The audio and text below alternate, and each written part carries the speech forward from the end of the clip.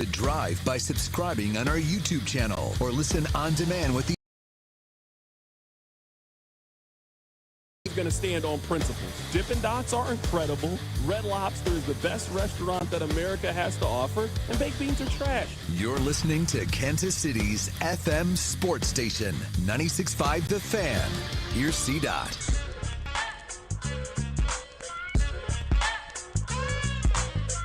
I guess you can't really call me the back-to-back best sports talk host voted on by Pitch Magazine if I came in second place. Rob, he had a smirk on his face too. He was like, hey, I got to change the open. I'm like, what do you mean? You can't just keep the same open and remove that one part? And he said, no, they're making me change it. Was wondering who they was. You're not they, you're management. Rob is technically my boss. I don't know if you guys know this, but Rob recently got a promotion. He is the assistant program director. So you guys know Spec, the boss man. He is the number one. Rob is now his henchman. That's the best way of putting it. Rob is his henchman. So he's management too. So when he said they, I was very confused on who he meant. You're they. You had to change it, especially when you're the reason why we didn't win. We got a lot to get into in today's show. Let's do this. Another day, another dollar, another edition of The Drive. My name is Carrington Harrison, the second best sports talk host voted on in Pitch Magazine. Rob Britton is here. We're here taking you up until 6 o'clock. We are going to take phone calls today. It doesn't have to be just when things go wrong like last week. Things can go good and we can take phone calls. 913-586-7965. We certainly have a lot to talk about. We only have one guest today. We purposely scheduled it that way so we could have more time for you guys if you want to call in or text in today. The only guest we are going to have today is Mitch Holtis. He is going to join us coming up at his usual time on Monday at 4 o'clock. But outside of that, it is just me, you, and Rob taking you up until 6 o'clock. I am not taking any days off this week. It's football season. I tell you guys all the time, I will give you all of my fall. I will give you all of my winter. I get to keep some of the spring and summer for myself. Rob, taking a lot of days. Rob's not committed to this, even though he's management. I need you guys to do me a couple of favors. Number one, I need you listening to The Drive each day at 2 o'clock right here on 96.5 The Fan, 96.5thefan.com, and also the Odyssey app. It's the holidays, so I need you to tell 2 family members to listen to the show this week. Don't just tell one friend. I need you to tell 2 people in your family to check out The Drive this week. That would really mean a lot to me. And last and most importantly, go stop by and see our friends over at the other place. We got college basketball. We got pro football. We got college football. We got a lot of stuff going on right now. So stop by, watch the game, get a burger, get a beer, hang out, have a good time, and do all that with our friends over at the other place. Where I would like to begin today's show is, even though the sun was out and it was beautiful football weather at Arrowhead Stadium on Sunday, it was as dark and as gloomy as it has been for the Kansas City Chiefs in quite some time in the fourth quarter of the game. I think you can argue that when Kareem Hunt fumbled the ball, his first fumble since 2017, things were happening that had never happened before. The Chiefs had all their red zone problems. The Chiefs continued to make special teams mistakes. It was as dark and gloomy for the Chiefs that it had been since the fourth quarter of their first Super Bowl. You guys remember, the Chiefs didn't really look like themselves for the first 3.5 quarters of that first Super Bowl. Mahomes was playing really poorly, and San Francisco was in control of that game until they weren't. One play changed an entire organization, changed the trajectory and path of one person's career we saw that day. It was dark and gloomy for the Kansas City Chiefs. They were as down and out and on the ropes and losing that game, and it looked like their season was about to come to a close on November 23rd, days before Thanksgiving. That's how it looked outside. And out of nowhere, something just changed. Right out of nowhere. That same team that had you frustrated, that same team that had you ready for the NFL draft and the mock drafts, that same team suddenly, out of nowhere, remembered exactly who they were. Out of nowhere. Let me give you the numbers after that Kareem Hunt play.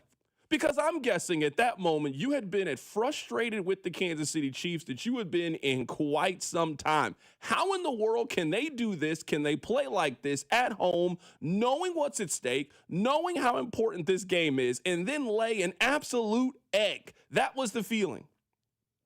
From that moment, their defense stepped up and played championship-level defense. After that play, the Indianapolis Colts ran 12 plays the remainder of the game. On those 12 plays, the Indianapolis Colts gained 13 yards. I'm going to say that again because I don't think we are putting into proper context how incredible their defense was down the stretch when their defense absolutely needed it. We have spent time taking shots at their defensive line. We have spent time taking shots at the linebacker core for not being able to defend tight ends. We have taken shots at their corner and called some of them barbecue chicken. I got to stand up and I got to give credit where credit is due. And the most important stretch for this franchise in the last 8 seasons, the Kansas City Chiefs defense allowed 12 plays for 13 yards the remainder of the game.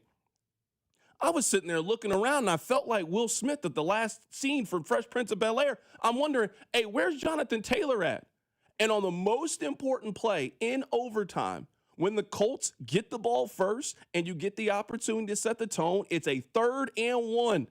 And we all knew where the football was going. You have to give it. The best running back in the league, he's averaging 6 yards a carry. Who cares what's happened before that? You know that you got to step up and you got to make a stop right here, right now, and the Chiefs did it and got the ball back. And at that point, we all knew it's over. Once the Indianapolis Colts punted that ball in overtime, we all knew that the Chiefs were going to go down the field and they were going to figure out a way to either kick a field goal or score a touchdown, that the Indianapolis Colts had their chance to knock off the king, and they blew it. That's exactly what happened. Let's talk about the offense, because the defense certainly deserves their credit. 12 plays for 13 yards for the final 4 possessions of the game after the Kareem Hunt fumble. The offense, and more specifically, Patrick Mahomes, after the Kareem Hunt fumble, Pat basically said, I'm not letting us lose today. He was 11 for 17 for 160 yards passing and ran for 22 yards, and both of those resulted in the Chiefs getting a first down. That's the miraculous thing about what happened. For as frustrating as the Chiefs have been at times, as frustrating as they were on Sunday, and we'll talk about some of that frustration throughout the course of the show, in a moment of clarity, it was like the Chiefs finally remembered who they were. This is the team we thought they could be.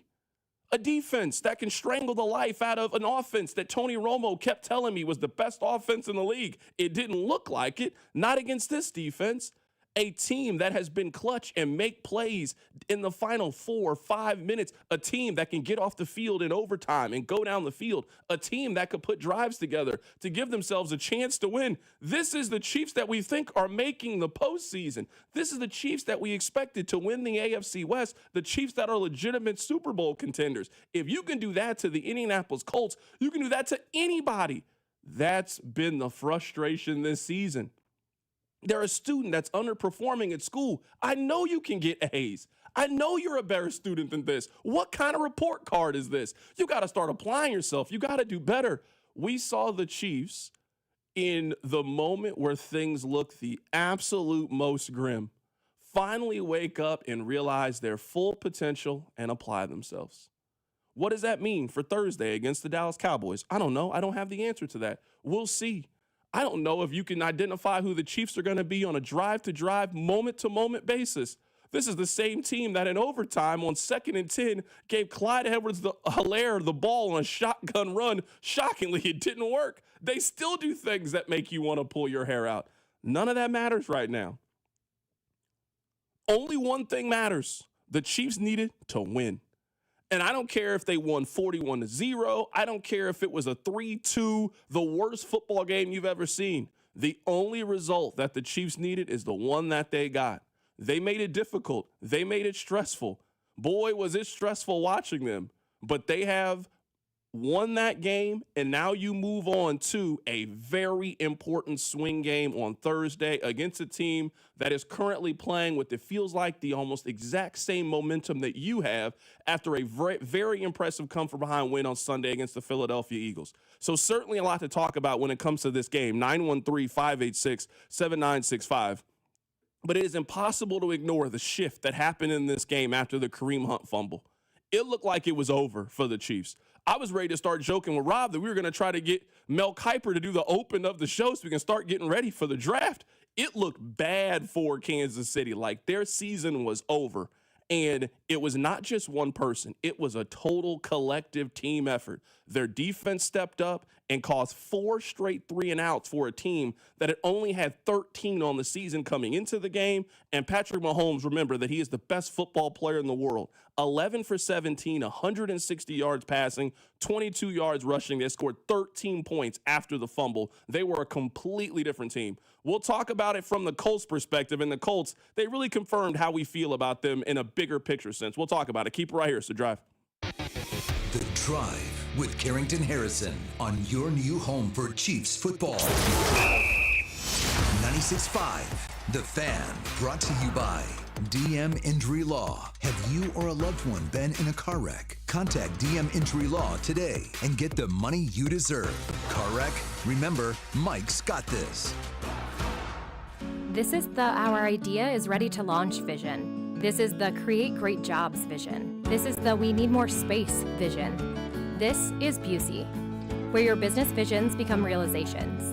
Through securing capital for growth and comprehensive strategies that ensure a prosperous future. Because thriving businesses mean thriving people and thriving communities.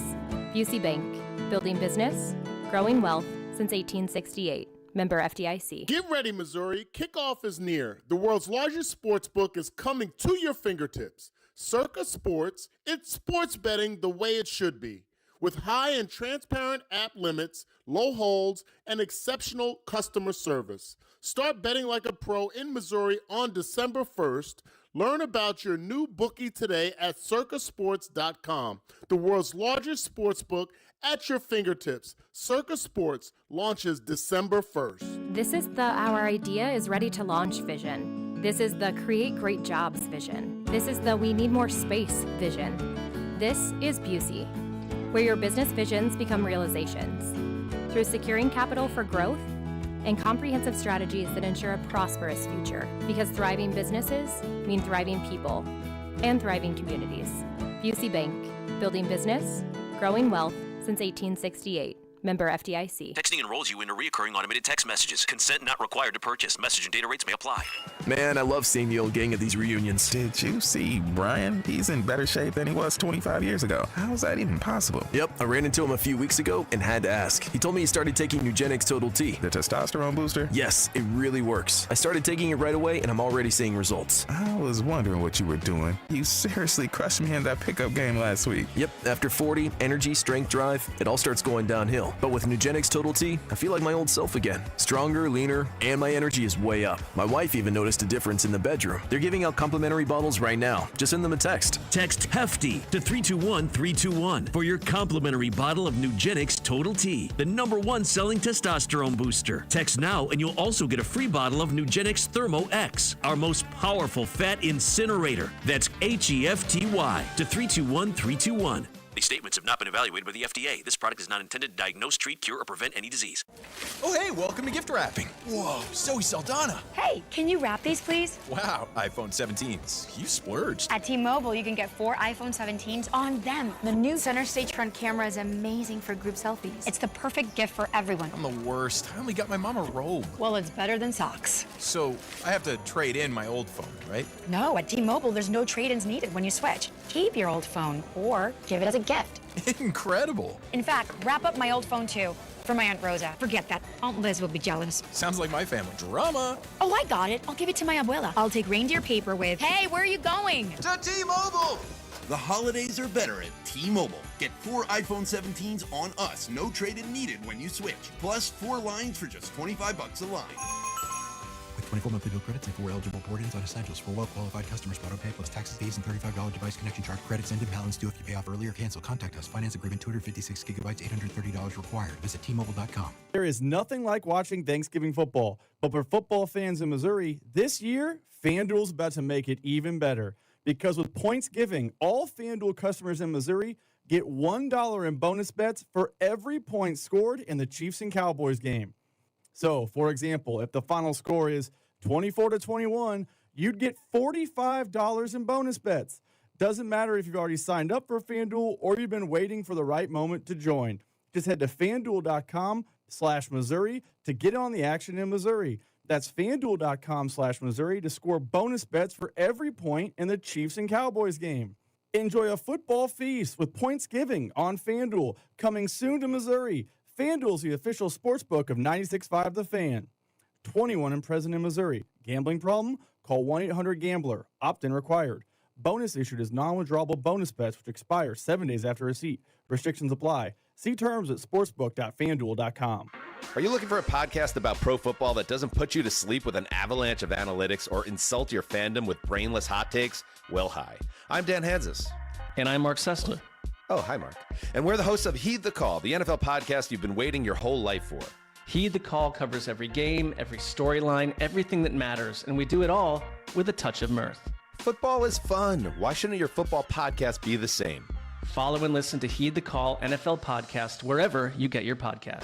You're listening to 96.5 The Fan from the DM Injury Law Studios. Mike's got this. Hey, it's Rashee Rice from the Kansas City Chiefs. Welcome back to The Drive with C-Dot on your home for Chiefs football. 96.5 The Fan. Coming up in just a little bit, we'll talk about one of the moments that I think helped spark the comeback for the Kansas City Chiefs. We're going to take calls today. I think you guys know it's just a different kind of week. It's a holiday week. A lot of people taking time off. The Chiefs play on Thursday. Rob's gone for a couple of days this week. We just got a little bit of a different week, you know? So we're going to take some calls. We'll have a little bit of fun. 913-586-7965. We'll talk a little Thanksgiving. We'll have some fun here on The Drive. So, Rob, I'm curious to get your thoughts of what happened yesterday because you picked the Colts to win the game. And I understand it. The Colts had been the better, more consistent team. And your point was kind of seeing is believing. The Chiefs hadn't really shown that ability up to that point in the season. So you were going to go with what felt like the more sure thing. The game ended up playing out very, very closely. It was an overtime kind of game. So I don't think it was a bad prediction. You just ended up getting the final score of the game wrong. I think at some point, the Colts are going to be in another one of these situations. And in my opinion, they have failed these situations twice now. They went on the road to play the Pittsburgh Steelers a couple of weeks ago, and Daniel Jones was an absolute turnover machine, as he's tended to be in his career. And in this game, for whatever reason, they decided to go away from Jonathan Taylor. Now, it wasn't working, not like how it's worked so far this season, but the Indianapolis Colts are a run-the-football kind of team. How do you win? How did you amass this record? You did this by having the best running back in the National Football League and running the football. And the Colts, in my opinion, ran into the problem that we see teams all of the time. Hey, what we usually do doesn't work. So instead of trusting that eventually, hey, if we keep giving the ball to Jonathan Taylor, eventually he's going to break one. He's too good of a player to not break one. They then decided to let Daniel Jones try to go win the game. And those 4 drives that we were just talking about right before the break, if you just tuned in, after the Kareem Hunt fumble, Indianapolis ran 12 plays for 13 yards the rest of the way. In those 12 plays, 3 of those were Jonathan Taylor carries. 3. That's not the ratio that the Colts need to win. They ran 9 pass plays when you had the lead and needed to run out the clock, and they ran 3 run plays with the offensive player of the year in Jonathan Taylor. This is a problem that teams have, and I thought the Colts had it yesterday. And we had talked about coming into this game how this was going to be a validation game for both sides. the Chiefs win this game. You see it on Pat McAfee. Pat McAfee's number one observation this week in the National Football League is the Chiefs is still the Chiefs. I told you that was going to be the case. If the Chiefs beat a top 5 team at home, the feeling is going to be, hey, I know it was a little bit rocky, but that's still Kansas City. You still got to knock them down, and the Colts had their opportunity. They took a shot at the King, and they missed. And the feeling to me coming out of this game and what it means for the Indianapolis Colts is you can't tell me that that team is going to be 3 playoff teams in 3 straight weeks and win a Super Bowl. No chance you can feel that way about that team. The Colts are a good football team. They do a lot of things well. And I don't think Daniel Jones is terrible in any way. But if they don't run the football super successfully and Jonathan Taylor is not at the center of what they do, and teams with good defenses like Pittsburgh can take Jonathan Taylor out of the game, or a team like Kansas City can remove Jonathan Taylor from the game, and we're forcing Daniel Jones to repeatedly make plays, he's just not that guy. He's not that guy. We know that about this team. I'm ready to write the Colts off right now. They're a nice story. They'll win 11 or 12 games this season. They'll be the 2 seed or maybe the 3 seed in the AFC playoffs, and they'll end up losing a game because Jonathan Taylor ran for 71 yards and Daniel Jones was Daniel Jones. That was my takeaway from watching them yesterday. I don't disagree. I do think the Colts kind of got away from what makes them the Colts, although I do think in the first half Daniel Jones was good. So credit the Chiefs defense. They made some adjustments. Their pass rush improved. Chris Jones started becoming a menace. We'll talk about that later in the show. I don't think it's as simple as, man, the Colts just went away from who the Colts are. I think the Chiefs kind of took away a little bit of that. So that's number one. And two, I get your point about how they're going to lose in the playoffs. And if you doubted the Indianapolis Colts coming into the game, nothing they've done, reassured you that maybe they are a Super Bowl caliber team. I don't think they're a Super Bowl caliber team. But man, I kind of walked away from Sunday, thinking the Colts are not as good as the Chiefs, but I don't know that any team in the AFC is dominant. The Colts are kind of like every team in the AFC. They have a fatal flaw. It exists, but they are good enough on some given days to overcome that fatal flaw. There's a reason the Colts are 8-3. It's not just hokum and witchcraft. They are a good football team. Their fatal flaw is Daniel Jones. The Chiefs, I think, are better than the Colts. I think we saw that on Sunday. But it's not like the Chiefs are out without flaw. I can go down the list of every AFC team. Maybe the Patriots are the one that you kind of don't think that way about, but not a lot of people trust Drake May. The Bills are good. They have a fatal flaw. The Jags. I feel like the Colts are just kind of part of what every team in the AFC is this year, a team that on a given Sunday can beat anyone else in the playoffs, but also we all see the major Achilles heel, and because of that can lose any Sunday in the playoffs. I just think we've seen this team with the Indianapolis Colts. I understand that it's a quarterback league, right? But we have seen there is a formula to get to the postseason. If you can run the football successfully and play good defense like the Colts can, you can win double-digit games by that formula. But inevitably, what happens with a team like the Indianapolis Colts that is so reliant on a running back that whenever that running back gets stopped the way that Jonathan Taylor did, Jonathan Taylor didn't have a great day. He had 16 carries for 58 yards, and half of those came on one run. He had one run for 27 yards. That means for his other 15 carries, he did absolutely nothing against Kansas City's defense. So if running the football is not working today, what's your plan B? Do you have another counterattack? Do you have a different punch? And I just don't think the Colts have shown you that they have a lot of punch. When you've seen them go on the road and play playoff teams, not beating up on Tennessee, not beating up on Arizona. I'm talking about teams that we think are legitimate contenders and can do something. They've played 2 of them on the road. They went on the road to Pittsburgh. Jonathan Taylor wasn't super effective, and Daniel Jones turned the football over. And on Sunday, they had chances to beat Kansas City. This was a 14-6 game. The Chiefs' offense was doing nothing. The Colts' offense had gone up the field on 2 consecutive drives and scored touchdowns. The Colts have the ball 3rd and 1 at midfield. I don't know why the Colts in that scenario decided to not give Jonathan Taylor the football and try to deep pass down the field with Daniel Jones where he throws it in a double coverage. And it was those kind of plays over the course of the game that when the Colts asked Daniel Jones to step up and make a play and be the difference maker, he's just not capable of being that difference maker. So if that's the case, then we've seen this team before. You know who they are? They are the 2018 Tennessee Titans. And Jonathan Taylor this year is starring in it as Derrick Henry. You remember that run Derrick Henry went on, that was an incredible 2-month run. He got them almost single-handedly to the AFC Championship.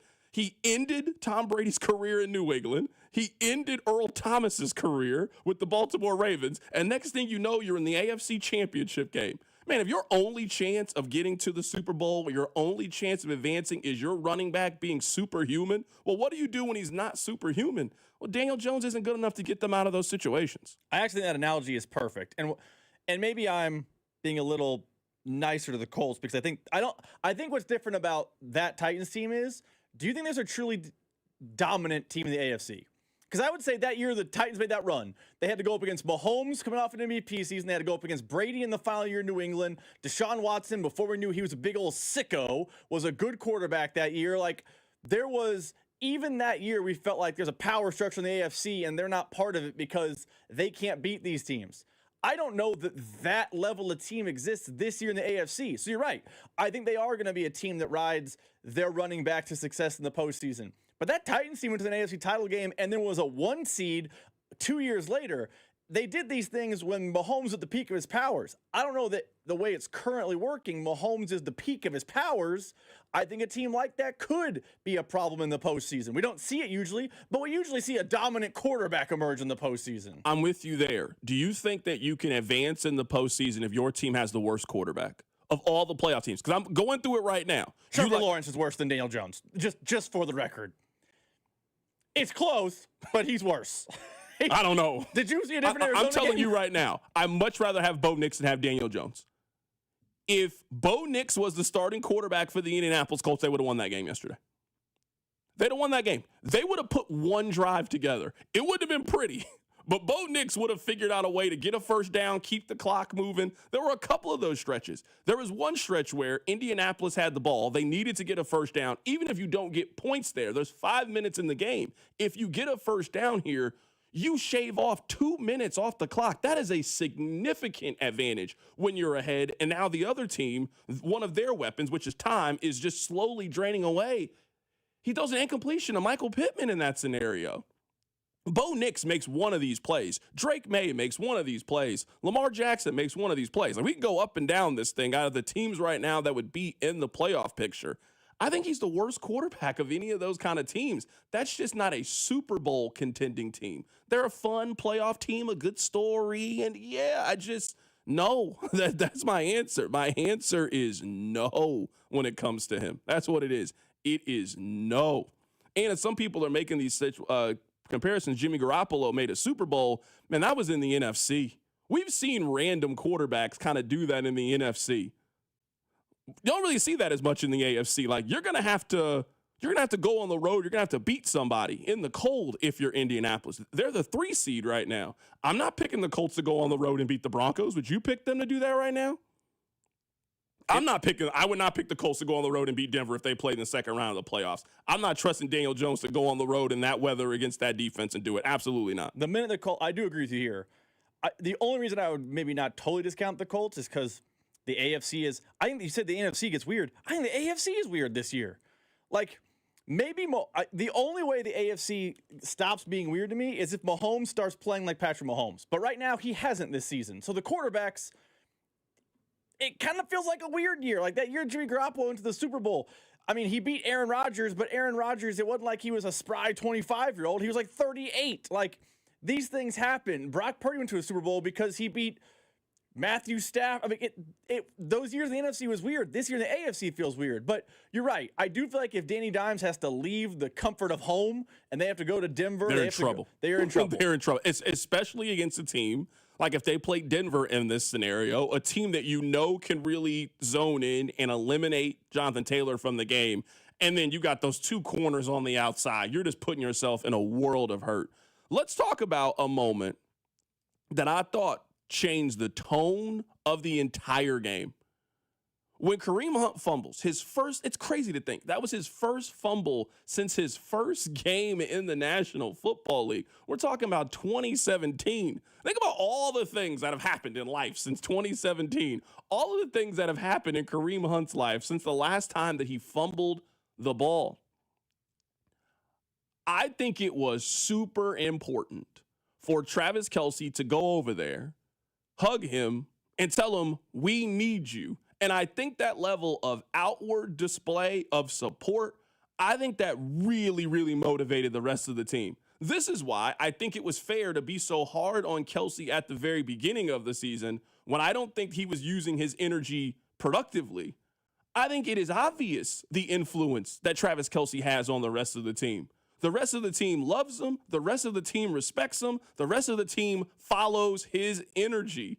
And when one of your most important players, who has been carrying the ball, sacrificing his body for the team, makes a mistake, for one of your leaders to go up to him and not criticize him, not be down on him, not blame him for anything, for him to go over there and have the we got you energy and we'll pick this up. This isn't on you. Keep your head in the game. We still need you. That's what leadership is. That's what being a captain is. That's what being a role model on the team is. They needed Kareem Hunt the rest of the way. Hey, our defense is going to pick it up, man. Hey, don't worry about that. We'll get it back. That's being a Hall of Famer. That's being a leader. I think Travis Kelce deserves all the credit in the world for that moment. And it's a small moment in the game. And yes, guys got to go out there. Guys got to make plays. And it was a total team effort. But I really think the symbolism of, in the face of, it is bad for Kansas City. I mean, real bad. We're about to score a touchdown. You felt the momentum, and all of a sudden we fumbled it. It's in the fourth quarter. That could have been a critical blow to Kansas City, not just in the game, but in their season. That could have ended their season for them and their most important player, one of their most important players, to rally around Kareem Hunt in that moment. I don't think you can understand how important that was and the role that I think it played in their comeback yesterday. To me, I agree with you. It felt a lot like a guy who's been through all the trials, all the fire, all the moments that exist in Chiefs lore, from the down 24 to the Texans, to the down 10 in the Super Bowl, to the name the things that the Chiefs have accomplished with Travis Kelce and the team, and it felt like he knows we're not dead, because they too often are not dead. They always have found a way. Kareem Hunt, kind of his own fault, has not been part of a lot of these trials. He basically had the first year and then got kicked off the team before they went to the postseason, and he had last year. Times have been pretty good in the Kareem Hunt era in Kansas City with Patrick Mahomes. Travis Kelce's been through the fires. He's been through the battles. It felt like in that moment, it looked like, I don't want to say, I can't speak for Kareem Hunt's mental. It looked like he was tossing his gloves on the sideline, like he was very down on himself. And Travis Kelce knew there's time on the clock. We're only down 10, 11. I've been here before. You haven't done this with us before, but trust me, we're going to be fine. He grabbed him, he hugged him, screamed in his face in a positive, let's get going kind of way. And Kareem Hunt was really good after that. And at the end of the game, not that it's, some earth-shattering decision, but at the end of the game, the Colts are trying to rip the ball out before that game-winning field goal. I never had a doubt Kareem Hunt's going to fumble that ball.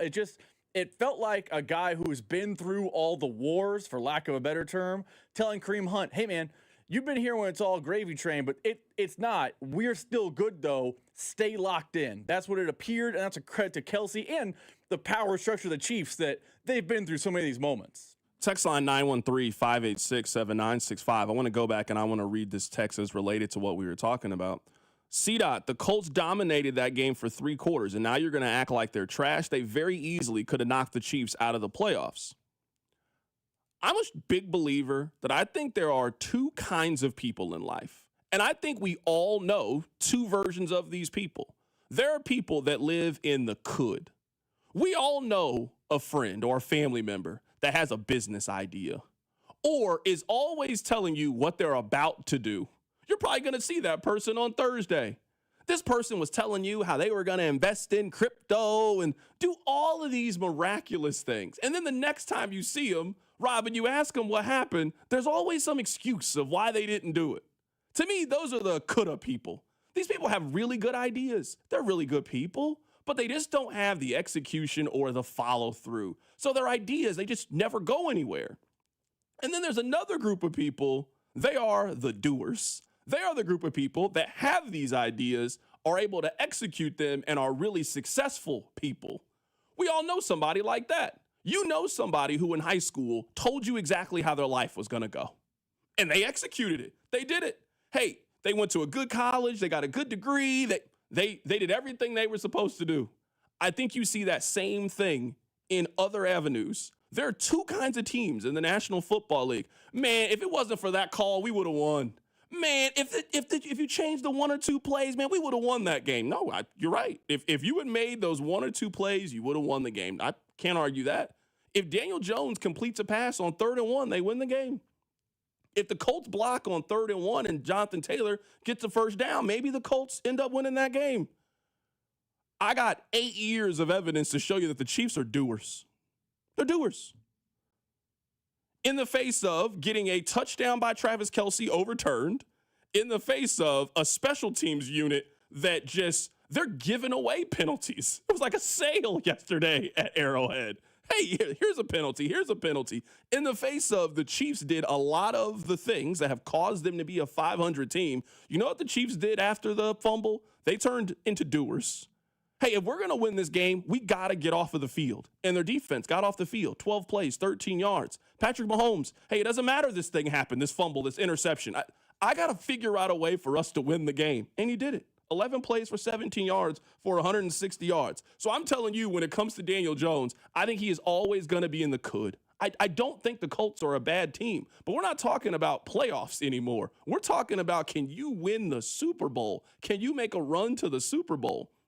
And I think we all know that the Colts are going to be in a position at some point in the next 6 weeks where it's going to be 3rd and 5 and they need their quarterback to make a play. And I'm telling you right now, I have zero confidence in that guy to make the play. I don't think he can. Especially right now as there's a 3 seed. Someone said, well, they can be the 1 seed. They're 2 games behind New England. They're not going to be the 1 seed. Maybe they'll be better than Denver this year. Maybe they'll end up being the 2 seed. But the overwhelming likeliness, if you're going based off percentages, is that the Colts are going to have to go on the road. So I'm talking about January, in the snow, in the cold, in the wind, and they're probably going to have to beat a team with a really good defense. I just don't trust that quarterback to be able to do it. So that's my analogy. I think there's 2 kinds of people. I think there's people that tell you all these great things and never do it, and there's people that actually go out and do it. What I saw was 2 quarterbacks who were in completely different camps. I've seen a quarterback who routinely over the last 8 years has figured out ways for his team to make plays and win the game. That when it's 3rd and 13, the way that it was yesterday for Kansas City, he completes a 31-yard pass to Xavier Worthy that puts them in a position to go score and go win the game. And I saw a quarterback that was asked to help their team win the game, was asked to help them win the game. He threw the ball 9 times for 6 yards on the final 4 drives of the game. He ain't good. I'm sorry. Daniel Jones ain't good enough to help you get to where you want to go. I do agree with you. Daniel Jones isn't good enough. And I'm not going to sit here and, be like, well, Daniel Jones actually is very good. I don't think Daniel Jones is good enough. I was the one that was calling him Sam Darnold all season. It does have a lot of Sam Darnold vibes from the Minnesota Vikings. Maybe not Sam Darnold this year. Sam Darnold's better this year, but maybe Sam Darnold is who Sam Darnold is. I just think, man, there's a lot of could in the AFC for your analogy. The Chiefs have done it. They have the pedigree to do it. But I feel like this year, and maybe I'm using the fan base as the example, and that's unfair by me. But in the Chiefs' 5 losses, it's been a lot of, if we just clean up X, Y, and Z, man, we'd be there. We'd be undefeated. It feels like a lot of could this year. I'm sure if I went and asked Bills fans, hey, why are you guys the record you are as opposed to 8-3 like the Patriots? They'd be like, well, if we could have made play X and play Y and not committed this penalty, and if, we had just finished this one drive, we'd be top of the AFC right now. I feel like for your could people analogy, the AFC has a lot more people talking like that this year than they have in years past. I think Denver has been that team so far this season. I think the Patriots have been this team. Like, if you think Drake May is that guy, and you're a Drake May believer, and that's perfectly fine. Drake May, we'll find out if he's one of those individuals. Say what you want about Bo Nix. I've seen him make play after play. He had 3rd and 15 last week against Kansas City. I don't think Daniel Jones completes that pass. I saw him do it. I saw him complete it. Rob, I'm sorry while I'm in the middle of this. I got to call our first challenge of the day. Someone just texted this in, and you see it. Text line 913-586-7965. I just want to know, is it okay for me to block this person? C-Dot, am I the only person in Kansas City that would love to see Clyde Edwards-Helaire get the ball more? I'm strongly considering blocking that individual. To answer your question, yes, you are the only person in Kansas City that feels that way. Mrs. Edwards-Helaire. I'm serious. That's a block. I was reading that text and I couldn't move forward. I couldn't even finish the rest of my thought. I I don't know how you could be watching the Chiefs and be like, man, you know what this offense needs? It needs a little bit more Clyde Edwards-Helaire. They're not using him properly. They're not giving him the ball enough. That's a 913 number for the record. I'm just going to tell you that right now. Nobody from the 816 would have this opinion. We know ball over on this side of state line. That is a wild proposition. You know what? Let's talk more about Clyde Edwards-Helaire coming up on the other side. And immediately after the game, the Chiefs did something about it. We'll talk about it next. Keep it right here. It's The Drive. The Drive with Carrington Harrison on your new home for K-State Athletics, 96.5.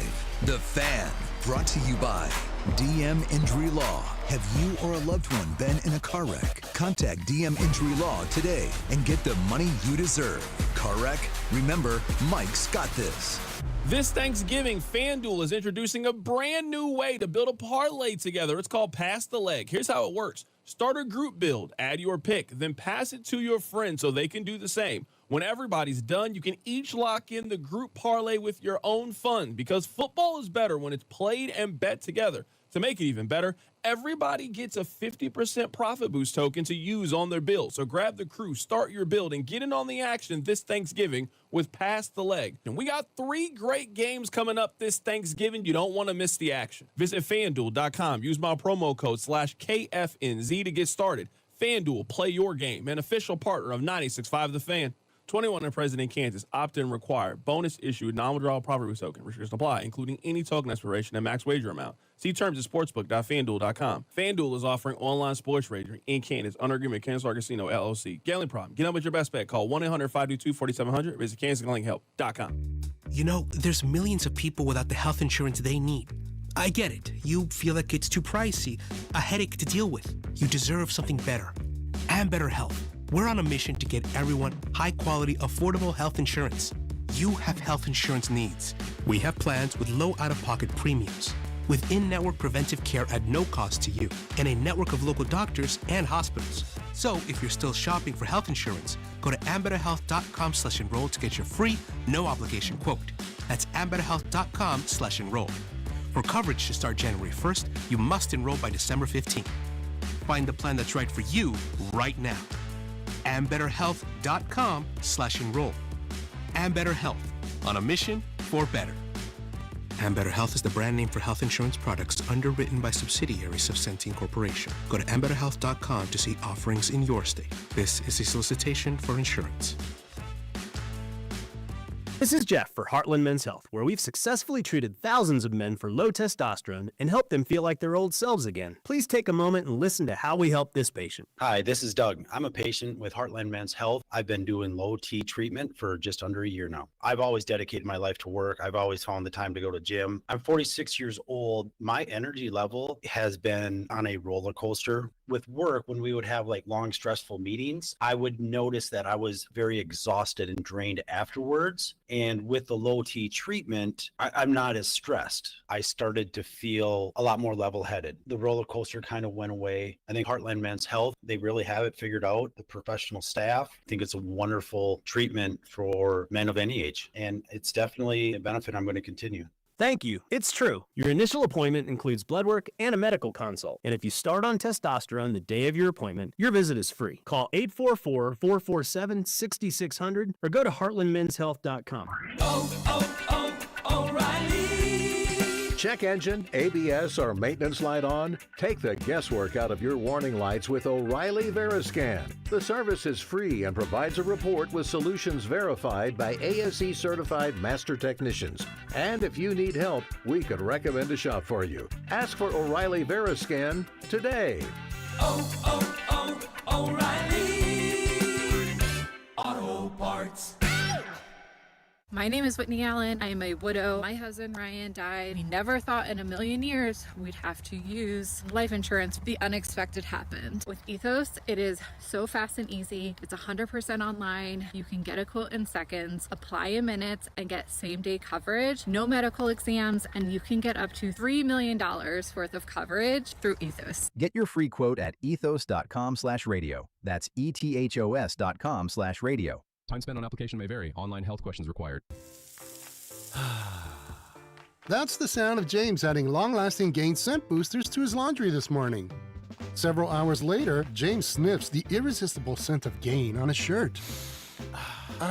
Gain. Several hours later, James has even caught the attention of his mother-in-law, and she never gives him attention.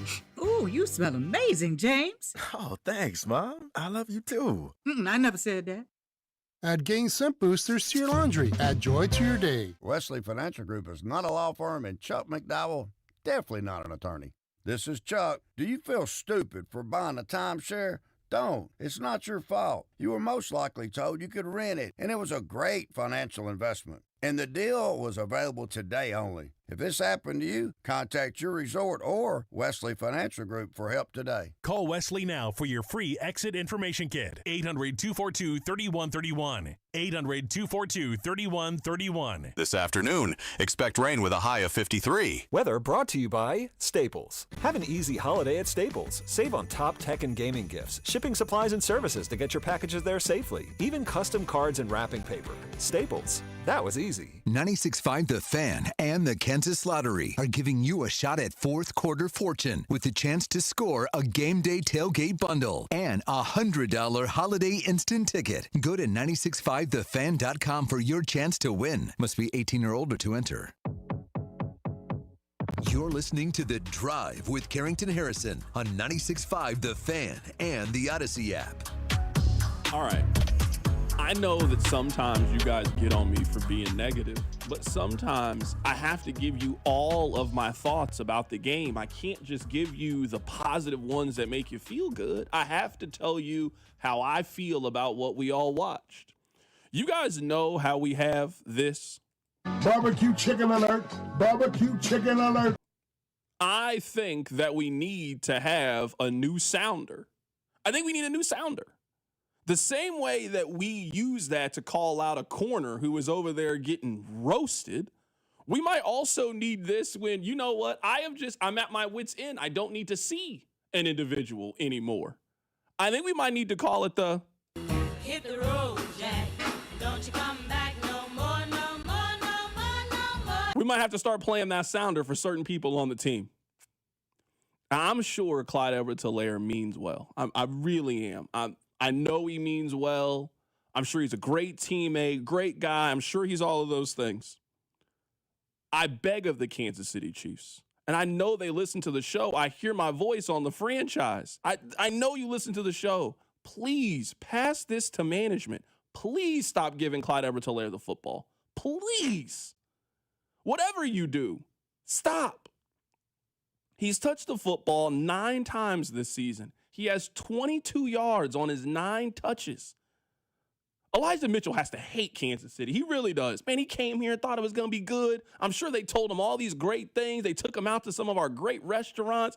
Man, Elijah Mitchell, he was like, man, I think I got a home here. No, Elijah Mitchell will never come back to Kansas City after the way that they've done him. This guy plays over me? This guy? 9 carries for 22 yards. Can anybody explain to me why they gave Clyde Edwards-Helaire a carry in overtime? Rob, they did it in shotgun. Just say it out loud. The Colts had already punted. The Chiefs have the ball. It's 2nd and 10. So they ran a play on first down. It was an incompletion. It's 2nd and 10. They gave the ball to Clyde Edwards-Helaire. They lost yards.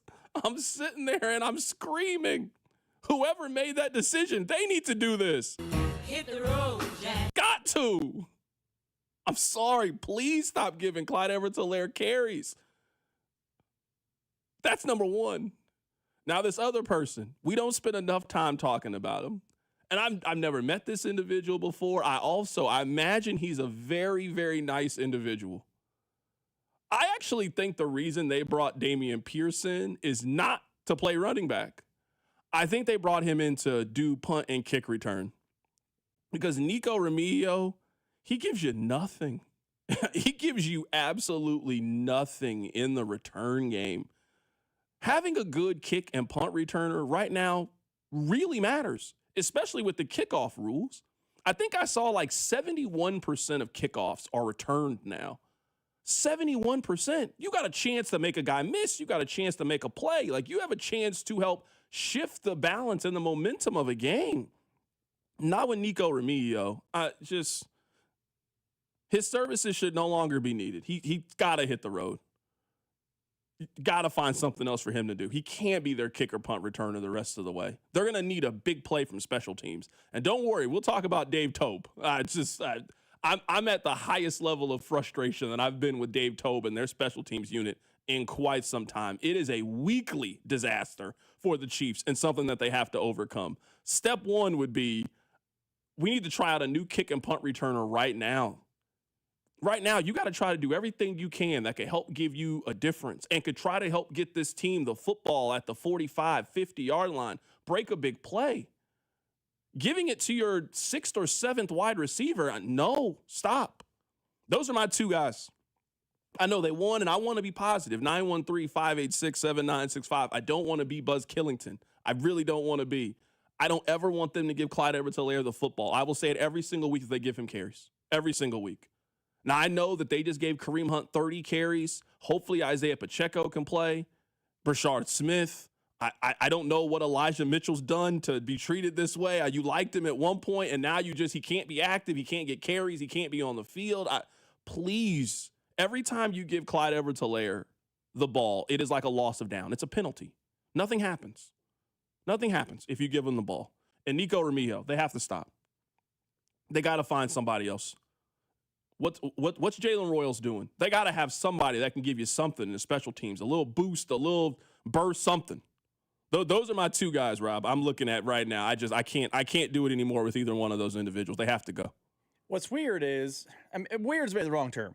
What's frustrating is I felt like at times last year, Nico Remigio was a positive in the special teams game. I believe it was the playoff game against the Texans. He had the big return, the kickoff return to open the game. He didn't return for a touchdown, but he made a positive play. I felt like he gave him a little something in the special teams last year. But man, it's not just the kickoffs. Does he not know you're allowed to fair catch? Is he unaware of that rule? Has he never hit Y on an Xbox controller when playing Madden? Does he not know if you just, fling your hand in the air and they can't tackle you and you just get to catch it right where you are? Because right now he's catching the ball. He's probably running 2 yards backwards. And when he's not running 2 yards backwards, he's getting tackled immediately. And he seems to be catching it consistently at the 8-yard line, which I don't know what benefit that serves anyone. Other than he gets to say, I caught the ball, which good for him. Cool. Me and you agree on Clyde Edwards-Helaire. We'll talk about running back. I imagine throughout the show. I cannot believe a texter actually wants more Edwards-Helaire carries. I blocked him. Let's not talk about him again. He's out of here. Nico Remigio is... You're fired. We got him out of here. Nico Remigio, I just don't get it. I don't get... maybe in practice he's just electric, but on Sunday it's just nothing out of him at all. Now the text line makes a fair point. I have to acknowledge. Whenever Nico has a good return, someone on the special teams unit holds. It's a fair point. That's why he's getting the good returns. They're cheating. I wish this was television. I can't argue it. I'm sorry. There has to be better. There has to be better. They have to find it. That's honestly why I think Dameon Pierce is here. I think that Dameon Pierce can actually help them. I think he is a capable running back for them. I really do. I think he is a capable back.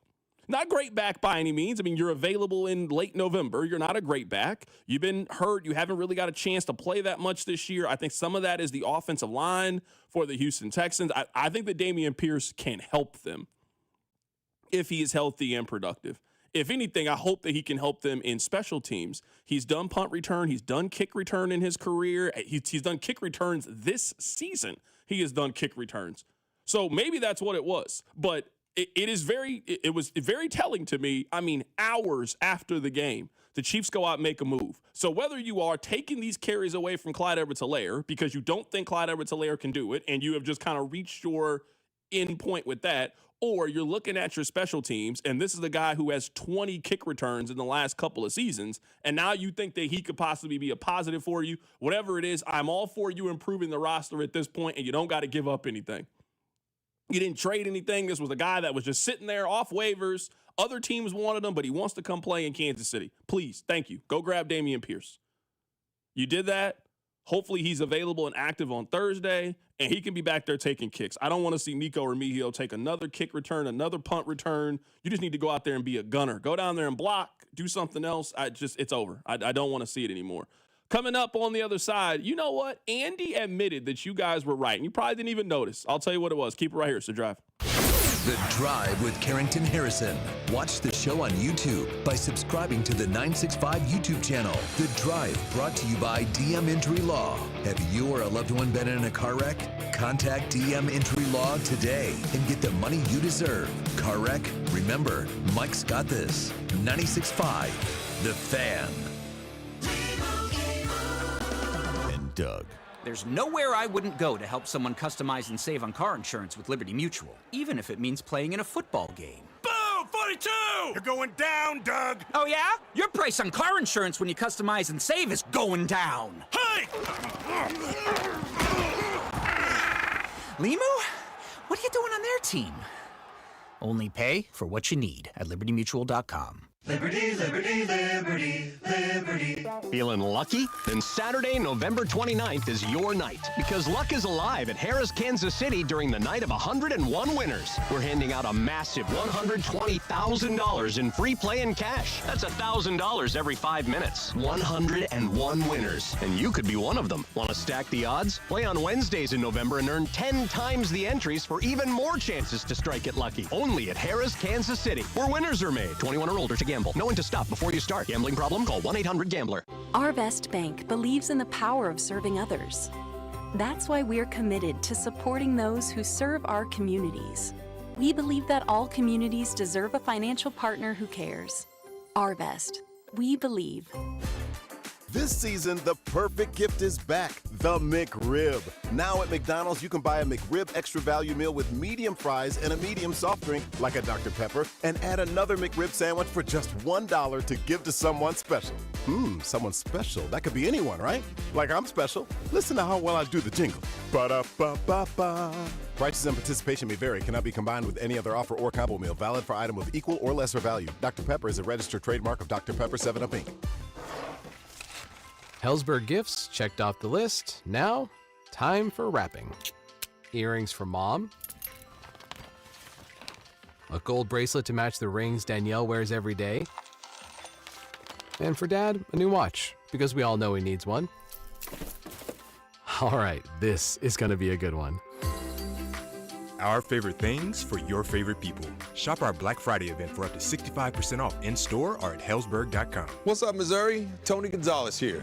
I've spent a lot of Sundays right here playing in front of the best fans in football. And now it's almost your turn to get in the game because DraftKings Sportsbook is coming to the Show Me State on December 1st. Soon you'll get fast payouts when you win, a safe and secure app that's easy to use, and promos that keep the action going all season long. It's America's top-rated sportsbook app. New customers can sign up right now and score $300 in bonus bets on launch day, December 1st. Download the DraftKings Sportsbook app and use code 965. New Missouri customers, sign up today and score $300 in bonus bets once we're live. That's code 965. In partnership with DraftKings Sportsbook.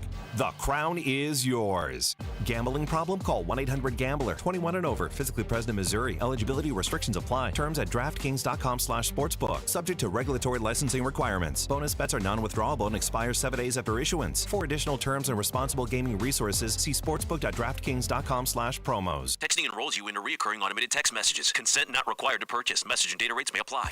Man, I love seeing the old gang at these reunions. Did you see Brian? He's in better shape than he was 25 years ago. How is that even possible? Yep, I ran into him a few weeks ago and had to ask. He told me he started taking Nugenix Total T. The testosterone booster? Yes, it really works. I started taking it right away and I'm already seeing results. I was wondering what you were doing. You seriously crushed me in that pickup game last week. Yep, after 40, energy, strength, drive, it all starts going downhill. But with Nugenix Total T, I feel like my old self again. Stronger, leaner, and my energy is way up. My wife even noticed a difference in the bedroom. They're giving out complimentary bottles right now. Just send them a text. Text HEFTY to 321-321 for your complimentary bottle of Nugenix Total T, the #1 selling testosterone booster. Text now and you'll also get a free bottle of Nugenix Thermo X, our most powerful fat incinerator. That's HEFTY to 321-321. These statements have not been evaluated by the FDA. This product is not intended to diagnose, treat, cure, or prevent any disease. Brought to you by Gomers. 5 locations in the KC Metro or online at gomers.com. If ringing in the holidays includes cheers and libations, Gomers has your back. Voted #1 Casey Liquor Shop, they offer a wide variety of beer, wine, and spirits at great prices. Stop by one of their 5 locations. You'll be glad you did. Make sure to subscribe to our YouTube channel to watch all your favorite shows, shorts, and clips. This is your home for Kansas City sports. 96.5 The Fan, KFNC FM and AM, HD1 and HD2 Kansas City, an Odyssey sports station. One thing in life, I don't know, that I've never really understood is people's reluctance to admit that they were wrong about something. Especially when we know that we get things wrong all the time, and everybody does. It's not like there's a group of people that never get things wrong. You get things wrong all the time. Like, I don't really understand the culture of, like, when you make a bad sports prediction and then we, like, run a ha, you got that wrong. Like, we all make bad sports predictions. Everybody. Doesn't matter who you are. Doesn't matter how much information you have. You think one thing, it doesn't play out that way, and then you make a new prediction. That's the beauty of sports. What I saw yesterday, and I want you guys to give him a lot of credit for this, is we spent all week banging the drum about the importance of the Chiefs running the football and how you need to run the football and how you got to stick with it and how you got to stay with it and shotgun runs and RPOs and what all of these things mean. I think at first Andy was basically giving you guys the middle finger. Their first run play, guess what it was? It was a shotgun run that didn't go anywhere. Guess what their second run was? It was an RPO that then was intercepted. It was intercepted. They were going to keep doing what they've always been doing, which for the most part has been pretty unsuccessful when it comes to them running the football. They run it a little bit. They don't stay with it. They're not aggressive enough when it comes to running the football. And ultimately, everything just falls apart. You guys have been screaming from the mountaintops, run the ball from under center.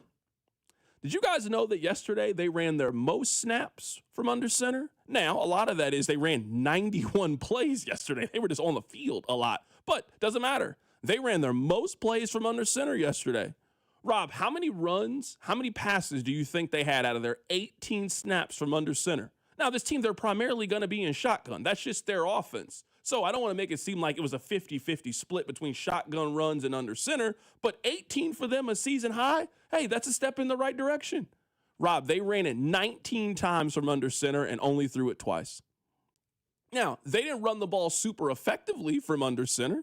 They only ran it for 49 yards out of those 16 carries that they got. I mean, they didn't really run it that effectively or efficiently at all yesterday. But you know what they did? They stayed with it, and they stayed with it. And they controlled the tempo of the game, and they controlled the pace of the game. It kept Patrick Mahomes upright. You didn't ask him to do everything offensively yesterday. That is all we have been asking for them to do. I looked at it yesterday as Andy eventually looked at his play sheet and thought, hey, man, maybe everybody else is right. Maybe I'm wrong in how I've been doing this. Now, I don't think that they're giving Kareem Hunt 30 carries on a week-in, week-out basis, but I think the Chiefs originally came in with the game plan. I think that game plan resulted in an early interception, and I think the Chiefs at that moment made a choice to go in a different direction and just run the football and keep the Colts defense honest. And we have seen times where the Chiefs try it for a quarter, maybe a quarter and a half. It doesn't end up working, so the Chiefs go away from it and tell Mahomes to go play hero ball. They stayed with it yesterday in a way that I thought was admirable from them. I'm giving the Chiefs credit. Maybe you guys aren't giving the Chiefs credit for that. I will give the Chiefs credit for it. For them to show the commitment to run the ball as much as they did yesterday and stick with it in the face of, it wasn't super productive. I mean, they ran the ball. I mean, Kareem Hunt ran the ball 30 times. He had 100 yards. He averaged 3.5 yards per carry. They tried to give Clyde Edwards-Helaire a couple of carries. I mean, they gave, between Kareem Hunt, Clyde Edwards-Helaire, and Brashard Smith, they ran the ball 36 times yesterday with their run game. They tried to establish the run game. They tried to establish the line of scrimmage, even when it would have been easy to go away from because they lost one of their offensive line in the game in Trey Smith, who sets the tone in it. I'm giving Andy his credit when it came to how they ran the football yesterday and their ability to stay with it. I have nothing to disagree with you said. Now, I got to ask you a question. And it's a question it's impossible maybe for you to answer, but I think it is the $1 million question, the $1 billion question, the largest question facing the Chiefs. Andy Reid admitted he was wrong and ran from under center, and they probably had their best running game of the season on Sunday. Congratulations, it worked. The question is Andy going to keep doing it? Because to your point, he had been hearing this from me, you, media members, Nate Taylor. He had been hearing it. I was in the press box on Sunday. If I went polled every media member, they would have been like saying he needs to run more under center. He heard it from fans. He probably heard it at home. I'm sure his wife was like, hey, have you considered an under center run? Just change up the vibe. Everyone was saying it all week. To your point, the first 2 plays, RPO, run from shotgun. He admitted he was wrong, went back under center. He now has 3 days prepared before a game day for the Cowboys. Is he going to say, light bulb, that worked on Sunday, let's ride it out? Or is he going to say, they had their one, it's time to get back to what I do best? Because if the Chiefs are going to start doing the Bronco game plan again, I don't know that it's a guarantee they beat Dallas. If they have that game plan, they have a much better shot. Do you think Andy is going to stick with it and say, I was wrong, here's a change? Or is it a 1-game sample size? Time will tell. I wish I could answer your question. I don't know. I have no clue. Honestly, I have absolutely no clue if that's the case. None. I don't have any. I know yesterday they do not win that game if they don't run the football the way that they tried to yesterday. I mean, they threw it 46 times and ran it 41 times. You know what their offense had? It had balance. It had an identity yesterday that I think fueled the rest of the team. The Chiefs going up against the team that's known for running the football, a team that's known for their offensive line, they were the tougher and more physical team. And I'm guessing going on the road against an offense like the Cowboys that has a capable run game, good wide receivers on the outside, good quarterback that can do some different things, I'm going to guess that they also need to establish tempo and run the ball. I've never been here advocating that the Chiefs have some run game. It was about using the run game efficiently to set up all the other things that you need to do offensively. Their offense, we have seen, doesn't work if they don't have some level of commitment when it comes to running the football. And yesterday, their offense just wasn't pat, run around, go save us. They had an identity. They moved the line of scrimmage. They moved the chains when necessary. And the run game was a complement and a part of what they do offensively. And they were the tougher, more aggressive, more physical team. I give them a lot of credit for this. While we're giving out credit, I think we have to give credit to Chris Jones. Now, I understand maybe the argument on the text line is going to be, well, that's what he gets paid for. He was doing his job, and I get that, 913-586-7965. But I think if we are going to be very loud in our criticism for Chris Jones when he is not a difference maker, when he doesn't show up, I think we have to have that same energy in our praise when Chris Jones plays well. And Chris Jones yesterday was by far and away their best defensive player and made a noticeable impact on the game at multiple points. When they're in the red zone, who gets the hit on Daniel Jones to force a field goal? It was him.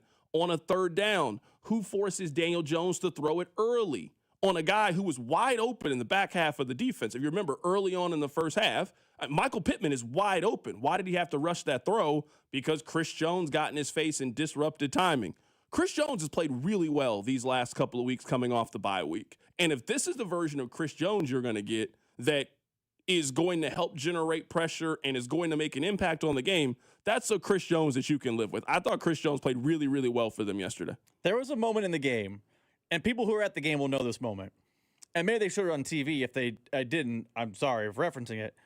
I think the Chiefs had come off the fumble to Kareem Hunt because the Colts had the ball deep in their own territory. And coming out of the timeout, Chris Jones was screaming, yelling, trying his best to fire up the fan base. It felt like Arrowhead was like, oh, no, not again. And Chris Jones was basically a cheerleader out there. He was trying to pump the crowd up. He was screaming, all these things. And then he turned around and dominated a series by himself. And from that moment on, he went out there and was absolutely unblockable. In overtime, the 3rd and 1 that Jonathan Taylor doesn't convert, Drew Tranquil gets the stop, and yeah, he read it and he, jumped the gap and the whole deal. But you know what? Chris Jones was the one in the backfield that opened up the space, and it felt like Arrowhead, when it was 20-9 and Kareem Hunt fumbled, felt a lot of angst, a lot of anxiety. Chris Jones went out there and played yell leader for a while, and then went out there and played some of the best defensive tackle he's played this season. These last 2 games, he has been the game wrecker who has earned every bit of his paycheck. He's not Aaron Donald because no one's Aaron Donald, but this version of Chris Jones is having an Aaron Donald-like impact on games among the defensive line. I think that's all you're asking Chris Jones to be. I think the Chris Jones that was capable of getting 15 sacks, I think that's over. I think the Chris Jones that gets 11 sacks in a season, I think that Chris Jones is over. He didn't get a sack yesterday. He had 1 tackle yesterday in the game. You couldn't have been watching that game and didn't see the impact that 9-5 had on the game. You had to have seen it, the impact that he had. I think that's all you're asking him to be at this stage. Obviously, you want production, you want sacks, you want tackle for losses, you want all of those kind of things. He had 2 quarterback hits yesterday and disrupt timing pretty routinely yesterday. That's the version of Chris Jones you're going to need down the stretch. You're going to need that version coming up against the Cowboys. You're going to need that version against Denver on Christmas Day. You're going to need that in this second half push as the Chiefs are trying to get into the postseason. Right now, you need everybody locked in. This is do or die time for Kansas City. That win doesn't get them completely out of the clear. Yes, it was a great win to have. It's incredible to have that in your back pocket. Man, job not finished. They're 6-5. You're still out of the playoff picture. But just continue to stay consistent, continue to keep stacking up these wins, continue to keep playing with momentum, and you can find yourself coming out on the other side. Right now, you're listening to The Drive on 96.5 The Fan. Let's get back to talking about the Indianapolis Colts, who showed me a lot yesterday. We'll talk about it. Keep it right here. It's The Drive. This is Wyatt Thompson from K-State, and you're listening to The Drive with CDOT right here on 96.5 The Fan and the Odyssey app. Brought to you by DM Injury Law. Have you or a loved one been in a car wreck? Contact DM Injury Law today and get the money you deserve. Car wreck? Remember, Mike's got this. Hey, holiday season is right around the corner, and that means you're going to be doing a lot of cooking for the family. Well, if you plan on cooking this holiday season, there's one thing you need to have in your kitchen. It's some of that classic Gates seasoning from my friends over at Gates Barbecue. They got 4 incredible flavors: extra hot, original, sweet and mild, and the Gates salad seasoning. This flavor is great for almost everything you're going to be throwing down in the kitchen, whether it's green beans, spinach, and your eggs, because you know you got to season your eggs. You can also use it as part of your marinade while you're cooking that holiday bird this season. And if you're looking for some side dishes, then go stop by any one of the 5 area locations and go pick yourself up something to eat from Gates Barbecue. Maybe today you're not doing any cooking. You just don't want to cook and you want to stop by and grab yourself something to eat. Well, stop by any one of the Area 5 locations. Get yourself the beef on bun to go, please, and enjoy the rest of your night as you're watching a little football today. It's Carrington Harrison from The Drive telling you that whatever your holiday plans are, make sure they include our friends over at Gates Barbecue. I'm Mitch Holtis, voice of the Chiefs. Everyone develops cataracts naturally as they get older. When your vision is affected by cataracts, you should see my doctor, Dr. Steven Silverstein at Silverstein Eye Centers. Dr. Silverstein is a world-renowned cataract surgeon who performs life-changing laser-assisted cataract surgery with premium lens implants to correct your vision up close and far away. Trust my eye doctor, Dr. Steven Silverstein, Silverstein Eye Centers, 816-358-3600 to schedule an appointment. Hi, we're your friends who get super excited about the holidays. We sure are, or this isn't the ugliest holiday sweater ever. People think we're happy because we love peppermint lattes. Or catching snowflakes on our tongues. But really, it's because it's Holiday Millionaire Raffle Season! It's your best odds to win $1 million. That's dollars, not twinkling lights, but that would be great too. Play the Kansas Lottery Holiday Millionaire Raffle. Get excited! See kslottery.com for details. Hi, I'm John Ray, your friend and jeweler at Shane Company. When you buy an engagement ring or fine jewelry gift from Shane Company, you get more than what you paid for. Our jewelry comes with our all-inclusive free lifetime warranty. It covers everything. There's no fine print. You'll get unlimited cleanings, resizings, and repairs. Plus, it even protects your engagement ring's center stone. We stand behind the quality of our jewelry, and that's our gift to you this holiday, peace of mind. Because a friend knows the best things in life are free. Shane Company, your friend and jeweler. You can always count on Thanksgiving football with the NFL on CBS and Paramount Plus. Oh, what a catch! Touchdown! And this year's main course is in Big D when the Cowboys host the Chiefs. Visit ParamountPlus.com/NFL to get started today. We asked parents to share their journey of adopting teens. They changed who I am because I can't see life without them in it. Visit adoptuskids.org to learn more. Brought to you by Adopt U.S. Kids, the U.S. Department of Health and Human Services, and the Ad Council. Oh, hey, welcome to gift wrapping. Whoa, Zoe Saldana. Hey, can you wrap these, please? Wow, iPhone 17s. You splurged. At T-Mobile, you can get 4 iPhone 17s on them. The new center stage front camera is amazing for group selfies. It's the perfect gift for everyone. I'm the worst. I only got my mom a robe. Well, it's better than socks. So, I have to trade in my old phone, right? No, at T-Mobile, there's no trade-ins needed when you switch. Keep your old phone or give it as a gift. Incredible. In fact, wrap up my old phone too for my Aunt Rosa. Forget that. Aunt Liz will be jealous. Sounds like my family. Drama. Oh, I got it. I'll give it to my abuela. I'll take reindeer paper with, hey, where are you going? To T-Mobile. The holidays are better at T-Mobile. Get 4 iPhone 17s on us. No trade-in needed when you switch. Plus 4 lines for just $25 a line. With 24 monthly bill credits and 4 eligible port-ins on essentials for well-qualified customers. Auto pay plus taxes, fees, and $35 device connection charge. Credits end in balance due if you pay off early or cancel. Contact us. Finance agreement 256 gigabytes, $830 required. Visit T-Mobile.com. Find what you love and love what you find at Total Wine and More. There's so much waiting for you. With the lowest prices for over 30 years, find what you love only at Total Wine and More. Drink responsibly, B21. Every success you've had began with a great opportunity. Now there's another one. At University of Maryland Global Campus, we provide no-cost digital resources in place of textbooks and most courses. And that's not all. You'll receive your accredited online education at an affordable tuition with a choice from more than 135 degree and certificate programs. With online and hybrid courses, get everything you need to succeed again. Learn more at umgc.edu, certified to operate in Virginia by Chev. Get 5 quarts of Valvoline full synthetic motor oil, a Wix filter, and a $15 gift card after rebate at O'Reilly Auto Parts. O'Reilly Auto Parts. Here's traffic, brought to you by DM Injury Law. Have you or a loved one been in a car wreck? Contact DM Injury Law today and get the money you deserve. Car wreck? Remember, Mike's got this. Missouri side, Lee Summit, US 50 westbound recovering. Earlier accident past 3rd Street has cleared. Things are still a little sluggish from 3rd Street up to 470, but those long delays have unwound. Alan Carr, 96.5 The Fan. Traffic. You're listening to 96.5 The Fan from the DM Injury Law Studios. Mike's got this. Hey, it's Trent McDuffie from the Kansas City Chiefs. Welcome back to The Drive with C-Dot on your home for Chiefs football. 96.5 The Fan. I want to talk about a moment in the game that I don't think a lot of people are going to discuss, but I thought was a major turning point in the game. We have seen a lot of these games and where the Chiefs pull it out of the fire, that the other team kind of has Kansas City down. I mean, Indianapolis scored a touchdown on 2 of their first 3 possessions, and it looked easy as they were doing it. I mean, they got 1 right on the red zone because of the interception. They scored a touchdown on that play, the touchdown pass to Michael Pittman.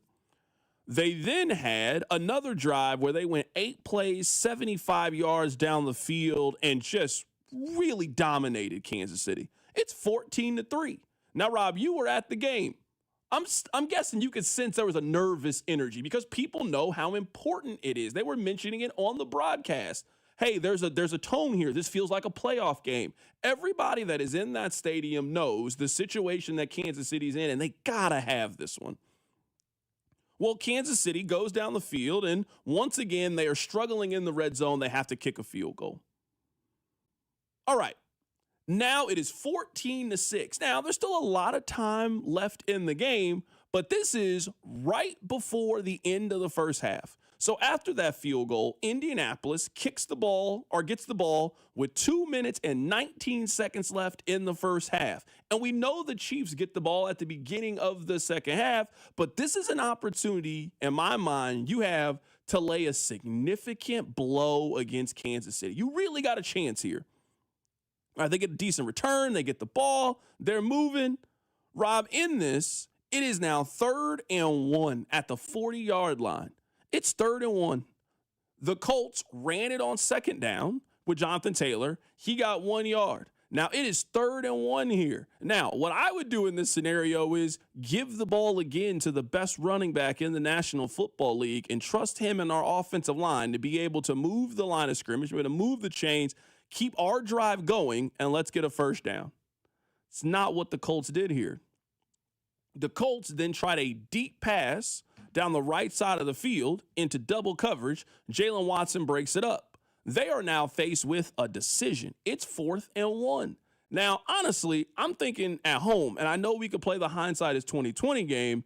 I thought the Colts had gone for a deep pass on 3rd down because they felt like they had the Chiefs' offense stalled a little bit and they were going to be aggressive and try to go for it.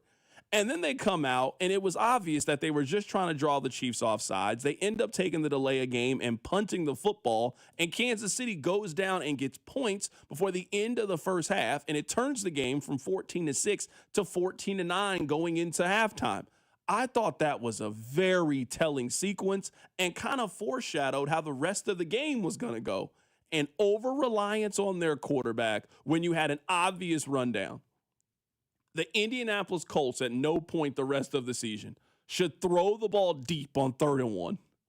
This wasn't a screen play. This wasn't a little jet sweep end around. This wasn't a pop pass that is technically a run play, but it goes down as a pass completion. No, they tried a deep pass down the field into double coverage. The ball gets swatted out, and you had a chance where the Chiefs were a little bit wobbly. A little bit on their heels a little bit. We've seen enough Chiefs games where you can maybe score on Kansas City in the first 2-3 possessions defensively, and then they make adjustments, they tighten up, and the game then changes. Indianapolis never scored a touchdown after that. They kicked a couple of field goals, and the Chiefs defense really, really started to wake up. I don't know if they would have converted the 4th down or the 3rd down. We'll never know. But I'm telling you right now, that was a very telling sign that in a very important, pivotal swing point in the game, they overly trusted Daniel Jones. It didn't work. I thought they maybe should have been aggressive on 4th down. They chose not to be aggressive on 4th down. They gave the ball back to Kansas City, and then Kansas City got points. And that is basically almost what happened in the final 4 possessions of the game. The Colts had 13 3-and-outs coming into this. 13 3-and-outs. This was their 11th game of the year. So they're averaging about maybe 1 a game. This is not an offense that has been stopped a whole lot so far this season. For them to get 4 straight 3-and-outs to close out the game and do nothing. 3 plays, minus 2 yards, 3 plays, 7 yards, 3 play, a yard, 3 plays, 7 yards. On 2 of these, they had themselves in 3rd and long situations where you got to get a play from your quarterback, and they just couldn't get it. I know that there were other bigger plays in the game, but I really think Indianapolis's last possession before the end of the first half, I thought that was a really important point in the game, a chance where they had an opportunity to maybe knock Kansas City down a little bit, and I think they completely missed it. We talk a lot on this show. We use the Zombieland analogy because this show loves movies. We use the Zombieland analogy a lot. You got to double tap the Chiefs.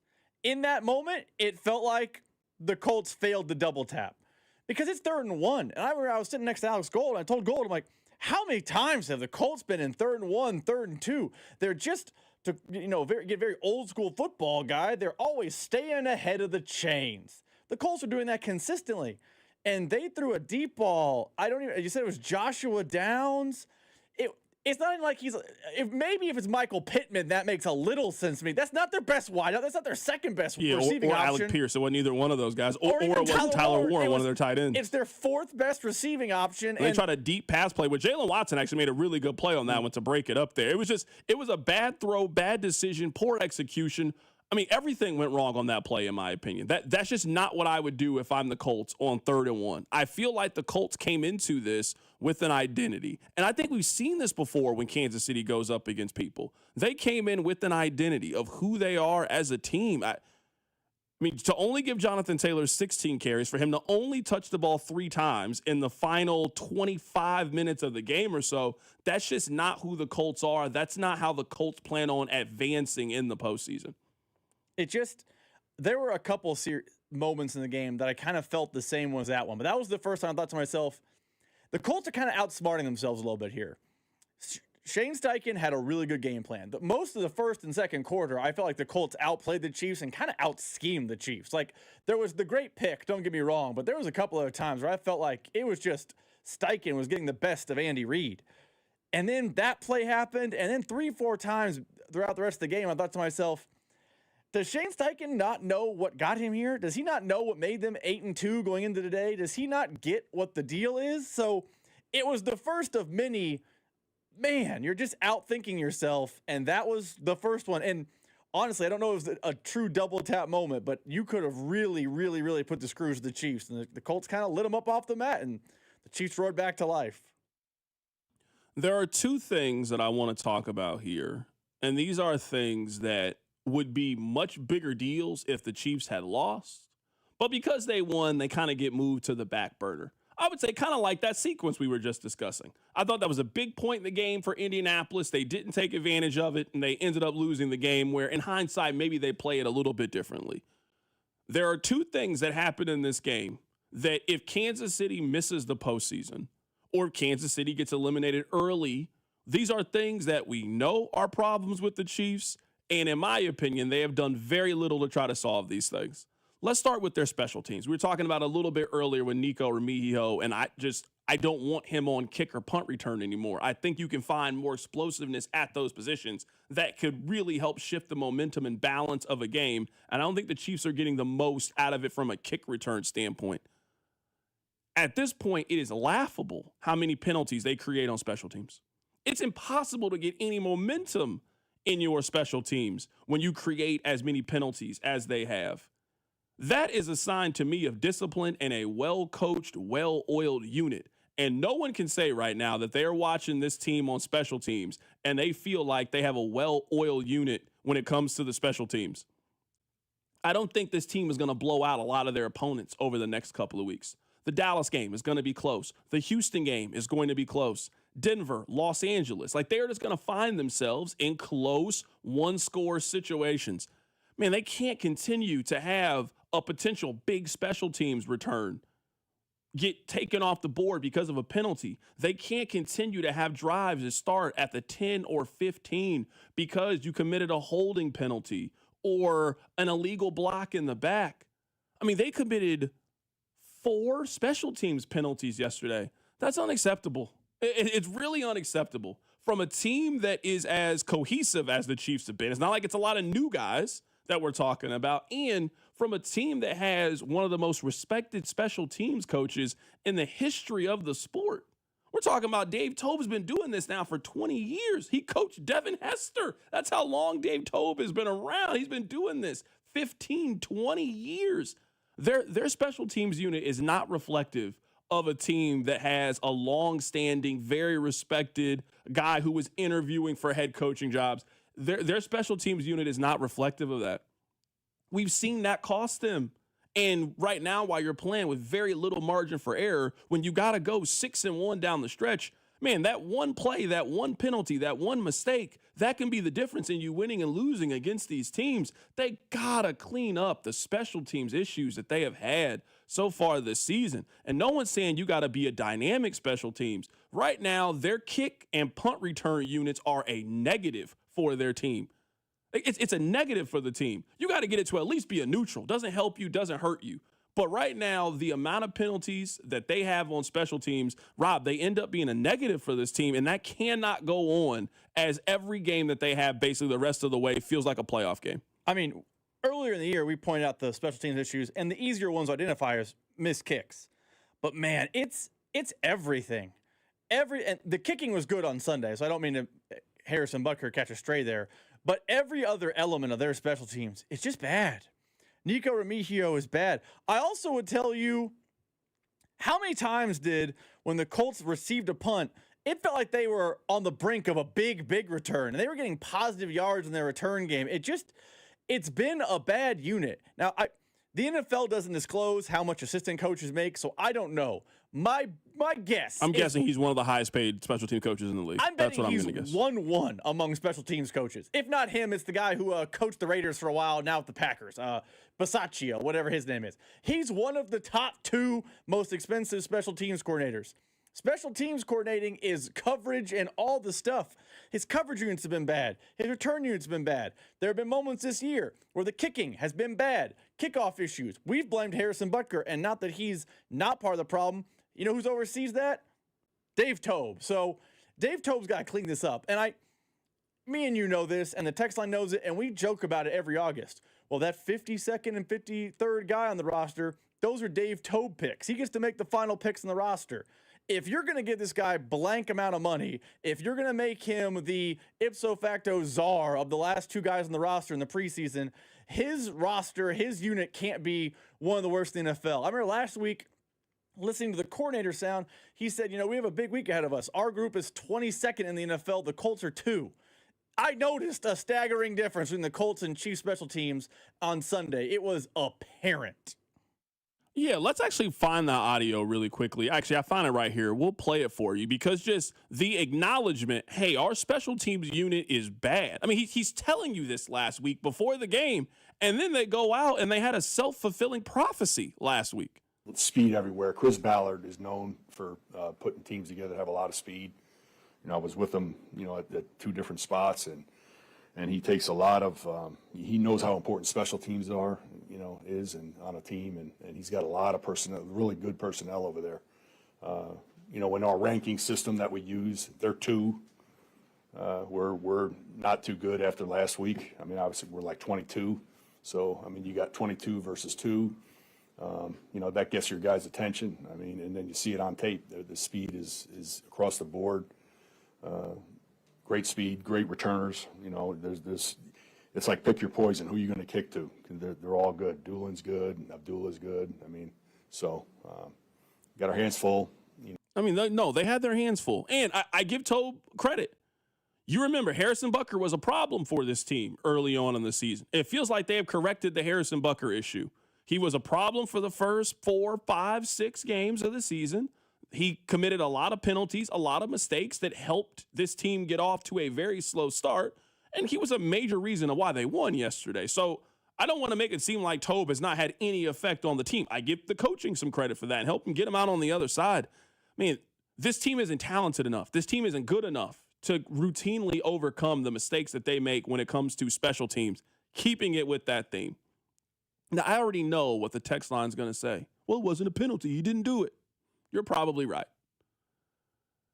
This is the 3rd time this season, 4th time this season that the Chiefs have scored a touchdown and there has been a flag, and we all know exactly who the flag is on. So I'm with you. Did he grab his face mask? Did he not grab his face mask? Did he turn his head? It is a questionable call. No question about it. I'm not here to argue that. But we have to acknowledge that the brand that Jawan Taylor has created in playing right tackle, he is just always going to get more attention than everybody else because of the amount of penalties that he has created. So I'm not saying you're causing all the trouble, but usually when trouble has been created here at this school, you are normally in the middle of it. So maybe you didn't do it this time. Hey, we go up to you. Hey, no, it wasn't me. I didn't do it this time. Nobody believes you. Hey, I told you I didn't do it. That happens. I'm not saying it doesn't happen. But yesterday, some of why the Chiefs have put themselves in this pressurized situation where everything feels like it's a must win because everything is a must win, man, they did a lot of those things yesterday in the game.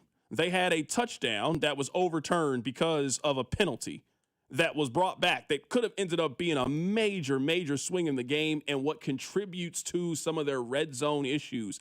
It's the special teams issues that they have. The Chiefs didn't play a perfect, or I would say a super clean game. The Chiefs did what normally they do. They were able to lock in the final 7 to 8 minutes of this thing and figure out a way to win. But I don't want to make it seem like this win doesn't come without questions or flaws. And if this team is going to be able to do it, and they're going to have to do it against some good football teams, Dallas is a capable team. Denver, Los Angeles, man, you can't continue to have touchdowns that get negated because of a penalty. You can't continue to make some of these mistakes on a week in, week out basis that you have to overcome the way that they have. I don't even want to look at the text line right now because we know that the conversation about Jawan Taylor's penalty is going to pivot from well, it wasn't really a penalty, and then the whole challenge nonsense that transpired. I don't want to have those conversations. If you are a guy who is consistently penalized, you are going to be targeted by the refs. 100%. It happens in every sport. Like, Carrington, you and I like basketball. If you are a guy who is constantly fouling in basketball, you're going to get caught with more ticky-tack calls than a guy who plays clean. Draymond Green. Ron Artest for the older era. You know what Ron Artest got? Ticky-tack calls. You know why? They're keeping an eye on you. For sure. This is not some massive conspiracy. Chris Collinsworth pointed out, and that's why the refs started looking at him. We pulled the numbers at one point last season. He was terrible in Jacksonville with penalties. He's been terrible in Kansas City with penalties. This isn't some, if they were only watching him because of Collinsworth or whatever. They're watching him because he is grabby and very rarely lined up correctly. So I feel like it's a broken record. I could just cut, copy, and play what I said after week 1, 2, 3, 4, 5, 6, 7, 8, 9, 10, and now 11. Juwan Taylor's got to clean up the penalties.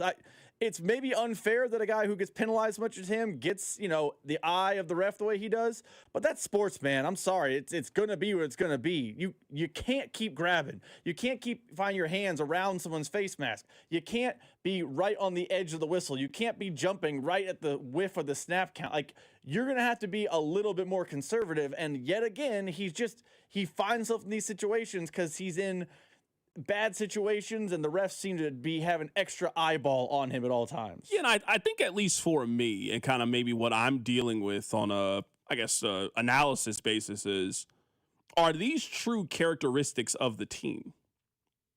Because so far this season, pretty routinely, they have had to overcome a Juwan Taylor mistake. And in years past, they were good enough to overcome those mistakes. Is this year's team good enough to do this? Maybe this is just the first time that I've noticed these special teams mistakes, and I'm seeing people on the text line saying it's been like this for a while. But when you go 15-2 like you did last year, and you're just better than everybody else, and you're winning a majority of these games, I don't know if we're spending as much time talking about the couple of times that they got a special teams penalty. But now, when everything is heightened, and you're not winning all of these close football games, even though you won one yesterday, I just think those things stand out a little bit more, and things that they need to clean up, and things that, if you have noticed, and maybe that regression is why they've fallen back a little bit, is because some of those foundational things that you need to do to win football games, they've gotten kind of laxed in. 74 committing penalties, those special teams things, those are just the things that get you beat in these one score, one possession kind of games.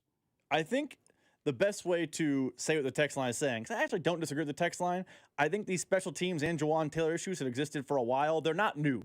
Like, I'm betting if we looked up where Dave Tobe's unit ranked in 2024 and 2023, he was not like, man, that special teams unit's undeniable. They're star-studded. It was bad, but winning cures all ills, Carrington. And when the Chiefs were 9-6 in 2023, you know what we were talking about? Bad receivers and Juwan Taylor.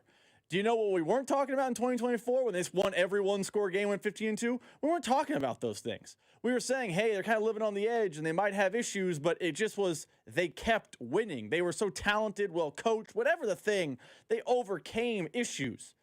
This year, they're not overcoming them. So we're going to have to circle back and point to, hey, these issues are rearing their ugly head. And these issues could be one of the reasons why you lose in January. It's not just, hey, they won, shut up anymore. If Juwan Taylor has a face mask penalty in the first quarter of a road playoff game, it might be the difference between 7-3, and that 7-3 is the difference between winning and losing a game.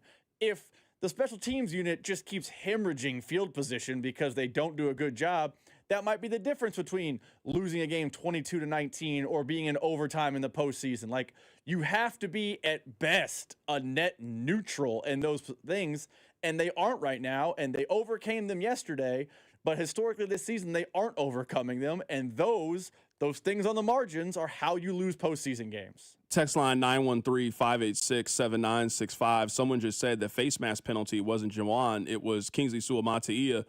Nope, it was Juwan. It was Juwan, too. That lets you know they had multiple of those kind of penalties yesterday. No, it was him. It happened with 14 seconds in the first quarter. It was on the direct snap. I'm sitting here looking at the game logs. It was on the direct snap to Kelsey. Kelsey scored a touchdown. There was a penalty, and everybody knew exactly who the penalty was on. It was a face mask penalty from Juwan Taylor. And then that was that weird sequence, you remember, where Romo was like, why don't the Chiefs challenge it? And then I'm thinking, hold on, you can challenge? I didn't know you could challenge face mask. And then he said the call should have came from New York. That was that sequence. That was early in the game. The Chiefs ended up not getting a touchdown on that drive. They ended up having to kick a field goal, which has just kind of been a theme for when it comes to them in the red zone. We'll get back to the Chiefs coming up at the top of the hour. Mitch Holtis, voice of the Kansas City Chiefs, are going to join us on the show. Coming up, Saturday was a disaster for all three of the local college football teams. We'll talk about it next. Keep it right here. It's The Drive. The Drive with Carrington Harrison, a show that prides itself on getting it right. I don't know what I'm talking about. Brought to you by DM Injury Law. Have you or a loved one been in a car wreck? Contact DM Injury Law today and get the money you deserve. Car wreck? Remember, Mike's got this. 96.5, The Fan.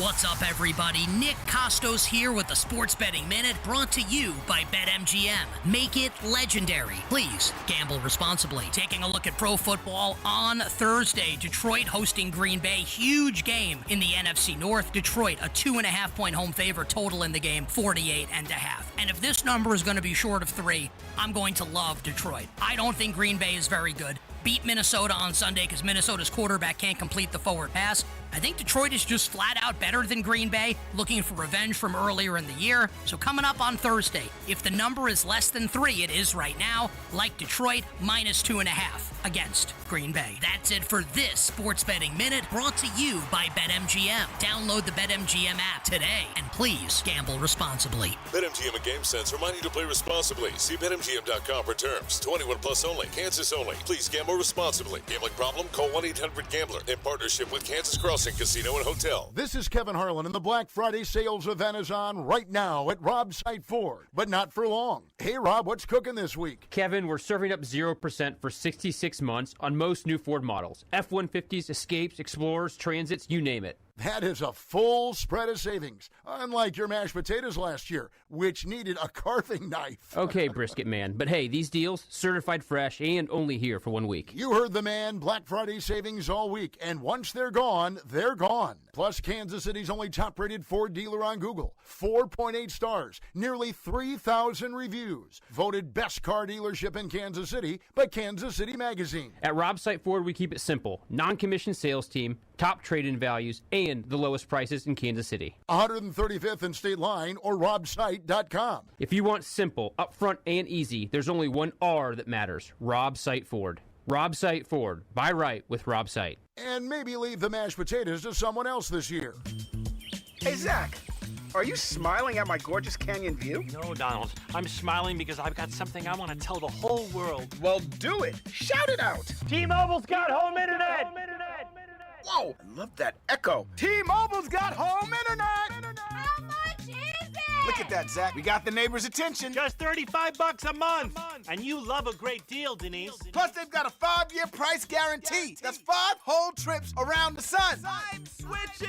Me too. Yes, T-Mobile home internet for the neighborhood. Donald, you still haven't returned my weed whacker. Carl, don't you embarrass me like this, please. What's everyone yelling about? T-Mobile's got home internet. And Donald's got my weed whacker. Yes, T-Mobile's got home internet. Just $35 a month with auto pay and any voice line. And it's guaranteed for 5 years.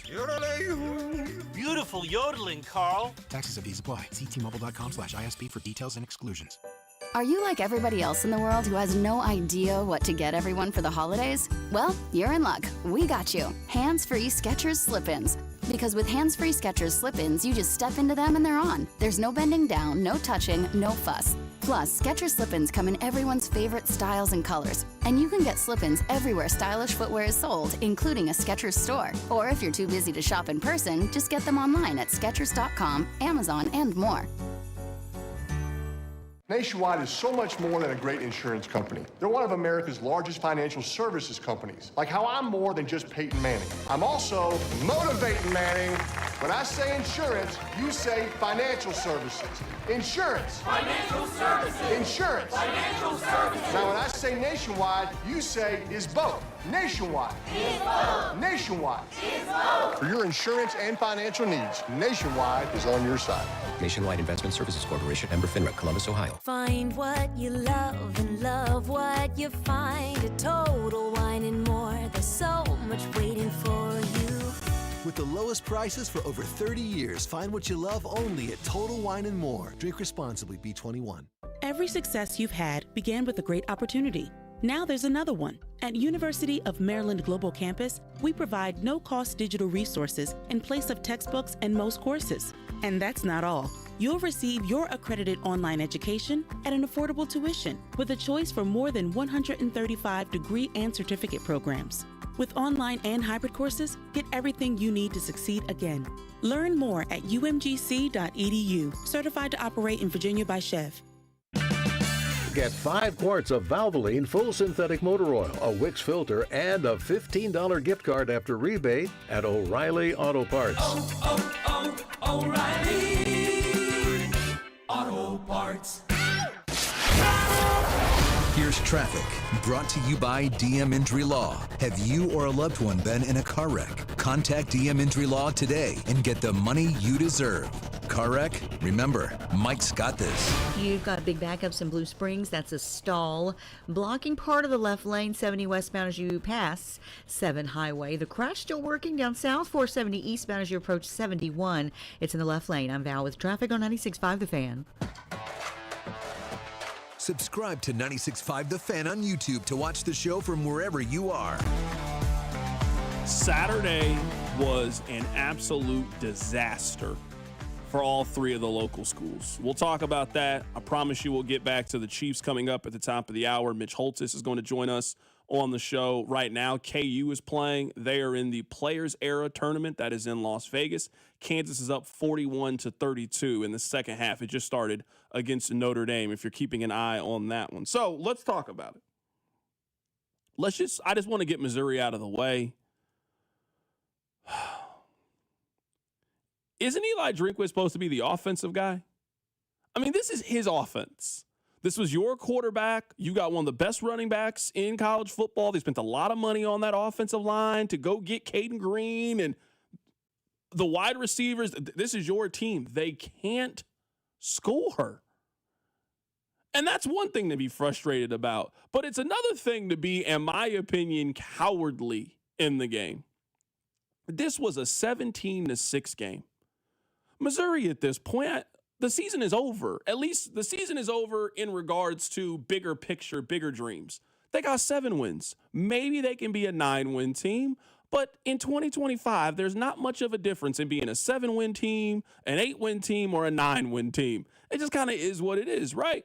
So if your offense has been struggling all afternoon and you finally got the ball at midfield, which was a challenge for you, you ran a play, you got 7 yards. It's now 4th and 3 from the 50-yard line. You're losing. Your offense isn't giving you anything.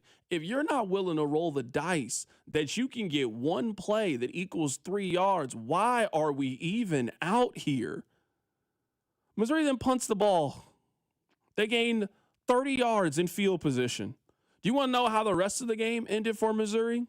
Punt, interception, punt, downs, interception. They didn't come close to scoring the rest of the game. At least go for it. Inspire your guys.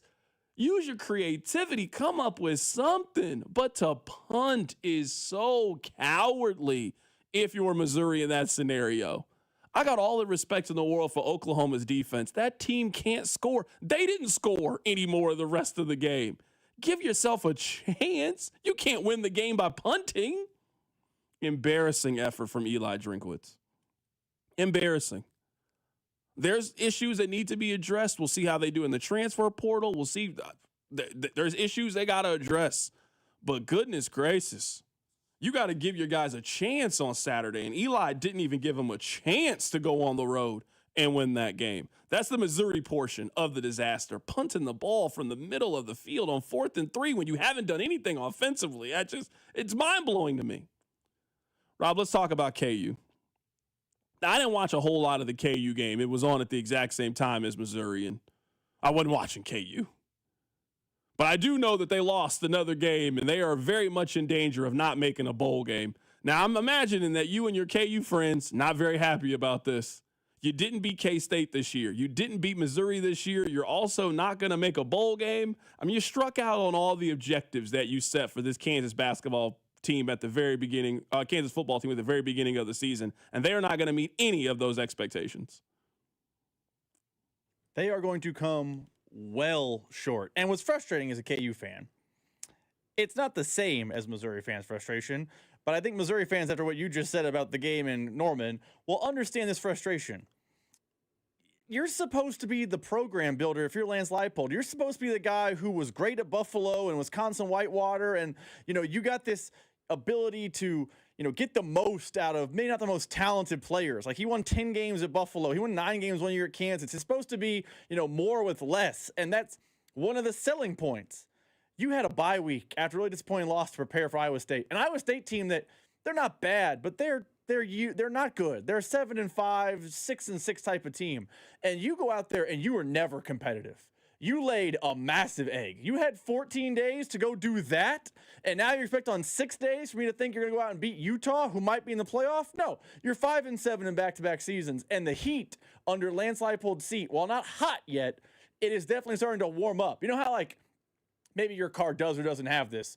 You know how they have those seat warmers? They have, the 3 levels of, heated seats, hot, warm. It's a little bit of heat. He's, on the first level once they lose on Friday to Utah because a winnable game on the road at Iowa State. You feel like you have the quarterback advantage off a bye week. All the ingredients are there, and you get walloped. Absolutely walloped. It's just fans are starting to become a little more loudly frustrated with the coaching job at the University of Kansas. Yeah, again, I understand being frustrated if you were a KU fan, where if you set objectives, and I think the feeling around this team would be different if they were a 5-win team, if they had either beat Kansas State or Missouri. You had a chance to win either one of those games. K-State was at home. Now, you got blown out, but K-State at home, you feel like you got a shot, especially after a bye week. And, they were up 21-6 on Missouri and then end up losing the game. So, I'm with you.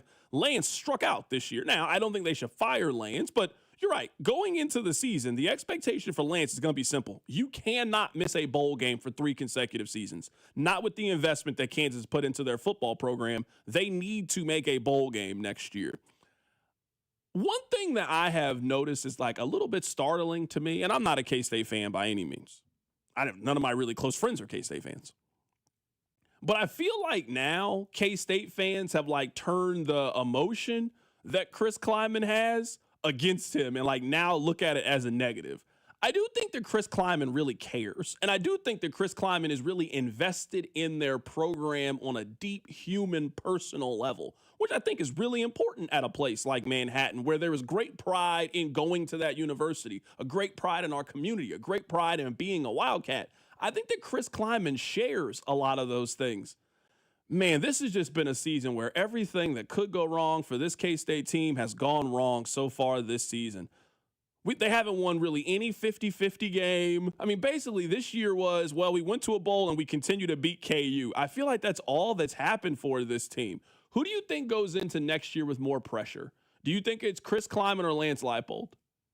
I think it's Lance, but I could easily be convinced it's Kleiman because as much as Jalen Daniels has been good for the program at Kansas, Avery Johnson is a more talented quarterback than Jalen Daniels. I think we all know that.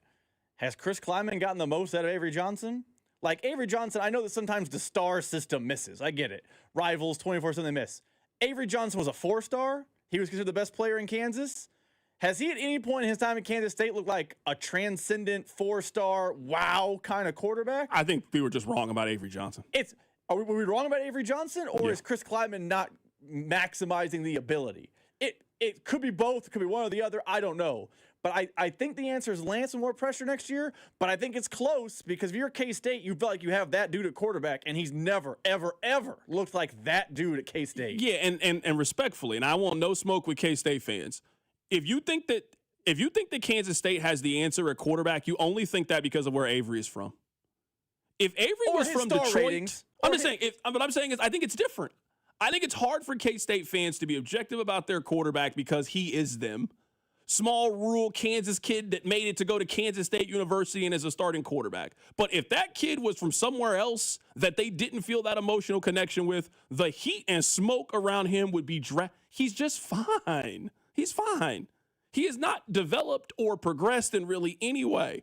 He's completing less than 60% of his passes in his career. He's never thrown for 3,000 yards. He's just fine. He's not nearly as athletic as we thought that he could potentially be. He's not that guy. He was a great high school player, and he's probably a great group of 5 quarterback. But, I mean, Rob, we watch Big 12 football. Where would you rank Avery Johnson at in the conference? Where is he at? He's somewhere between 8 and probably 9 to 16. That kid ain't good enough. That kid ain't good enough. I mean, not to be a 3-year consistent starter like we're looking at. I mean, they had a good quarterback in Will Howard. They couldn't wait to push Will Howard out to get this kid in as their starting quarterback. They ran Will Howard out. Of course, for this kid. And I get why they did it. Hey, we're going to take the chance, and they took the chance on Avery Johnson. He ain't that guy. He's okay. He's fine. But Avery's not taking you to where I think you need to go if you're looking at it from that perspective. I think they were wrong on Avery Johnson. I think everybody was wrong. I think Rivals was wrong. I think 24/7. I just don't think Avery's him. No matter how much they want him to be him, and I get it. He's from small town Kansas, and he's the K-State quarterback. I get why it's hard to break up with that guy. But, yeah, he's not the answer to me at that position. Coming up at the top of the hour, we'll be joined by Mitch Holt, his voice of the Kansas City Chiefs. That's next. Keep it right here. It's The Drive. The Drive with CDOT. Tune in as Nate Taylor of ESPN joins the show in studio every Friday at 4 on your home for Chiefs football. 96.5 The Fan.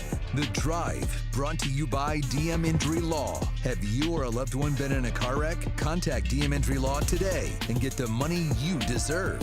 Car wreck? Remember, Mike's got this. Here's traffic, brought to you by DM Injury Law. Have you or a loved one been in a car wreck? Contact DM Injury Law today and get the money you deserve. Car wreck? Remember, Mike's got this. Brought to you by Conley Plumbing Solutions. We've got a new crash, and it's 35 northbound, the on-ramp from 119th that has you slow, and then 35 southbound in the Shawnee area just past Antioch, right lane blocked there. I'm Val with traffic on 96.5 The Fan. There is nothing like watching Thanksgiving football, but for football fans in Missouri, this year, FanDuel's about to make it even better. Because with points giving, all FanDuel customers in Missouri get $1 in bonus bets for every point scored in the Chiefs and Cowboys game. So, for example, if the final score is 24-21, you'd get $45 in bonus bets. Doesn't matter if you've already signed up for FanDuel or you've been waiting for the right moment to join. Just head to FanDuel.com/Missouri to get on the action in Missouri. That's FanDuel.com/Missouri to score bonus bets for every point in the Chiefs and Cowboys game. Enjoy a football feast with points giving on FanDuel, coming soon to Missouri. FanDuel's the official sportsbook of 96.5 The Fan. 21 and present in Missouri. Gambling problem? Call 1-800-GAMBLER. Opt-in required. Bonus issued as non-withdrawable bonus bets which expire 7 days after receipt. Restrictions apply. See terms at sportsbook.fanduel.com. Car wreck? Get the money you deserve. Mike's got this. Paid for, client portrayal, and endorsement. Choice of a lawyer is an important decision and should not be based solely upon advertisements. After my car wreck, there was a lot I didn't know. I do know. If you've been hurt in a car wreck, call me. I've got this. Mike's got this.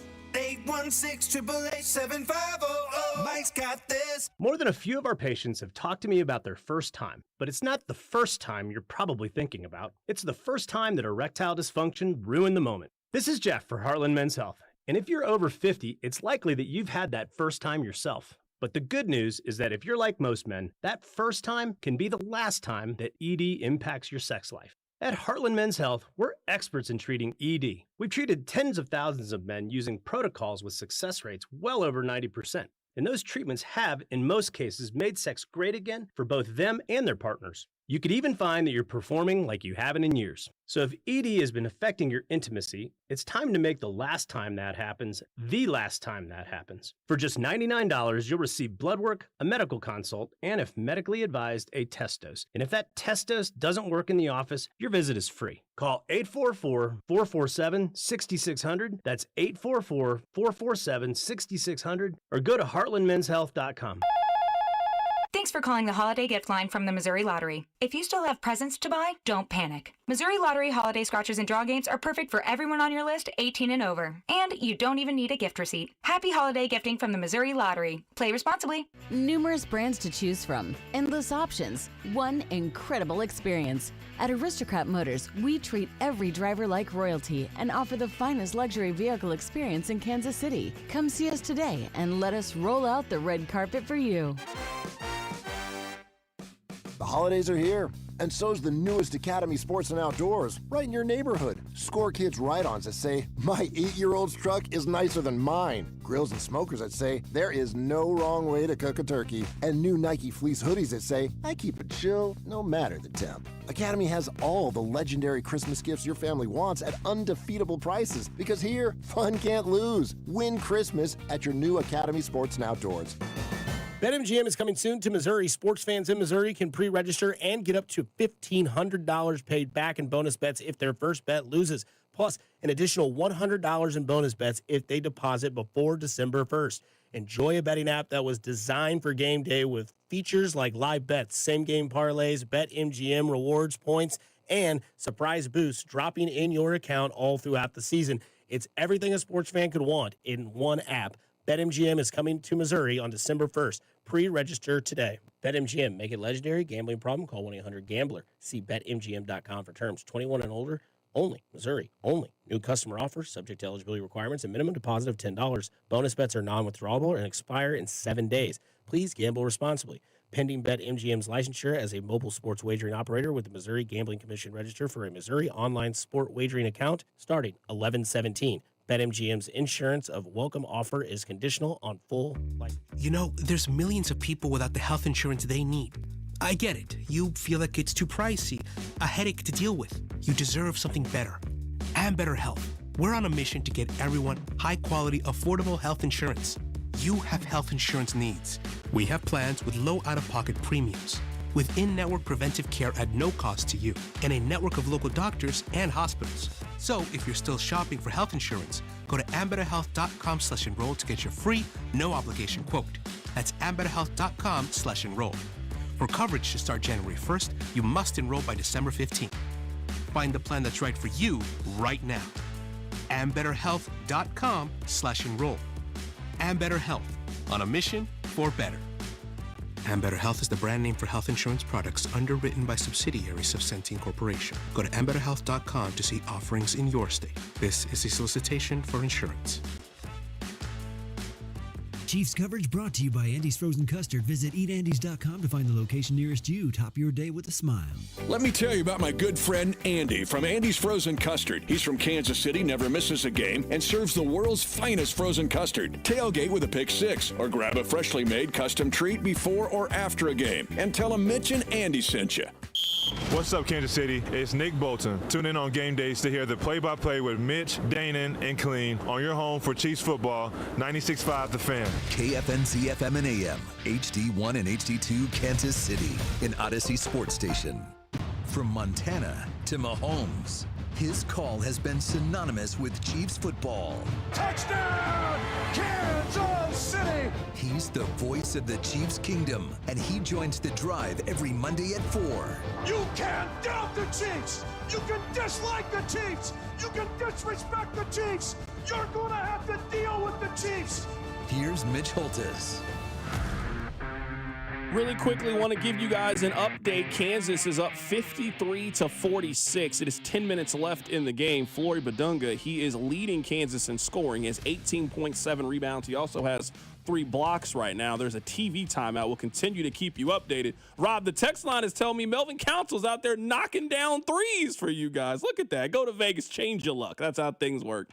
Our guest, Mitch Holtis, he is brought to you by GEHA, Government Employees Health Association Incorporated, and also by Silverstein Eye Center. Achieve your best vision and experience outstanding patient care at Silverstein Eye Centers. We're very happy right now to be joined by the voice of the Kansas City Chiefs, Mitch Holtis. Mitch, happy Thanksgiving week. Yeah, happy Thanksgiving to you. Do you have a Missouri Southern update? I do not have a Missouri Southern update. I wish that I had one, but I don't have one today. Okay, go Lions. I don't even know when they play again, football or any kind of event. But anyway, yeah, Moso, baby. Yes, this is, you got me on a Monday and a Tuesday in the same day. I'm literally a foot away from Matt McMullen, senior team reporter of the Kansas City Chiefs. But we're putting together 2 days in one, and it's a short week, baby. Got to roll. Absolutely. So, Mitch, let's just start with this. This is what I led the show with today. I think this is as grim for the Chiefs that it's been since the fourth quarter of the first Super Bowl against San Francisco when they were down 20-10. The Chiefs were not playing well up to that point, and a lot of the mistakes that the Chiefs had made that got them to 5-5 were starting to pop up. Red zone inefficiencies, penalties, fumbles, turnovers, all of those things that kind of reared their ugly head, and it was just like the Chiefs magically out of nowhere just flipped a switch. Their defense, the last 12 plays for the Colts went 13 yards. Patrick Mahomes, the last drives for Kansas City after the Kareem Hunt fumble, 11 for 17 for 160 yards passing and 22 rushing yards. Man, it is so hard to explain, but some light flipped with Kansas City when they had their backs absolutely up against the wall yesterday against Indianapolis. It's a culture win. So if you're going to make that parallel to Super Bowl 54, then I would tell you the ingredients of why the game turned is the same. Resolve, resiliency. There's no giving up or saying, that's it, we'll just quit here and go home. There was a defense that decided after having a sudden change, which is very difficult to do.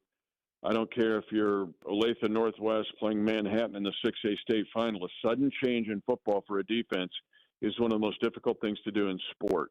And for the sudden change, you're getting your points off the board, essentially, losing the ball in the red zone, and to come out with a fervor to get them stopped and to flip the game is very similar to Super Bowl 54. We remember Jet Chippewas. We remember Damian Williams' run-day mortality. We remember Kelsey's touchdown. What we forget is how the defense just stunned San Francisco in that game. They had 2 3-and-outs that totaled 41 seconds in possession time. 3 passes knocked down by Chris Jones. Very similar then, if you're going to make that parallel, it's the parallel of the values of this team that have been here since Andy Reid drove into the parking lot. That's one. And then two, the fact that the defense turned the game with some resolve when there was no real emotion behind him. The crowd was great. Chris Jones got him going, but they had to create the situation. It wasn't there, and they took over and got a strip sack at the 3. They just was able to grind and flip the game. Yeah, I was just going to make that point. I'm happy that you brought up Chris Jones because to get the Chiefs out of this hole that they have created, you're going to need your stars to be stars to do this. I thought you saw great emotional leadership from 2 people. I think you saw it from Travis Kelce when the fumble happened for Kareem Hunt and he goes up to him. And I thought that was a very pivotal moment on the sideline. Hey, my brother, we got you. We can pick this thing up. I think you also saw it from Chris Jones, not only getting his team involved, but also getting the fans involved. I think they needed leaders to step up in a big way. And I think those guys who have won championships did that for them on Sunday. If fans, I would tell them to go watch our interview with Chris.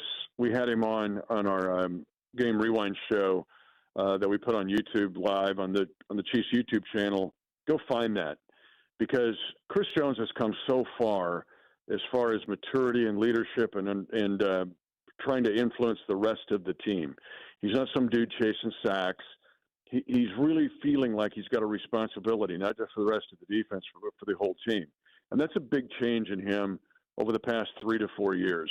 And he's really matured in that sense and is a big part of this team moving forward. Now, it would have been nice, too, to get some takeaways. You know what's hard to do is go 6-5 with 9 takeaways. Like, at some point, you got to get some interceptions and fumble recoveries and try to make an impactful, big-time defensive play. Maybe that starts this week and Thanksgiving. But defensively, to go 4 straight 3-and-outs, to hold that team coming in number 1 in the league in yards per game, and the best runner on the planet this year, and to stuff them for 13 yards in 12 plays and 4 straight 3-and-outs is a huge testimony to this defense. Now the next step, get some takeaways and maybe influence or even seal a game with a big defensive, not only a stop, but a takeaway. Right now, we're joined by Mitch Holtz, his voice of the Kansas City Chiefs, recapping the win yesterday over the Indianapolis Colts. Mitch, you and I have talked about the run game, and I've been kind of banging the drum with just staying consistent in the run game. I thought the Chiefs did that yesterday. They don't win that game without Kareem Hunt and just staying diligent. 30 carries, really showing a commitment to running the ball, controlling the line of scrimmage. I thought that was a major tempo setter for Kansas City, which aided in a win. Kareem Hunt came into that game 11 times, 3rd and 1. He's converted 9. That's number 1 in the NFL. Second's Josh Jacobs, 7 of 11. Matt McMullen and I talked about it in our pregame show, our Field Pass show on the field before the game, because we echoed the same thing you said. If this season's going to turn, Kareem Hunt's going to have a hand in it. Now, not running for 70 yards for a touchdown like the 2017 season, but the fact that he gets 30 hard carries for 104 yards is Christian Okoye. It's Barry Word. It's Ed Podolak. He was magnificent yesterday, even if it wasn't something spectacular. And so you hope he's got enough gas in the tank. We're sitting here going to do this again in 72 hours, which is crazy, and to do it on the road. But Kareem Hunt is so valuable to this team, I think way more than maybe even Chiefs fans realize, or for sure the external fans that look at the Chiefs even know or study. Mitch, think about all the things that have happened in your life, happened in Kansas City since 2017. Is it not crazy that you called Kareem Hunt's first fumble and you just called his second fumble, and they were 8 years apart from one another? Yeah, that's stupid. I remember that first fumble, because we were so hopeful for him, ooh, they got this guy to Toledo. And he fumbles oh no, this can ruin some guy. Well, he doesn't fumble again, for 8 years. But I still see the circle route for 70 yards in stunning New England in that 2017 game. But Kareem has reinvented himself. To come back here, he, like Chris Jones, has matured. And he also, in his different way, they do it in different ways. Chris is a little more demonstrative. But Kareem, in his own way, knows he can influence and help lead the team. And he has told everybody that wants to listen, jump on my back. And for an athlete to do that is he'll do the dirty work. I featured him last week on a lot of my shows in the fact that you need the dirty work done, I'll do it. And yesterday, it was 130 all-purpose yards. So we just got to get him revved up again. This isn't playing Madden. The fact that we got to get him to quick recover and be an impact in the Dallas game is a feat here, especially where he's at in his career. Right now, we're talking to Mitch Holtz, his voice of the Kansas City Chiefs, getting his thoughts on what happened yesterday in Chiefs and Colts. Mitch, what do you think the role could potentially be for Dameon Pierce? They just got him. I mean, they gave Kareem 30 carries, and you're talking about the quick turnaround in 72 hours. I don't think Kareem's getting another 30 carries. They're going to need another running back contribution. So maybe that's Isaiah Pacheco coming back. Maybe that's more Clyde Edwards-Helaire. Maybe that means more Bashard Smith. But you're not going into Dallas with just one running back like they did against Indianapolis. What do you think the plan could possibly be? Well, it depends on Pacheco's health. Now, these guys and Rick Burkholder and his staff, they've never rushed a guy back. In 13 years, I've never seen, and I don't want to kind of do what Daboll did in the Giants, but, he's going to put, Jackson Dart out there or something. But they don't do that here. But this has been a bit because Pop got hurt, Pacheco got hurt in the Washington game, so he's had some time. But if he's not cleared, he won't go, right? But there's a shot he can play. To me, your answer, the first answer is one that's in parentheses, can Pacheco go? And if he goes, he doesn't have to carry it 30 times. It's just there's got to be someone else, as you alluded to. And if that's Pierce, he's got to do the quick study. I mean, this offense has over 800 plays in it. So you give him a small sample size, you give him a sampler appetizer plate, and you say, can you do these 4 to 5 things? Because don't forget protections here. A running back must have protections as well. So it's not just let's just throw a dude out there and go, hey, go do something great. So he could have some contribution because they're looking for that next person to give contribution. But it starts, will Pacheco be healthy or not? Can't answer that on Monday at 4:09. I think there's a chance that Pierce just ends up being their kicker, their punt returner this week, that is looking for a little bit of pop. He's a guy that's shown the ability to do that in the past. Maybe he's not somebody you feel comfortable giving him carries to, but I could very easily see, especially with the kickoff emphasis, I could see Pierce returning kicks on Thursday. Well, and they need to get a splash in special teams play. There's got to be a return here. We haven't seen a return like Remigio last year in the playoffs had the 63-yarder and the 41-yarder. We haven't seen that yet this year. In fact, we've had tons of penalties on it. But there's, I think, and especially a game like this where you're looking for any little thing on a short week to help make a significant play. We know how good Dallas' special teams are. Who's going to give a spark? Is that a block kick? Is that a big return? Set up field position? Try to give you draw card. Hey, give me a draw card, and the draw card's an ace. That hasn't happened yet this year in special teams, and hopefully that'll happen soon. Pierce could do that. We've seen him do that, yes, in his career as a returner. Right now, we're talking to Mitch Holtis here for a couple of more minutes. Mitch, what do you think the absence of Trey Smith means for the offensive line? Well, it does a couple things. One, it puts just a lot on the plate of Caliendo. And you go from being a complementary player to the player. And the Chiefs run a lot with that anchor position being the right guard spot, whether that's power runs and whether Trey's play side or he's doing the inside pull guard to guard. So Matia's done a really good job with it. But Mike's got to do that and do it against a defensive front that's way better now with Quinnen Williams coming into the fold for the Cowboys. But what it also does, it takes away your sixth offensive lineman. Where Mike's really good, Caliendo, is he comes in as that extra blocker. Now, Jalen Moore was in that role yesterday. I could see that happen again. Jalen's, a little more powerful as a tackle, but it's not what your rhythm has been up to this point. So there's one very obvious answer, and the one that's not so obvious, more sublime, in that the Chiefs, if they go to how many snaps will they have with six offensive linemen, now that's going to be not Caliendo, but Moore with Caliendo at the right guard spot. Right now, we're going through some of the top storylines in yesterday's game. Let's switch just a little bit, Mitch. I want to get your thoughts on the Indianapolis Colts. We've seen this happen in years past with Kansas City, and I don't know if it's because Mahomes is playing well that teams try to do it.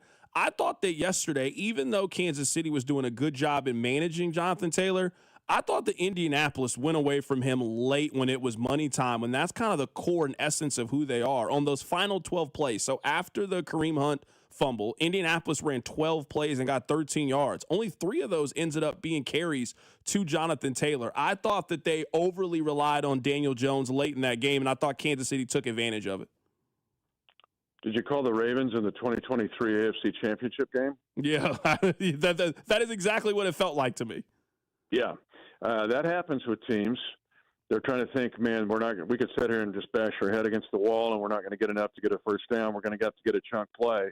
But what part of a left-handed answer to your question would be the fact that Chiefs did a really good job on Alec Pierce and Michael Pittman Jr. and Josh Downs to some extent, and really good job on Tyler Warren. We'd been spending a lot of time on Warren, who had the same amount of catches as Kelsey coming into the game, and that got shut down too. So not only are you shutting down shutting down Taylor, you're got everybody else kind of in check, and that's where I think that Jim Bob Cooter, the offensive coordinator of the Colts, is thinking, what are we going to do here? So, yeah, you get perplexed, but, you think of the old Titans teams with Vrabel. They would not give up on it. Or the Ravens, usually, they're down 14-0. You're like, oh, man, they got to start throwing now. They go, no. We'll just run it, boom, boom, 8-play drive. We'll score a touchdown. Now we're back within 7. And so but there was a little bit of an AFC Championship feeling, and maybe the crowd was part of that too. They just created this tension for a visiting team. Mitch, a couple more questions here, and I want to learn what you guys have planned coming up on the Chiefs Kingdom show. I think the $1 million question that none of us have the answer to is, are the Chiefs going to be able to build off of this? That was a big win, a win that they desperately needed, but job not finished. There's still a lot of work to be done. The Chiefs did a lot of good things in this game. The Chiefs also showed some of their weakness and how they've kind of put themselves in this situation. I think the $1 million question everybody has is, are the Chiefs going to be able to build off this and turn this one win into some momentum and get hot in the second half of the season? Well, to do it, they're facing one of the most difficult tasks, I think, in all of professional sports.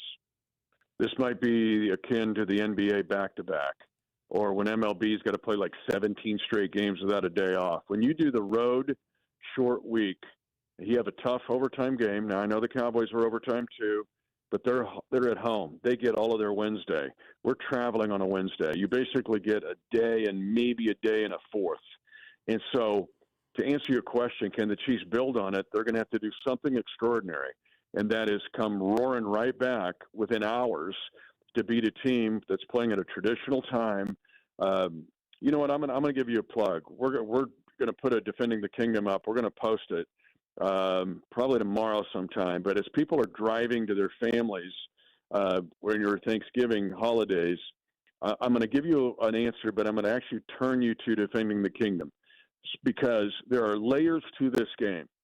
There is emotion to this game that is unusual, that can help you on a short week and give you these shots of adrenaline, like taking an energy drink before you work out, because of the nature of this game. And I can't get into all of it now because of time, but we do in the podcast. It sounds like I'm plugging it. No, just understand, listen to it, and you're going to go, whoa, there's a lot more to this game than I even thought.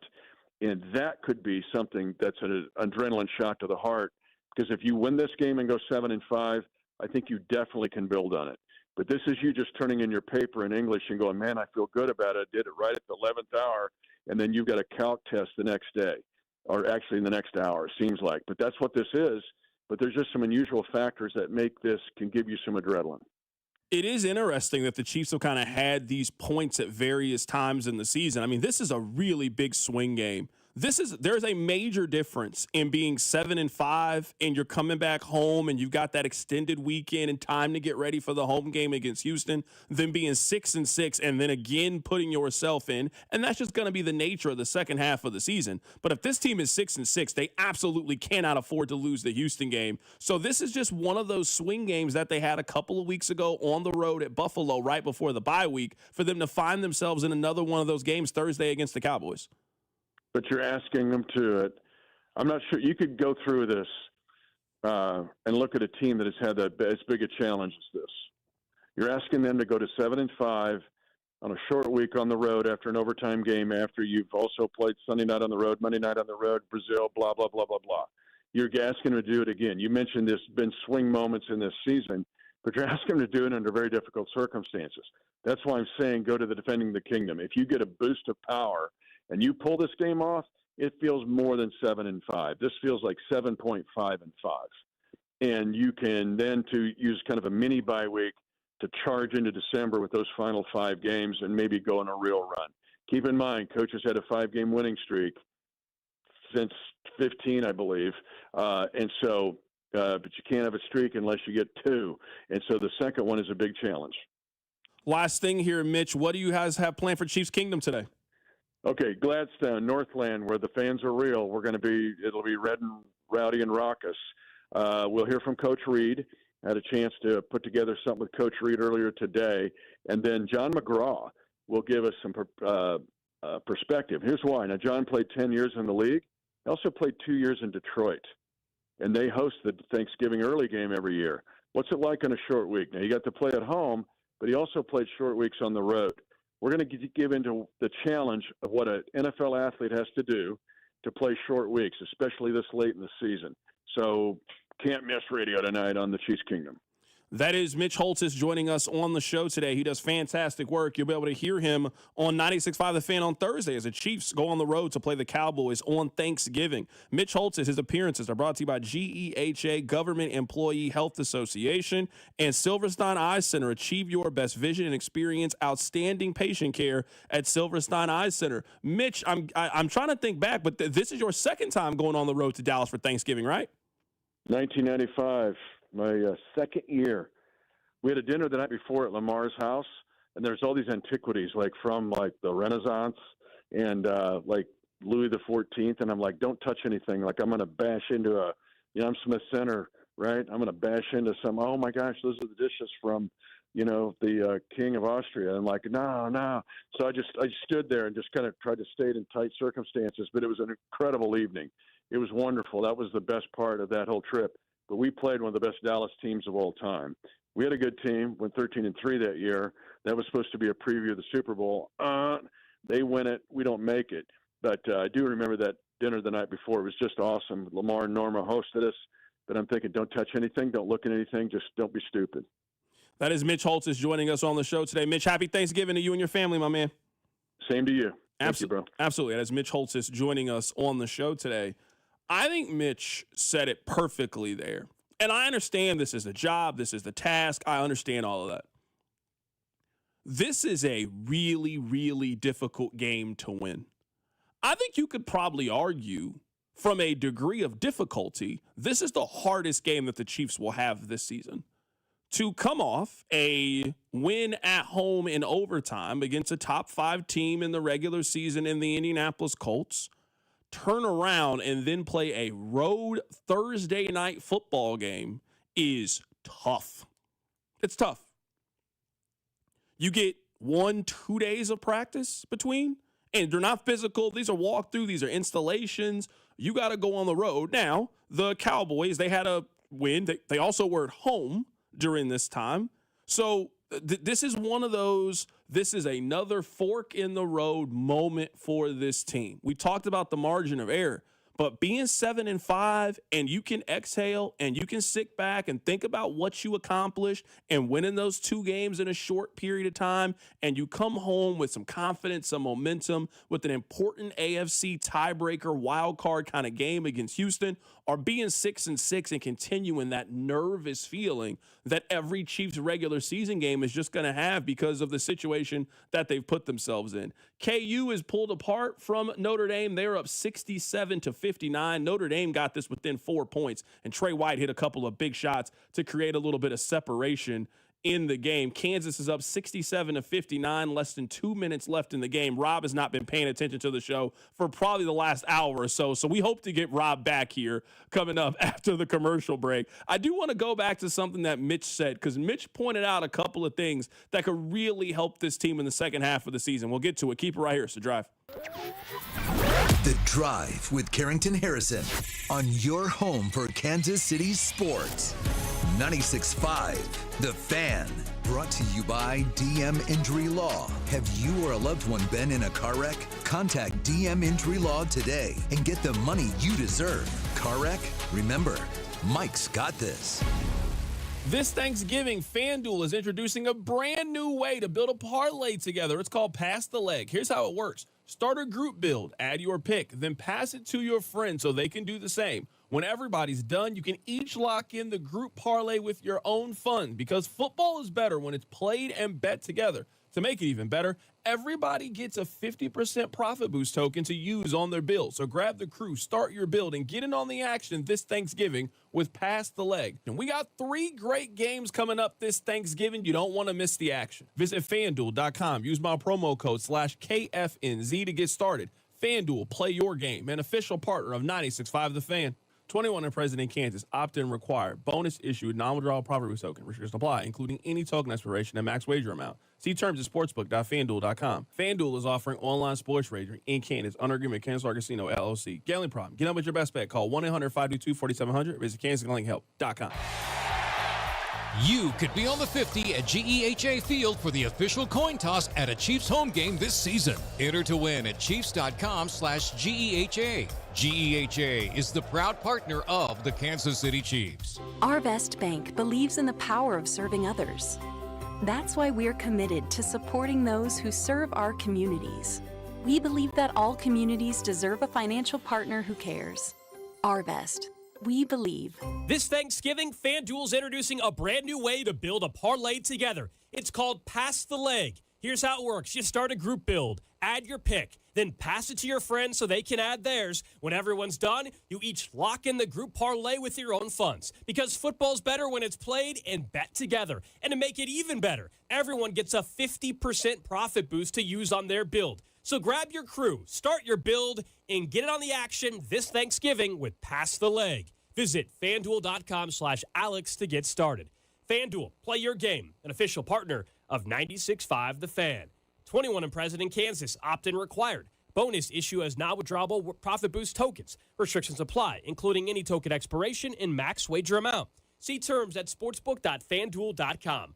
FanDuel is offering online sports wagering in Kansas under an agreement with Kansas Star Casino, LLC. Gambling problem? Getting help is your best bet. Call 1-800-522-4700 or visit chaosgamblinghelp.com. Hey, I'm Mike Slater. My dad passed away at the age of 63. It's out of nowhere. Had a stroke. Super hard, obviously, for the whole family, but my dad had life insurance. This is why I have life insurance for my family, for my wife and 4 kids. And the best place to get life insurance is ethos.com because you can do it in 10 minutes. And there's no medical exam and no blood test, just a few health questions. Get life insurance in 10 minutes so your family is protected. Ethos, E-T-H-O-S, ethos.com/life.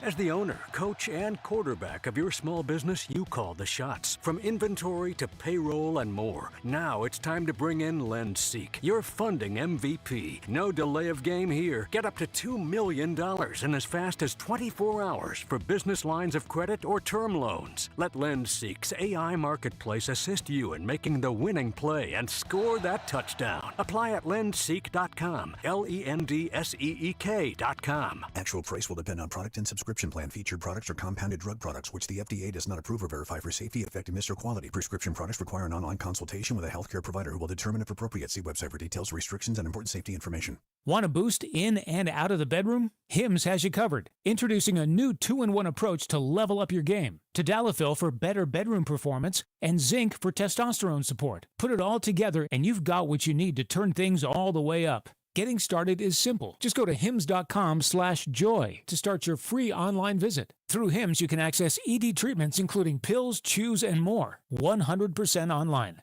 No office visits, no pharmacy lines. Just fill out a simple intake form and a licensed medical provider will determine if treatment's right for you. If prescribed, it ships free and discreetly to your door. Find affordable treatment options at up to 95% less than brand names at hims.com/joy. That's hims.com/joy, HIMS.com/JOY. Nationwide is so much more than a great insurance company. They're one of America's largest financial services companies. Like how I'm more than just Peyton Manning. I'm also motivating Manning.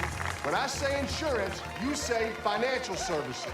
Insurance. Financial services. Insurance. Financial services. Now when I say nationwide, you say is both. Nationwide. Is both. Nationwide. Is both. For your insurance and financial needs, Nationwide is on your side.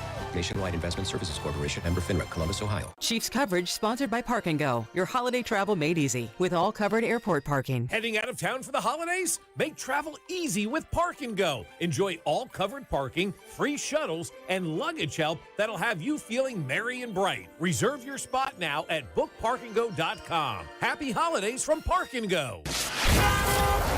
Here's traffic, brought to you by DM Injury Law. Have you or a loved one been in a car wreck? Contact DM Injury Law today and get the money you deserve. Car wreck? Remember, Mike's got this. Brought to you by Conley Plumbing Solutions. We've got a couple of problems on 70 that'll slow you down. Eastbound just past Blue Ridge Cutoff, right lane is blocked. And then 70 westbound before 40 Highway, about the same area, left lane blocked there. So a lot of delay in this area. I'm Val with traffic on 96.5 The Fan. You're listening to 96.5 The Fan from the DM Injury Law Studios. Mike's got this. Hey, it's Juju Smith-Schuster from the Kansas City Chiefs. Welcome back to The Drive with C-Dot on your home for Chiefs football. 96.5 The Fan. All right. I asked Rob to pull this because if I say it, you guys will say I'm being negative and I'm hating. But if Mitch Holtis says it, it won't be perceived that way. Mitch said 2 very interesting things in his appearance on what the Chiefs need to do in the second half of the season. The first thing is this defense that was very, very good. Very, very good. They have to take the football away more. Here's Mitch Holtis. It would have been nice, too, to get some takeaways. You know what's hard to do is go 6-5 with 9 takeaways. Like, at some point, you got to get some interceptions and fumble recoveries and try to make an impactful big-time defensive play. Maybe that starts this week and Thanksgiving. But defensively, to go 4 straight 3-and-outs, to hold that team coming in number 1 in the league in yards per game and the best runner on the planet this year, and to stuff them for 13 yards in 12 plays and 4 straight 3-and-outs is a huge testimony to this defense. Now the next step, get some takeaways and maybe influence or even seal a game with a big defensive, not only a stop, but a takeaway. Rob, did you know that there are only 3 teams in the NFL that have fewer takeaways than Kansas City? The Giants have 7 takeaways this year. The Commanders have 6 takeaways this year. I don't even know how this is possible, but the Jets have 1 takeaway this season. The Jets have forced 1 turnover this year. Obviously, their red zone interceptions are crippling. One of the reasons why they're so crippling is they don't do that to the opposition. They don't get the forced fumble. They don't get the tip ball interception that directly takes points off of the board for the other team. That's going to be really important down the stretch when you're playing an offense like the Cowboys that can score points, that can beat you at all different levels. When you're playing a team like Houston that looks like they're about to get C.J. Stroud back, when you're playing Denver, when you're playing Los Angeles, you got to be a team that can take the football away. That is one thing that they have struggled with. Now, some of that is this team just doesn't really get great pressure on the quarterback, and usually that is where turnovers come from. Usually you create turnovers by you're getting pressure, you're deflecting passes, you're disrupting timing, and then you take advantage of it. So if we're looking at the second half of the season and things that this team needs to improve upon and how you can get hot and go on a little bit of a streak, forcing more turnovers, being a disruptive kind of defense that can take opportunities and limit opportunities from other teams' offenses is something that this defense needs to do. That number, those stats are startling. Like, we think the Chiefs may not have the best defense in the league, but they have what? Statistically a top 10, top 5 defense with points against and yards against. If they could add takeaways to their game, they would have a real formidable. They could have a defense that not only protects their offense, but gives the offense a jolt by scoring on their own. And it's a defense that we think at all 3 levels has really good players. Like Chris Jones is a Hall of Famer. Like, I've been hard on George Kalaf this year. He's having a fine season. Nick Bolton is a good middle linebacker in the NFL. Trent McDuffie's one of the better corners. Like, it's astonishing to me how they don't seem to be able to turn anyone over. And really quickly, and I think what's important, funny enough, I mean, the Chiefs and the Broncos have forced the same number of turnovers this year. Like, you would think that Denver, given their defense, would be a team that forces a lot of turnovers. The drastic difference is Denver leads the NFL in sacks. So they don't force turnovers, but if you get a sack on second down, and now it goes from 2nd and 5 to 3rd and 13, that's a big kind of play that's going to result in a punt the way that we've seen with Denver's defense. Denver has 49 sacks this season. The Chiefs have 22 sacks this year. So let me talk about a big difference in the 2 defenses. So even though Denver's defense also, like you, doesn't force a lot of turnovers, the fact that they get off the field by generating so much pressure is able to mask the fact that they are not a takeaway, ball-hawking kind of defense. That's true. And I imagine there is probably a connection between pass rush and turnovers. For sure. Daniel Jones was trying to give you a couple yesterday. The Chiefs just didn't take advantage, but you'll notice Daniel Jones started to try to give them away late in the game when the pass rush was a little bit more formidable. But you're right. Their sack numbers are really bad. It's the takeaway number is crazy. Also, I know we need back to the Chiefs. The Jets have won all season. The Jets are minus 13 in the turnover differential. They have 14 turnovers, and they have forced 1 turnover so far this season. We'll explain why I think the Jets are the worst team. So Mitch came on here and said, hey, this team needs to force more turnovers. This team needs to take the football away. I think everyone would agree with that. He also mentioned this in something that the Chiefs need. They need more explosiveness in special teams. There's got to be a return here. We haven't seen a return like Remigio last year in the playoffs had the 63-yarder and the 41-yarder. We haven't seen that yet this year. In fact, we've had tons of penalties on it. But I think, and especially a game like this where you're looking for any little thing on a short week to help make a significant play. We know how good Dallas' special teams are. Who's going to give a spark? Is that a block kick? Is that a big return? Set up field position? Try to give you a draw card. Hey, give me a draw card, and the draw card's an ace. That hasn't happened yet this year in special teams, and hopefully that'll happen soon. Pierce could do that. We've seen him do that, yes, in his career as a returner. if I'm the Kansas City Chiefs, I am making a change at kick and punt returner. I like Nico Remigio. It was a great idea. And there was a time where I thought Nico was an improvement over what you have and earned the job and needed to get on the field. I think that time is over right now if you're the Kansas City Chiefs. And I think that the Chiefs they need more in the return game than what they're currently getting from Nico Remigio. I don't think that Dameon Pierce is coming here to get carries or be a RB1 kind of type. I think the Chiefs are making an evaluation of their team and what they could possibly need. And I think the Chiefs are going to get Dameon Pierce so he can start doing kick and punt returns. I think you need it. Look at Buffalo. I mean, Buffalo has Ray Davis doing it. They have their second string running back there. Now with the rules, with how important it is, you got to think now. You'll get 4-5 chances a game at a kick return and an opportunity to potentially flip the game, or not just flip the game, but get a 30-yard kick return. You start the ball at the 45-yard line, and now 2 first downs put your team in a position to kick a field goal. I mean, that's what we're talking about right now.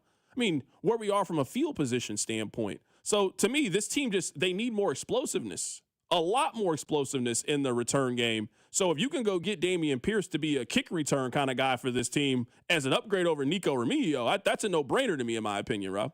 I mean, it's also, we know how difficult this offense is, or at least, based on the amount of snaps and, time on the field rookies get, looking at you, Brashard Smith, I would imagine if you want Dameon Pierce to hit the ground running and make an immediate impact, special teams is probably the place that's going to happen. Like, on a short week, he got signed yesterday. Let's say he's in town late last night.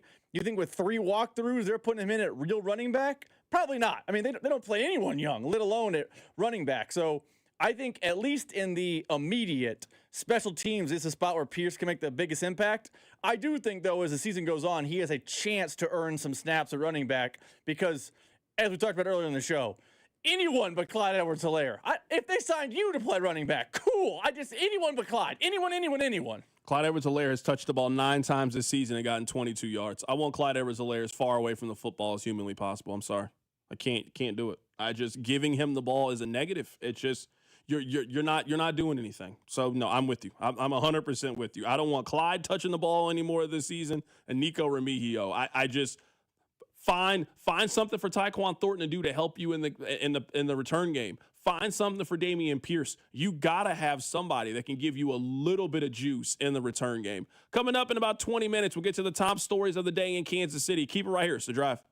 The Drive with Carrington Harrison, brought to you by DM Injury Law. Have you or a loved one been in a car wreck? Contact DM Injury Law today and get the money you deserve. Car wreck? Remember, Mike's got this. Tune in Mondays at 4 to hear the play-by-play voice of the Chiefs, Mitch Holthus, on your home for Chiefs football. 96.5, The Fan.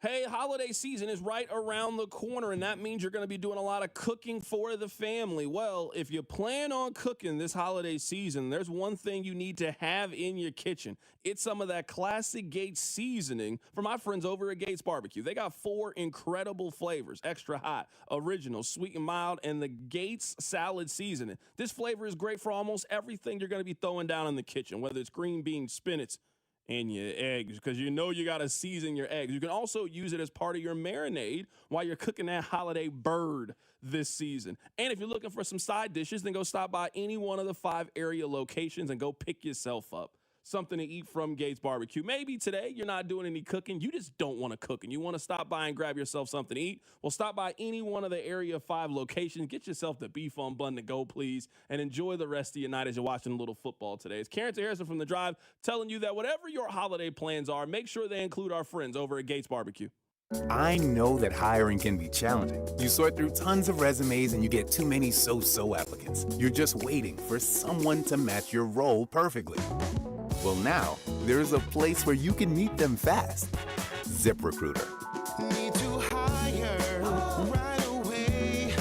Start your search for strong candidates. The right fit awaits. Build your team. Build it sooner. Meet your match on ZipRecruiter. Just head to ZipRecruiter.com/free right now to try it for free, and you're on your way to meeting your match. 4 out of 5 employers who post on ZipRecruiter get a quality candidate within the first day. So try it now. Go to ziprecruiter.com/free. Once again, that's ziprecruiter.com/free. Meet your match on ZipRecruiter. Try it free. There is nothing like watching Thanksgiving football, but for football fans in Missouri, this year, FanDuel's about to make it even better. Because with points giving, all FanDuel customers in Missouri get $1 in bonus bets for every point scored in the Chiefs and Cowboys game. So, for example, if the final score is 24-21, you'd get $45 in bonus bets. Doesn't matter if you've already signed up for FanDuel or you've been waiting for the right moment to join. Just head to FanDuel.com/Missouri to get on the action in Missouri. That's FanDuel.com/Missouri to score bonus bets for every point in the Chiefs and Cowboys game. Enjoy a football feast with points giving on FanDuel, coming soon to Missouri. FanDuel's the official sportsbook of 96.5 The Fan. 21 and present in Missouri. Gambling problem? Call 1-800-GAMBLER. Opt-in required. Bonus issued as non-withdrawable bonus bets which expire 7 days after receipt. Restrictions apply. See terms at sportsbook.fanduel.com. This season, the perfect gift is back, the McRib. Now at McDonald's, you can buy a McRib Extra Value Meal with medium fries and a medium soft drink, like a Dr. Pepper, and add another McRib sandwich for just $1 to give to someone special. Someone special. That could be anyone, right? Like I'm special. Listen to how well I do the jingle. Ba-da-ba-ba-ba. Prices and participation may vary. Cannot be combined with any other offer or combo meal. Valid for item of equal or lesser value. Dr. Pepper is a registered trademark of Dr. Pepper 7-Up, Inc. 250 years ago, a promise was made to connect families and friends, near and far. And during the holidays, that promise is more important than ever. That's why USPS is building a better network to meet your needs, with timely deliveries, easy and affordable ways to ship, and everything you need to make your season full of holiday cheer. Our purpose is delivering your peace of mind, knowing your love will arrive, bringing joy to all. The United States Postal Service. Learn more at USPS.com/holidays. You've got a big day, so you use Unstoppable Scent Boosters to give your laundry non-stop freshness. So no matter how long the day goes, you can't stop this power, this walk, this pose, this strut, this look, this talk. Your clothes will be so fresh you can confidently strut into that end of the day meeting like a boss, boss, boss, boss, boss, boss, bosses. Let's talk business in my office. Add new Unstoppable beads to your wash for 24-hour non-stop freshness so you can smell unstoppable. I know that hiring can be challenging. You sort through tons of resumes and you get too many so-so applicants. You're just waiting for someone to match your role perfectly. Well, now, there's a place where you can meet them fast. ZipRecruiter. Need to hire right away. Start your search for strong candidates. The right fit awaits. Build your team. Build it sooner. Meet your match on ZipRecruiter. Just head to ZipRecruiter.com/free right now to try it for free. And you're on your way to meeting your match. 4 out of 5 employers who post on ZipRecruiter get a quality candidate within the first day. So try it now. Go to ZipRecruiter.com/free. Once again, that's ZipRecruiter.com/free. Meet your match on ZipRecruiter. Try it free. Here's traffic, brought to you by DM Injury Law. Have you or a loved one been in a car wreck? Contact DM Injury Law today and get the money you deserve.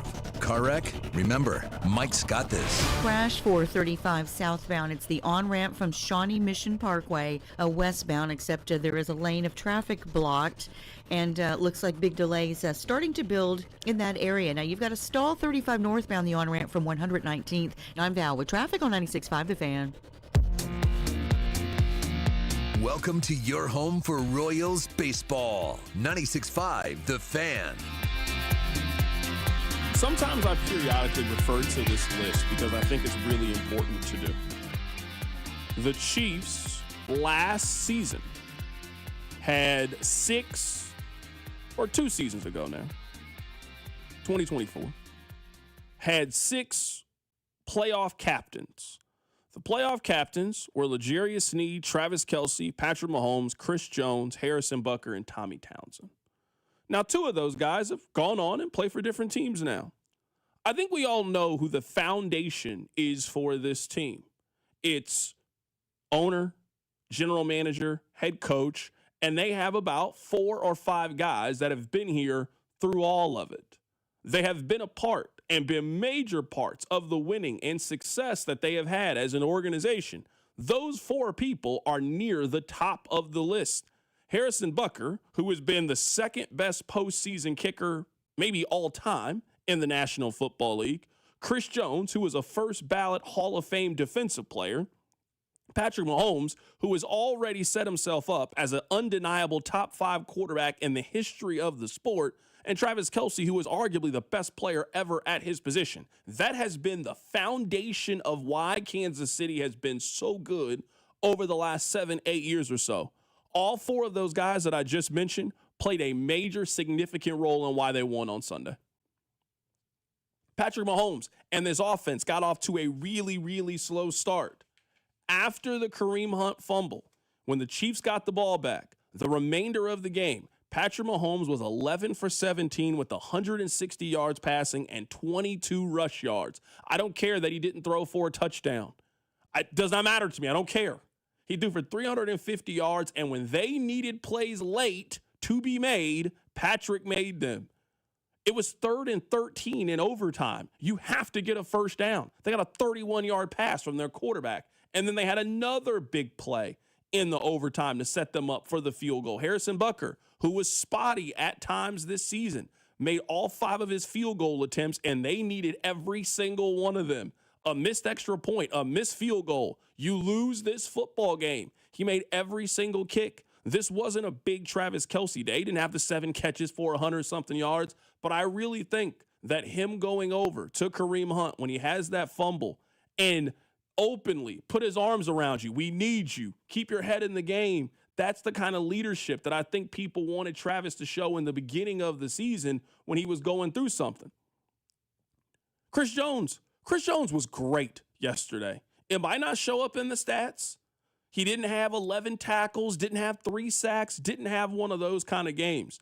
But getting the crowd into it, getting his guys into it, rallying around the defense, creating pressure, it is undeniable to me the impact that Chris Jones had on the game. So I tell you guys this all the time. My commentary is always going to be directed towards the most important and highest paid players on the team. That's how you win these games. Sure, you need contributions from a Tyquan Thornton. You need contributions from a Jalen Watson who had a big pass breakup on a 3rd down. But how you win these games, how the Chiefs get themselves out of the problem that they have created, you get out of it with these guys. You get out of it by Patrick Mahomes being one of the better quarterbacks in the league. You get out of it by Travis Kelce performing, being a leader, coming up big in big-time spots. You get out of this by Rashee Rice having 100 yards receiving yesterday and having 2 of the biggest offensive plays for Kansas City. You get out of this because of Chris Jones setting the tone and setting the edge and help stopping the run and slowing down Jonathan Taylor. You get out of it because you didn't have special teams mistakes, at least when it comes to Harrison Butker leaving points on the board and missing kicks. Rob, their leadership in some ways got them into this, whether it was Kelce's fumble or Kelce's bobble ball against Philadelphia or a couple of red zone interceptions or lack of effort is what got them to this 5-5 desperate must-win, need-to-win situation. It also pulled them out of the fire yesterday when the Chiefs were on the brink of losing it all in the 4th quarter against the Colts. And I think, and maybe I'm just going out of my way to credit the show, so it goes. That's the job sometimes.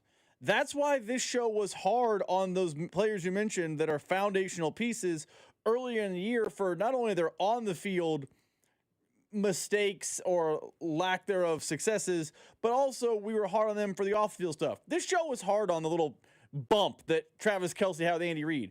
You're a foundational piece. You need to be doing what you did on Sunday. Grabbing a guy who's about to get down and saying, no, man, we've been through this. We're going to be fine. We need more of that. The Chiefs are getting back to that. We have been hard on Chris Jones for, hey, man, where are the sacks?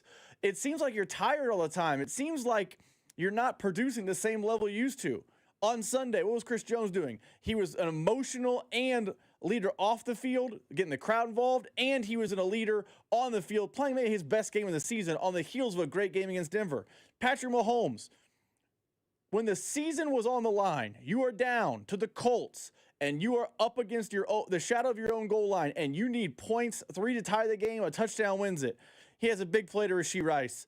And then in overtime, big play to Xavier Worthy. Mahomes again. Thank you. Welcome back. Harrison Butker. We were hard on him. Hey, you can't kick in the landing zone? What are we doing here? Hey, you're missing all these kicks. What's going on? He was maybe the Chiefs' best offensive weapon yesterday with 5 field goals. When those foundational pieces, when those 5 are all clicking and humming, you would take the Chiefs against any group in the NFL. And that's why when they were struggling in weeks 3 through 10, this show was tough on those foundational pieces because we need you or this engine won't go. For the first time, I would say this season, the Chiefs were able to overcome their mistakes and still figure out a way to win. The Chiefs were not perfect, and we've seen plenty of games where the Chiefs have not been perfect. We can go to playoff games. Remember the AFC Championship game against the Ravens? They had the big mistake by McCole Hardman. Like, it's football. It's life. Something is going to happen. The Chiefs did not play their A game by any means on Sunday. That wasn't the best version of the Chiefs that we've seen so far this season. But what was different in this game than what we've seen in other games so far this season is usually the Jawan Taylor penalty that erases a touchdown. That's the reason why they lose this game. A Harrison Butker blocked extra point, a Harrison Butker missed kick is why you lose these games. A mistake from Travis Kelce ends up being the difference. The Chiefs had those same mistakes in this one, and when it was gut check time, when it was time to put all your chips in the middle of the table, in my opinion, if the Chiefs lose that game, they are not making the postseason. The Chiefs then go out defensively and lock in and get 4 consecutive 3-and-outs. The Chiefs then lock in offensively and score 13 points on their final 3 possessions of the game to do exactly what you need to go out there and win the football game. So the Chiefs have certainly created their own situation and own scenario and put themselves behind the 8 ball, whether it's in the wild card race or also in the division. But they also yesterday get a lot of credit for pulling themselves out of the fire and figuring out a way to win against one of the best teams in the National Football League. We'll talk more about that coming up at the top of the hour as we get to the top stories of the day. The Chiefs, they are 6-5 after beating the Indianapolis Colts. Keep it right here. It's The Drive. The Drive with Carrington Harrison on your new home for Chiefs football. 96.5, The Fan, brought to you by DM Injury Law. Have you or a loved one been in a car wreck? Contact DM Injury Law today and get the money you deserve. Car wreck? Remember, Mike's got this.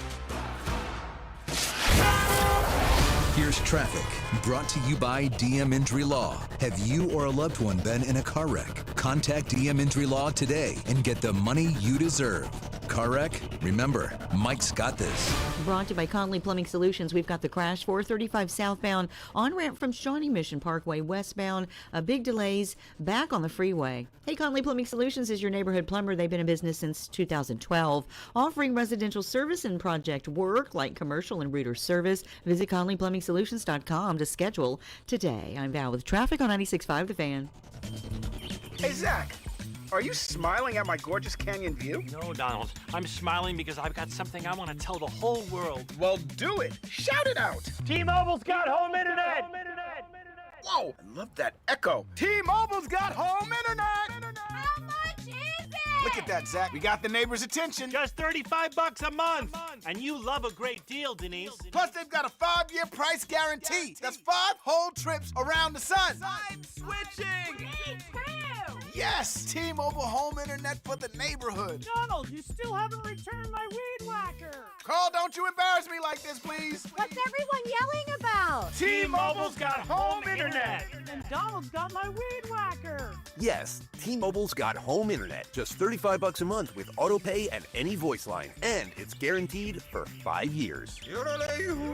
Beautiful yodeling, Carl. Taxes and fees apply. See T-Mobile.com/ISP for details and exclusions. The technicians you can trust with your house keys. Anthony Plumbing, Heating, Cooling, and Electric. When comfort's on the line, Anthony shows up. Same day, 24/7, even weekends and holidays. For a limited time, tankless water heaters starting at $88 per month. Schedule your complimentary proposal today at AnthonyPHCE.com. BetMGM is the official sports betting partner of the Kansas City Chiefs, is coming soon to Missouri. New customers can pre-register and get up to $1,500 paid back in bonus bets if their first bet loses, plus an additional $100 in bonus bets if they deposit before December 1st. Enjoy a betting app that was designed for game day with features like live bets, same-game parlays, BetMGM Originals, BetMGM Reward Points, and surprise boosts dropping in your account. It's everything a Chiefs fan could want in one app. Coming to Missouri on December 1st. Pre-register today. BetMGM, make it legendary. Gambling problem? Call 1-800-GAMBLERS. See BetMGM.com for terms. 21 and older only, plus Missouri only. New customer offer, subject to eligibility requirements. Bonus bets are non-withdrawable. Please gamble responsibly. Pending BetMGM's licensure as a mobile sports wagering operator with the Missouri Gaming Commission's register for Missouri online sports wagering account starting 11/17. BetMGM's insurance of a welcome offer is conditional on full licensure. Numerous brands to choose from, endless options, one incredible experience. At Aristocrat Motors, we treat every driver like royalty and offer the finest luxury vehicle experience in Kansas City. Come see us today and let us roll out the red carpet for you. Read all about it. The Fed just cut interest rates again, and that means now is the time to refinance with Golden Oak Lending. Lower rates mean lower payments, and our customers are saving hundreds every month. Plus, you can make no payments until next year. And if your loan doesn't close, we'll pay for your appraisal. Call 913-890-GOLD today and start saving. Golden Oak Landing cured my blues. NMLS number 114937. I'm McCall from Lee Summit Subaru, and we're committed to helping our community through the Subaru Love Promise, like our commitment to Hillcrest Transitional Housing to help solve homelessness. Lee Summit Subaru also sponsors several pet adoption clinics like Midwest Animal Rescue and events each year, such as Dogtoberfest. It's all part of the Subaru Love Promise, and we're committed to helping our community fall in love with driving again at Lee Summit Subaru. LeeSummitSubaru.com.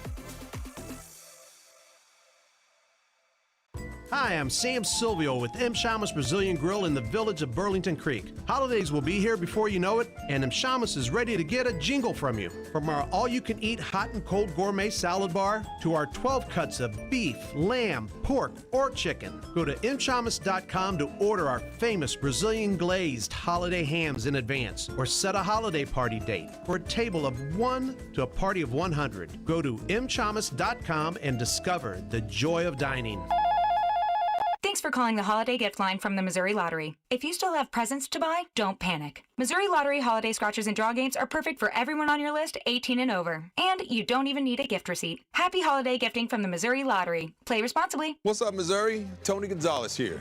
I've spent a lot of Sundays right here playing in front of the best fans in football. And now it's almost your turn to get in the game because DraftKings Sportsbook is coming to the Show Me State on December 1st. Soon you'll get fast payouts when you win, a safe and secure app that's easy to use, and promos that keep the action going all season long. It's America's top-rated sportsbook app. New customers can sign up right now and score $300 in bonus bets on launch day, December 1st. Download the DraftKings Sportsbook app and use code 965. New Missouri customers, sign up today and score $300 in bonus bets once we're live. That's code 965. In partnership with DraftKings Sportsbook. The crown is yours. Gambling problem? Call 1-800-GAMBLER. 21 and over. Physically present in Missouri. Eligibility restrictions apply. Terms at DraftKings.com/sportsbook. Subject to regulatory licensing requirements. Bonus bets are non-withdrawable and expire 7 days after issuance. For additional terms and responsible gaming resources, see sportsbook.draftkings.com/promos. Tonight, light rain with fog later, low of 49. Weather brought to you by Staples. Have an easy holiday at Staples. Save on top tech and gaming gifts, shipping supplies and services to get your packages there safely, even custom cards and wrapping paper. Staples. That was easy. Be sure to follow us on Instagram at TheFan965 for behind-the-scenes videos like MVP Monday, Chiefs Take Tuesday, and Best Bets. This is your home for Kansas City sports. 96.5 The Fan, KFNZ, FM and AM, HD1 and HD2, Kansas City, an Odyssey Sports Station. All right, Rob, I didn't plan on this being the first thing that we talk about, but I'm going to stand up and I'm going to defend one of your takes because I think you make a good point, and this is where I think people are unfair. So we were talking about right before the 5 o'clock hour. Congratulations on getting through your 9 to 5. Hopefully you're having a great Thanksgiving week. If you go back a couple of postseasons ago, they had 6 postseason captains: Snead, Kelsey, Mahomes, Jones, Bucker, and Tommy Townsend. 2 of those guys are gone. Those 4 guys, I think most people would agree, that is the foundation of the Chiefs. Those guys are the biggest reason on why the Chiefs won this game, in my opinion. Also, Rashee Rice, other guys made plays, but you get the point that I'm making. And I give the Chiefs a lot of credit for pulling themselves out of the fire. We'll talk more about that coming up in just a bit. But, I mean, this team was back up against the wall, up against the ropes. I mean, getting rope-a-doped. They looked like they were about to get knocked out. Many of you had written the Chiefs off. I had written the Chiefs off. Man, when Kareem Hunt fumbled the ball, something that he has not done since 2017, and the Chiefs have another empty red zone trip, the thinking was they're about to lose this game. I don't know how they do it. They do this every single week, it feels like. At least they did last year. The Chiefs figure it out. Rob, this is where I think you're right. Someone on the text line just sent this in. Hey, guys, the fact that the Chiefs had to rely on gut check time to play efficiently is the problem. They're not consistent enough to make a serious run in January. Super Bowl teams don't need to put themselves in the fire week after week after week. I mean, it's good to have that ability, but you shouldn't need it every Sunday. This, to me, is, I would say, some of the flaws in the commentary that we have as NFL fans. Remember, Rob, when I was making the argument when it was like, oh, well, I like this quarterback. Well, then hold on. Then what quarterbacks do we like then? If you're telling me the Chiefs can't go to the Super Bowl because the Chiefs play in these close games and Super Bowl teams don't need to do that, you got to tell me then what team you think can win the Super Bowl. Because just take a look at the AFC. If you're telling me that Kansas City can't win the Super Bowl, okay, fair. You telling me Indianapolis can't win the Super Bowl? Are you telling me they can? Because I just saw Indianapolis in the same gut check time that Kansas City was in. They had 4 straight offensive possessions. In those possessions, they did not get a first down and got 13 yards on their final 4 drives of the game. In their final 4 drives of the game, I saw an Indianapolis team that went on the road to Pittsburgh a couple of weeks ago, and their quarterback fumbled it four times in the game. So if you're telling me the Chiefs can't win the Super Bowl, perfectly fine. I will give you 10 reasons on why the Colts can't win the Super Bowl. If you're telling me that, hey, Super Bowl teams don't got to pull themselves out of the fire, so we're arguing that Denver can't? Because Denver has pulled themselves out of the fire pretty frequently so far this year. I remember when having the ability to pull yourself out of these situations used to be a badge of honor and showing championship DNA. That's what I think the Chiefs showed yesterday. I'm not here to tell you the Chiefs played a perfect A+ kind of game. I'm not here to tell you this. The Chiefs made things really sticky. In fact, I think that is the most down bad the Chiefs have been since the 4th quarter of the first Super Bowl. They looked lifeless in that game, if you remember. And then all of a sudden, out of nowhere, they complete a 20-something yard pass to Tyreek Hill in the middle of the field, and the entire game changed, and we had a parade in Kansas City. Something very, very similar happened yesterday. The Chiefs hadn't scored a touchdown in the first 50 minutes of the game. The Chiefs, once again, driving the ball, feeling like they put something together. A player who hadn't fumbled since his first game in 2017 put the ball on the floor. The Chiefs' life bar was flashing. They needed something drastic to happen in order to win this game. And it happened yesterday. It happened. Their defense stepped up in a major way. Their quarterback stepped up and made major plays. Their kicker stepped up in major ways and made plays for them to go win the game. I'm here to tell you that if you are expecting the Chiefs to look pretty for the next 6 games of the season, you are about to be very, very disappointed. They ain't good enough to look pretty each and every week. They're going to have to pull some games out of the fire. It's going to be ugly. They're going on the road after playing an overtime game on the road in a short week on Thursday Night Football. They ain't playing the A game. I'm here to tell you that right now. You're about to be very disappointed if that's what you're expecting on Thursday. I mean, Travis Kelce just played the most snaps at 36 years old that he's played since 2016. Travis Kelce was on the field for 84 snaps. 84. They played 91 as a team. He was on the field for 84 snaps. Kareem Hunt just got 30 carries to help you win this game. It is impossible for the Chiefs to play their A game on Thursday in the face of all of that. So they're going to have to do more of these things. They're going to have to execute and eliminate mistakes and pull some games out of the fire. At this point, to me, it is about a simple equation of just win. That's all I care about. Sure, we can talk about some of the flaws. That's talking about the game from yesterday. And I'm here to always talk about the game. But the criticism cannot be, man, the Chiefs keep finding themselves in this situation, because every team in the NFL keeps finding themselves in this situation. The team with the best record in the NFC just blew a 21-point lead to the Dallas Cowboys yesterday. The Denver Broncos were down 32 points to the New York Giants. This is just football in 2025. There is no dominant run laps around everybody team this year. It's going to be a bunch of pulling things out of the fire if you're going to try to get to the Super Bowl at the end of the season. That's just where we are this year. So I agree with you on the whole. I do. Look at that. I'm on your side. You're about to argue against it. I know it. I can feel it. We're on the same page. I just think, and this is a different conversation, is that last year when the Chiefs were constantly pulling themselves out of the fire, it was okay, wait, they're supposed to be more talented, all these things. Why can't they pull away from no one? That was a fair criticism last year. I think this year is different. We haven't seen them win that game once this year. It was one of the reasons that I was wrong. I picked against the Chiefs, picked the Colts. I was wrong. One of the reasons was every time they were in the fire type of game, for your analogy, they found themselves on the wrong side of it. They were in the fire game against Philly. They lost. They were in the fire game against Jacksonville. They lost. We don't need to go through each loss.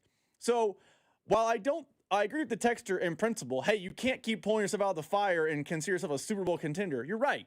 You would like some comfortable wins against good teams. I'm not talking like 35-3, but you could win a 27-17 over a Colts or a Bills or whomever. I think you're then arguing then that there's not a Super Bowl contending team in the entire National Football League then. If that's the argument you're going to make, because New England, and everybody loves New England right now. New England played a 3-point game on the road against Buffalo. New England had needed a come-from-behind victory against the Falcons, a come-from-behind victory against the Cincinnati Bengals, a come-from-behind victory against the Bucs. Like, all of these games are these close one-score coin flip kind of football games. So now I just don't want us to have an unrealistic expectation of what this is going to look like for Kansas City. I know there was a time there, a month ago, where we thought this was going to go back to 2018 and 2022 when the Chiefs just ran circles around everybody. That is not happening this year's team. I'm sorry. This team is not running laps around people. This team is going to have to win games kind of like how they just won on Sunday. Grind it out, control the line of scrimmage, make winning plays, and minimize mistakes down the stretch. That is how this team is going to have to win games. That's how Denver's going to have to win games. That's how New England is going to have to win games. All of these teams, to me, are very, very jumbled up on who we think is good and who we think can execute. Like for me, I'm out on Indianapolis. I think Indianapolis is a nice story. They're going to win 12 games. They're going to win 13 games. I think they are a really nice story. Right now, Indianapolis is in line to be the 3 seed. Indianapolis is not, in my opinion, going on the road potentially in back-to-back weeks and winning playoff games. Not when their whole offense is centered around one player being a superhero. And when he is a superhero, Indianapolis is incredible and maybe the best team in the league. But we've seen if you can make him human the way that Kansas City did, if you can make him human the way that Pittsburgh did, you got a chance to beat the Indianapolis Colts. And a big reason why you'll have a chance to beat the Colts is their quarterback ain't good enough, and he's not close to being good enough. You win that game yesterday if you're Indianapolis with a decent quarterback. You didn't need to score at the end of the game. You needed to put drives together and get first downs is what Indianapolis needed to do. They went 3 and out 4 consecutive times. They had 13 3 and outs the entire season coming into the game. 13. So about one a game. One a game, they get a 3 and out. And that happens. You just have a bad drive, right? You go to the sideline, you shake it off, you get some water, you see what you did wrong, and you get back out there. To have 4 in money time, in crunch time, you put a couple of first downs together, you win the game, and you eliminate the Kansas City Chiefs. Season over for them. You could possibly still be in the 1 seed conversation if you win this game. Their final 12 plays, they went 13 yards, and they gave it to their running back 3 times. They had a 3rd and 1 from midfield. They do a deep pass down the field with Daniel Jones. I'm out with them and their ability to win the Super Bowl. I don't think this team can win 3 or 2 games. No, I'm not buying it when it comes to Indianapolis. Nice story. They will win 12 games this year. No, they can't do it. They're out in my book. I don't disagree with you them being out, but you kind of stole my thunder on my point because I do think there's not a bona fide Super Bowl team in the AFC. I think the Patriots are the closest to it, but it's fair to have criticisms of the Patriots because Drake May in the postseason is extremely unproven. But Carrington, we just went through the fatal flaws of the Colts. I think you can do that with every team in the AFC. So as a positive to the Chiefs, a testament to what the Chiefs did yesterday, to win in the postseason, this year maybe more than any year in the Chiefs-Mahomes dynastic era, you're going to have to win in the fire games. Like, look back at the Chiefs' playoff runs. It's usually been a comfortable win or two and a really close one. I think every postseason game in the AFC is going to be close because there is no bona fide Super Bowl contender. I agree. The NFC is different. I think the Rams are starting to look a little bit head and shoulders above the rest. The Rams are starting to separate from the field a little bit. But in the AFC, the 7 seed, I guess the Chiefs are out right now, so we'll use them as an example. They're the 10 seed right now in the AFC. Crazy to say out loud, but that's what they are. They're the 10 seed in the AFC. If they're playing on the road in the first round of the playoffs, wild card weekend, they're headed to Denver. Do you think it's going to be an in-the-fire kind of game, or do you think one of those teams is going to comfortably win? It's going to be an in-the-fire game. For sure, it's going to be tightly contested. And I can cherry-pick every matchup that we're going to see in the postseason. We think we're going to see, you're like, oh, that's a tight one, that's a tight one, that's a tight one. I don't think a Chiefs and Texans from last year in the divisional round, where the Chiefs ended up winning pretty comfortably over C.J. Stroud and co. in the postseason, is going to happen this year. I don't think the Chiefs taking care of business against the Jags and Trevor Lawrence in the postseason. I don't think you're going to see that kind of game in the AFC. So that's why last year and this year to me are different. In the fire games last year, I felt like, hold on, you're supposed to be this bona fide Super Bowl, can't miss. It's just a matter of print the AFC champion shirts, and you're constantly in the fire with the Panthers. What are we doing? This year, I think in the fire games are valuable because there is no bona fide, beast in the AFC. So winning games ugly is a skill this season. And I agree with you out on the Colts. But if every game is going to be ugly in one possession, 1 or 2 plays determines everything. I don't think the Colts can make those plays, but if Shane Steichen in the postseason remembers I have Jonathan Taylor, maybe they do make those plays. This is where I am. And everybody can be at a different place. This is just how I feel on where we are. There's 4 teams that can go to the Super Bowl out of the AFC. It's Denver, New England, Kansas City, Baltimore. That's it. What about Buffalo? Stop it. Buffalo's not winning their division. That defense, that offense that has Khalil Shakir as their number 1 wide receiver, that team is not going on the road in 3 consecutive weeks and winning 3 straight games to go to the Super Bowl. Not with that defense. No thanks. If you guys want to take Daniel Jones in an outside road game in the playoffs, great. You'll get your chance. Second week of the postseason. They'll be the 3 seed, and they'll go on the road in the postseason. And mark this down, they will lose. They'll lose second round. They might win the first round. I mean, they'll get the Chargers at home or somebody. They might win in the first round. They're not getting past the second round. Denver, and say what you want about Bo Nix. I think Indianapolis wins that game if Bo Nix is their quarterback. Bo Nix gets a first down or 2 at the end of the game. He makes 1 or 2 big plays. Well, how do you know? I just saw him do it last week. It was 3rd and 15. Hey, we got to make this play to potentially win this game. I saw him make it multiple times on that drive. I think Bo Nix is kind of proven, hey, maybe he's kind of clutch. Maybe he's kind of got that it and can make plays in those spots. New England has, if we are going off how they have played this season, not based off the past, how they have played right now, Drake May has played better than any quarterback in the AFC this year. So I got to throw you on the list. I think you're going to end up being the 1 seed, so you only got to win 1 game to find yourself in the AFC Championship game. You'll have that game at home. Good coach, good quarterback, good defense. I like your run game. New England's got a shot. We'll see if you can do it with the quarterback who's never played in the postseason before. And someone said, what about where did Baltimore come from? That team is starting to get right, get healthy, and just start playing their best football of the year. Baltimore is going to figure out a way to make the postseason, and that's not a team I would want to play if I'm one of these other teams. I just wouldn't want to play them. Like if I'm Denver and Baltimore is coming into town, I'm a little worried. I'm a little worried because of Lamar Jackson. I think they're starting to figure it out. They're starting to get healthy. Their defense isn't nearly as bad as it was at the beginning of the season. And I think Baltimore is going to end up winning 11 or 12 games. I'm not sure if they're losing again, not for a while. So yeah, that's it for me. You can have Buffalo, you can have Indianapolis, you can have the Chargers. I know I'm Charger dot. I don't want them. You can take them. You can take Pittsburgh, you can take all those teams. One of those 4 teams is going to represent the AFC. Denver, New England, Kansas City, or Baltimore. And now we got, 6 weeks to try to figure out who that could potentially be. All right, Rob, I know we got to shout out Baker University. Your workday is over. Oh, yeah. You're headed home. and now you're stuck in traffic. Time to get caught up on the biggest stories in Kansas City and around the country with CDOT and Rob. It's time for the hits. Number 1. Carrington Stars hits are brought to you by Baker University. Make your next era orange at Baker University, the first university in Kansas and ranked number 1 in return on investment among private universities in the state. Baker University, forever in our orange era. Man, I really, really feel strongly that this was as down as the Chiefs have been, just from a ability to win, what this means. This is as bad as it was for the Chiefs since the fourth quarter of the Super Bowl. And in my opinion, the Chiefs, they just remembered exactly who they are. Like, it was funny because coming into this game, Rob, you and I talked about how both of these teams I felt like were in very comparable positions, that the Chiefs kind of needed to remind people that they were the Chiefs, because a lot of the conversation last week was about, hey, why can't the Chiefs win these close one-score games?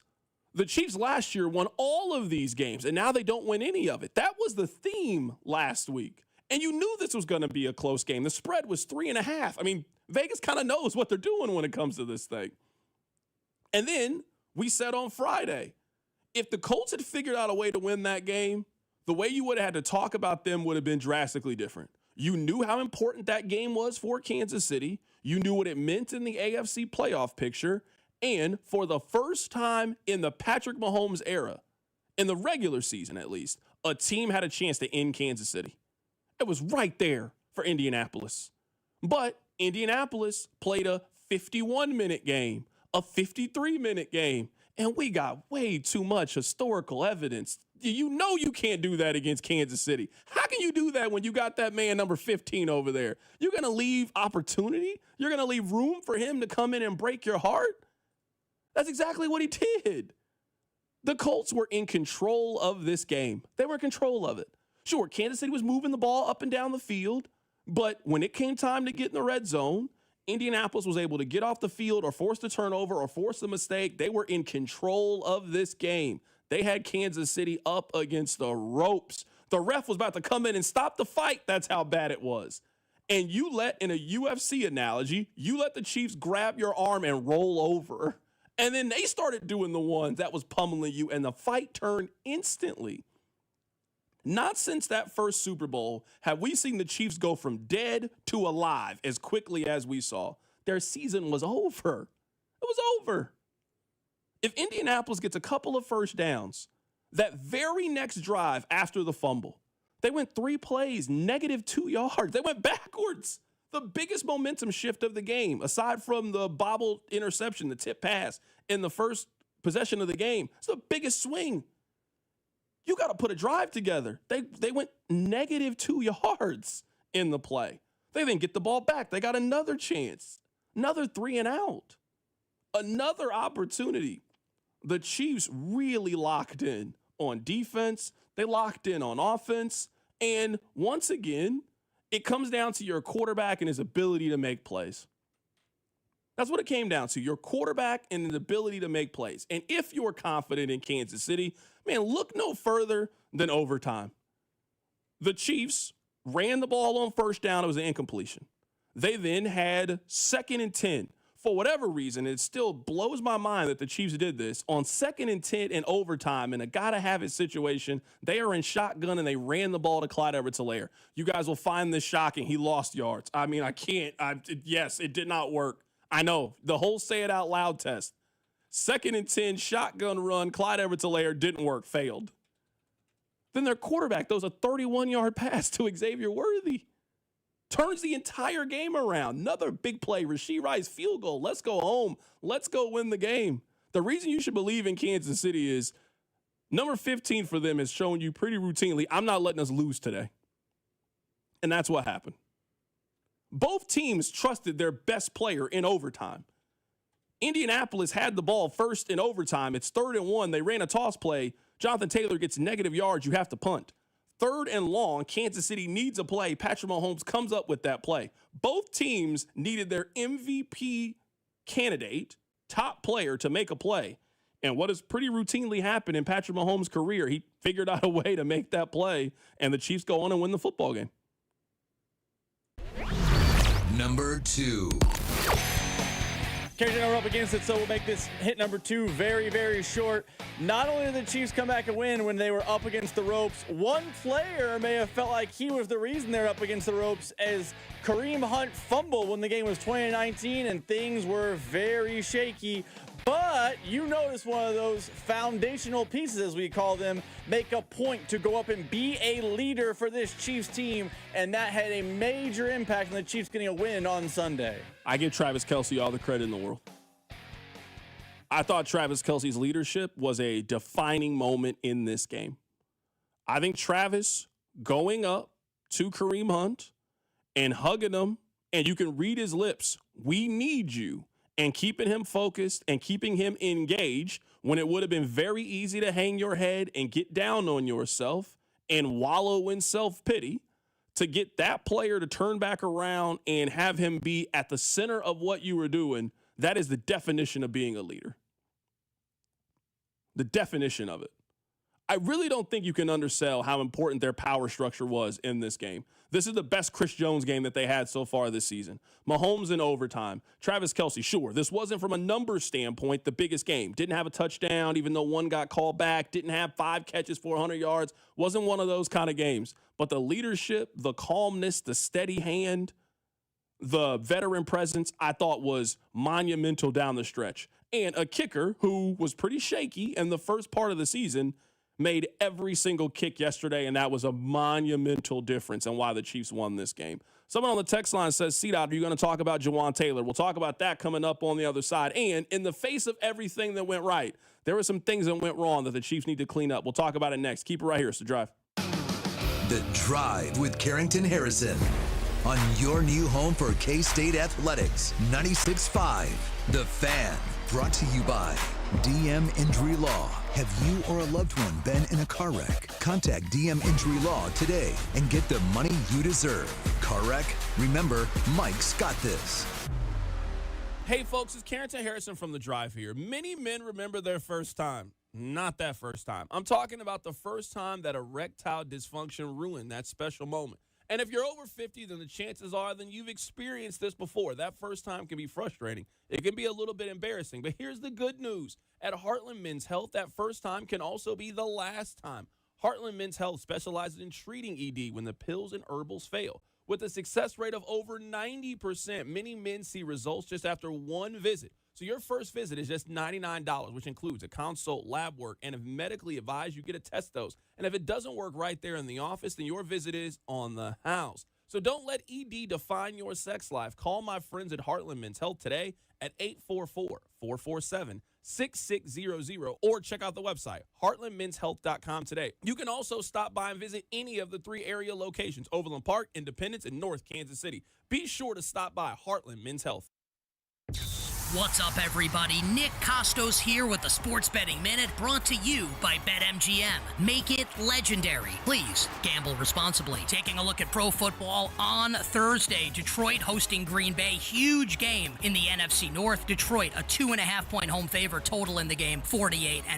And if this number is going to be short of 3, I'm going to love Detroit. I don't think Green Bay is very good. Beat Minnesota on Sunday because Minnesota's quarterback can't complete the forward pass. I think Detroit is just flat out better than Green Bay, looking for revenge from earlier in the year. So coming up on Thursday, if the number is less than 3, it is right now, like Detroit, minus 2.5 against Green Bay. That's it for this Sports Betting Minute, brought to you by BetMGM. Download the BetMGM app today, and please gamble responsibly. BetMGM and GameSense remind you to play responsibly. See BetMGM.com for terms. 21 plus only. Kansas only. Please gamble responsibly. Gambling problem? Call 1-800-GAMBLER. In partnership with Kansas Crossing Casino and Hotel.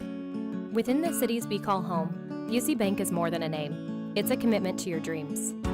With Busey, trusted guidance is tailored to empower you every step of the way. Whether it's seamlessly managing your finances or planning for your future, Busey is dedicated to your financial success. Busey Bank, building business, growing wealth since 1868. Member FDIC. You like like saving money, right? We all do. That's why Allstate just lowered the price of car insurance. Not, but wait, there's a catch. Lower. Actually lower. So if you're shopping around or just want to see how much you could save, check Allstate first for a new lower auto rate that could save you hundreds. You're in good hands with Allstate. Not available in every state. Only applicable for new auto insurance business. Rates will vary by several factors, including how you purchase the policy. Potential savings vary. Allstate North American Insurance Company and affiliates. Northbrook, Illinois. It all comes down to this, folks. Yep, the entire season is on the line. But my throat has officially thrown in the towel. Sounds like you need Vicks VapoCool drops. They're max strength and vaporize sore throat pain. Whoa! These VapoCool drops hit fast. Speaking of fast, did you just see that play? Yeah, he vaporized that ball. That pun should have come with a penalty. Vaporize sore throat pain with Vicks VapoCool drops. Use as directed. What's up, football fans? Picture this. You bet on your favorite player to score the first touchdown in the game, but his teammate scores instead. If this happens, BetMGM wants to give you another chance at the end zone. With BetMGM's second chance promotion, you'll get your stake back if your first touchdown scorer scores second instead. That's right. Bet on any pro football player to score the first touchdown of the game. If you're right, you win. If your player scores second, you get your stake back in cash. With BetMGM's second chance offer, you have a chance to keep the fun going after the first player crosses the goal line. Try a first touchdown scorer wager with confidence today. BetMGM. Make it legendary. BetMGM and GameSense remind you to play responsibly. See BetMGM.com for terms. 21 years of age or older. This specific promotional offer is not available in Mississippi, Pennsylvania, Puerto Rico, or Ontario. Gambling problem? Call 1-800-GAMBLER. Available in the U.S. 877-8-HOPE-NY or text HOPE-NY 467-369 in New York. In Arizona, 1-800-NEXT-STEP. In Massachusetts, 1-800-327-5050. 1-800-BETS-OFF in Iowa. 1-800-981-0023 in Puerto Rico. Existing customer offer. Subject to eligibility requirements. Rewards paid back in unrestricted withdrawable funds. In partnership with Kansas Crossing Casino and Hotel. At Straight Talk, we know the holidays are your time to say yes. So why put up with a wireless company that makes you say Out of data? Or no service here? Switch to Straight Talk and say yes to real unlimited data on a reliable 5G network covered by Verizon. And with a free 5G phone when you activate select plans, someone else in your family can say yes! Available at straighttalk.com and Walmart. Based on RootMetrics State of 5G Report, United States 1H 2025. Experiences may vary. Not an endorsement of Verizon. For network management practices, visit straighttalk.com. This report is brought to you by O'Reilly Auto Parts, your professional parts people. Get 5 quarts of Valvoline full synthetic motor oil, a Wix filter, and a $15 gift card after rebate at O'Reilly Auto Parts. O'Reilly Auto Parts. Here's traffic, brought to you by DM Injury Law. Have you or a loved one been in a car wreck? Contact DM Injury Law today and get the money you deserve. Car wreck? Remember, Mike's got this. The multi-car crash still working in Liberty, and that is 35 northbound just past 291 highway. Scoot to the left, it is the right lane block. Shawnee, big backups. I still see red from that stall. They finally got it off to the left shoulder. Wrecker on the scene, 35 northbound before 67th. I'm Val with traffic on 96.5 The Fan. Hey, it's George Karlaftis from the Kansas City Chiefs. Welcome to the Drive with CDOT on your home for Chiefs football. 96.5 The Fan. All right. Let's talk about a couple of things that yesterday that happened. Now, I'm all here to be positive. The Chiefs won, and ultimately that is all that matters. But I don't know about you guys. I want what they accomplished to be sustainable. I want the Chiefs to be able to replicate that. And a big way to replicate that is to eliminate some of the mistakes that they committed yesterday and somehow continue to find themselves making. Let's start with what I think is one of their number one problems. Someone on the text line says, stop talking about Jawan Taylor. It's old. Move on. 4 separate times this season, a Jawan Taylor penalty has erased a touchdown. He's costing you points. We are beyond a little cutesy, he just moves early and gets penalized for it, and this is the fault of Chris Collinsworth. He is taking touchdowns off the boards and red zone opportunities. In your last 2 games, he has committed a significant penalty in the red zone. Against the Denver Broncos, he commits a penalty, and Patrick Mahomes throws an interception 2 passes later, so you end the drive with 0 points. yesterday, for a team that was stalled in the red zone, you score a touchdown in the red zone. We all see that yellow flag graphic pop up. Everybody watching it, everybody in that stadium knew exactly who they called a penalty on. Now, your argument could be he didn't commit it. Okay, it's a questionable call. But we have to acknowledge one of their offensive linemen continues to find himself in the middle of these situations. It's hard to do that on a week in, week out basis against good football teams. And Indianapolis is a good football team. So that's number one. It's hard to overcome. He takes points off the board for you every week. And look at their offense. Points are hard to come by. This isn't the old days where the Chiefs were just throwing up 35, 40 points and we're comparing them to Golden State. No, points have been at a premium these last couple of weeks. He can't continue to remove touchdowns and points off the board like he has. That's not sustainable, in my opinion. So that's number one. Number two, Dave Toub, you gotta be better. I know that we talked about the defensive line as being one of the more disappointing units on their team. I'm sorry. At least for me right now, the number one disappointment is Dave Toub and that special teams unit. He has been given so much power in that building and with that roster. Every year we debate who his pick is going to be. He has influence over who makes the roster. A guy that, hey, maybe you want to carry another defensive lineman. Maybe you want to carry this. But no, we have dedicated roster spaces specifically to you and who you like and who you think should be on the team. He is his own version of a head coach. Maybe you guys have heard the story. Maybe you haven't heard it. But a major reason of why John Harbaugh got his job as a special teams coach, the logic by Ozzie Newsome was, if you can coach special teams well, then you can coach the rest of the roster because you're coaching the bottom 15 guys. And if you can coach those guys up and get the most out of them, you can coach the whole 53. You're not getting the Mahomes and the Chris Jones on special teams. No, you're getting the Nico Remedios.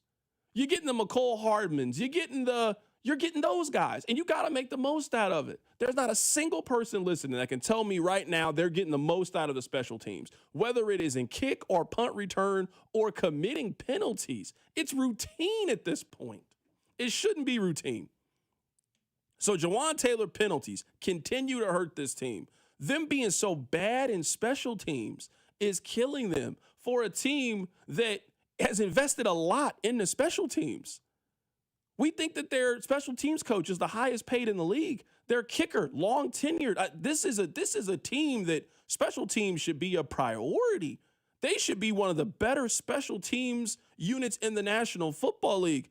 That is not the case right now for this team. It is not the case.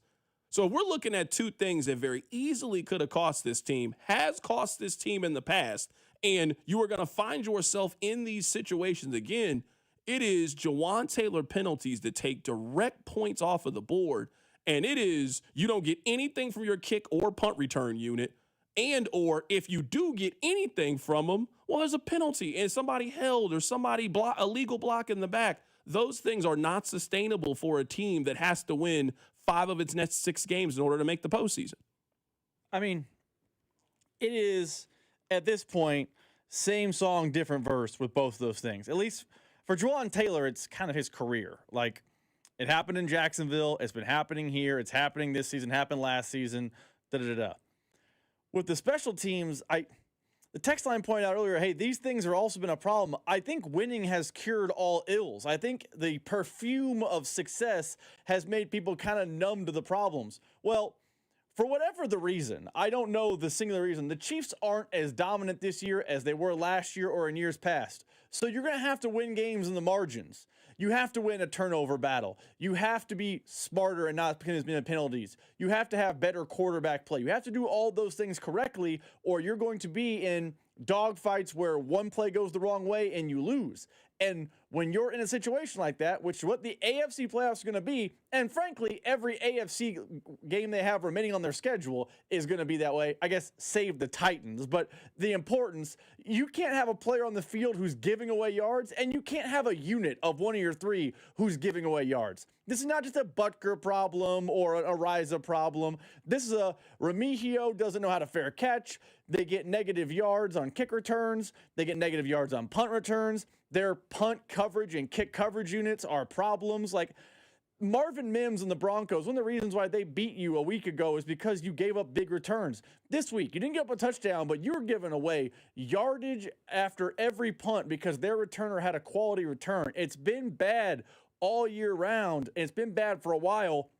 You now are not winning by just pure talent. You got to win on the margins, which is the NFL. But you can't have two things every Sunday that you go into and you can laugh at. Hey, we're going to have penalties on special teams. Hey, Jawan Taylor's going to have a couple of questionable penalties. That's just the Chiefs, because if that's the Chiefs, the Chiefs might lose games because of those two things. And I can point to games they have lost because of those two things. I would say that the biggest question for the Chiefs heading into Thursday's game against the Cowboys is who's running the football. Now, we all love Kareem Hunt, and Kareem Hunt was very, very valuable in Sunday's win. He had 30 carries. I don't think anybody believes that Kareem Hunt, at his age, is now turning around in a short period of time and getting another 18, 20 carries or so. They're going to need other running back contributions on Thursday. Now, does that come from Isaiah Pacheco? Possibly. Pacheco practiced last week, and you could certainly sell me that Pacheco could have played if necessary, but they know that they got these two games in a short window, so let's sit him out of the first one, and then we'll have him play in the second one so he can be available. So that's an answer that we'll get tomorrow. That's the first question. Hey, you guys gave 30 carries to Kareem Hunt. What's the plan at running back? Is Isaiah Pacheco going to be available? That should be the first question tomorrow in the press conference. So if it's not Isaiah Pacheco, who can it be and who should it be? I'm here to tell you they cannot continue to give Clyde Edwards-Helaire carries. And if you're one of the complaining about play calling, on 2nd and 10 in overtime, they ran a shotgun run to Clyde Edwards-Helaire. You cannot do that. He cannot touch the football. He has 9 touches for 22 yards. Clyde Edwards-Helaire touches are not positive plays for Kansas City's offense, and they don't need negative plays in this offense. It's hard enough with who they got. So either you got to get some kind of confidence in Brashard Smith, you need Isaiah Pacheco back, which seems like the most likely, or immediately after this game, you went to go get a running back in Dameon Pierce. You got to find out what he can do. Because Elijah Mitchell, he's done. They already made that clear to me. When you made him active for the Broncos game, and now he was inactive for this game, he's been on the field for 5 snaps this year. Let's stop talking about Elijah Mitchell. He doesn't exist anymore. So there has to be some kind of running back plan. Their plan, and what I don't want the Chiefs to go back to, because we know they're capable of doing this, they run the ball 12 times on Thursday. If they do that, they lose the game. I'm not saying they got to run it 30 times, but I think we saw, hey, in order for their offense to work, you got to be balanced. You got to respect the run. You got to believe that the Chiefs are going to run the football. And I know they didn't run it great. Kareem Hunt had 3.5 yards per carry, so I'm not here to tell you that he was Eric Dickerson out there. But I firmly believe their commitment to running the football, even when they were behind, was a major contributing factor to their success and their win. And the being able to grind Indianapolis in the dust and hold the ball for 91 plays and control the clock and tempo and style of the game was a key factor in why the Chiefs won the game. Coming up on the other side, we got Monday Night Football coming up. I'm about to say Thursday Night Football. I've been thinking about Thanksgiving so much. We got Monday Night Football, and Kansas won today. We'll talk about it next. Keep it right here. It's The Drive. The Drive with Carrington Harrison. Watch the show on YouTube by subscribing to the 965 YouTube channel. The Drive, brought to you by DM Injury Law. Have you or a loved one been in a car wreck? Contact DM Injury Law today and get the money you deserve. Car wreck? Remember, Mike's got this. 96.5, The Fan. This is Kevin Harlan, and the Black Friday sales event is on right now at Rob's Site Ford, but not for long. Hey, Rob, what's cooking this week? Kevin, we're serving up 0% for 66 months on most new Ford models. F-150s, Escapes, Explorers, Transits, you name it. That is a full spread of savings, unlike your mashed potatoes last year, which needed a carving knife. Okay, brisket man, but hey, these deals, certified fresh and only here for 1 week. You heard the man. Black Friday savings all week, and once they're gone, they're gone. Plus, Kansas City's only top-rated Ford dealer on Google. 4.8 stars, nearly 3,000 reviews. Voted best car dealership in Kansas City by Kansas City Magazine. At Rob Site Ford, we keep it simple. Non-commissioned sales team, top trade-in values, and the lowest prices in Kansas City. 135th and State Line or robsite.com. If you want simple, upfront, and easy, there's only one R that matters. Rob Site Ford. Rob Site Ford. Buy right with Rob Site. And maybe leave the mashed potatoes to someone else this year. Hellsberg gifts checked off the list. Now, time for wrapping. Earrings for Mom. A gold bracelet to match the rings Danielle wears every day. And for Dad, a new watch, because we all know he needs one. All right, this is going to be a good one. Our favorite things for your favorite people. Shop our Black Friday event for up to 65% off in-store or at hellsberg.com. Feeling lucky? Then Saturday, November 29th is your night. Because luck is alive at Harrah's Kansas City during the night of 101 winners. We're handing out a massive $120,000 in free play and cash. That's $1,000 every 5 minutes. 101 winners. And you could be one of them. Want to stack the odds? Play on Wednesdays in November and earn 10 times the entries for even more chances to strike it lucky. Only at Harrah's Kansas City, where winners are made. 21 or older to gamble. Know when to stop before you start. Gambling problem? Call 1-800-GAMBLER. Pros don't just show up. They prove how it's done. With precision and without shortcuts. Makita tools are built the same way. With a dedication to lasting quality. Trusted performance and results that reward your effort year after year. When the job calls for the best, call on Makita. Built to be the best. Available at the Home Depot. Don't miss Target's swag bag giveaway. Be one of the first 100 shoppers in line at any Target store on Black Friday and snag a free shimmer tote bag with holiday goodies inside. Plus, 10 lucky shoppers who snag a bag will score a free bonus gift, like a Ninja slushie, Beats Solo 4 headphones, a Life and hairdryer, or a $100 Target gift card. Don't miss Target's Black Friday swag bag giveaway. Only on Black Friday. Only at Target. No purchase necessary. Void where prohibited. Must be 13 or older. For full details, including odds, see official rules at target.com/events. Car, truck, or motorcycle wreck? Remember, Mike's got this. Paid for client portrayal and endorsement. Choice of a lawyer is an important decision and should not be based solely upon advertisements. After my car wreck, there was a lot I didn't know. I do know. If you've been hurt in a car wreck, call me. I've got this. Mike's got this. 816-888-7500. Mike's got this. Tonight, light rain with fog later, low of 49. Weather brought to you by Staples. Have an easy holiday at Staples. Save on top tech and gaming gifts, shipping supplies and services to get your packages there safely, even custom cards and wrapping paper. Staples. That was easy. What's up, football fans? Picture this. You bet on your favorite player to score the first touchdown in the game, but his teammate scores instead. If this happens, BetMGM wants to give you another chance at the end zone. With BetMGM's second chance promotion, you'll get your stake back if your first touchdown scorer scores second instead. That's right. Bet on any pro football player to score the first touchdown of the game. If you're right, you win.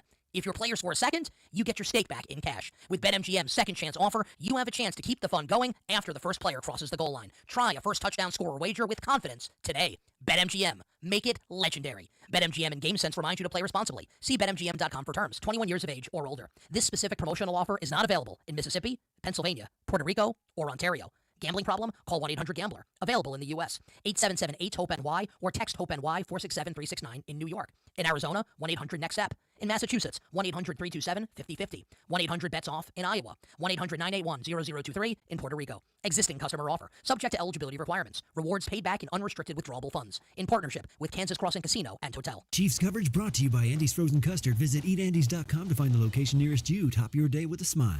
Let me tell you about my good friend Andy from Andy's Frozen Custard. He's from Kansas City, never misses a game, and serves the world's finest frozen custard. Tailgate with a Pick 6 or grab a freshly made custom treat before or after a game. And tell him Mitch and Andy sent you. You're listening to 96.5 The Fan from the DM Injury Law Studios. Mike's got this.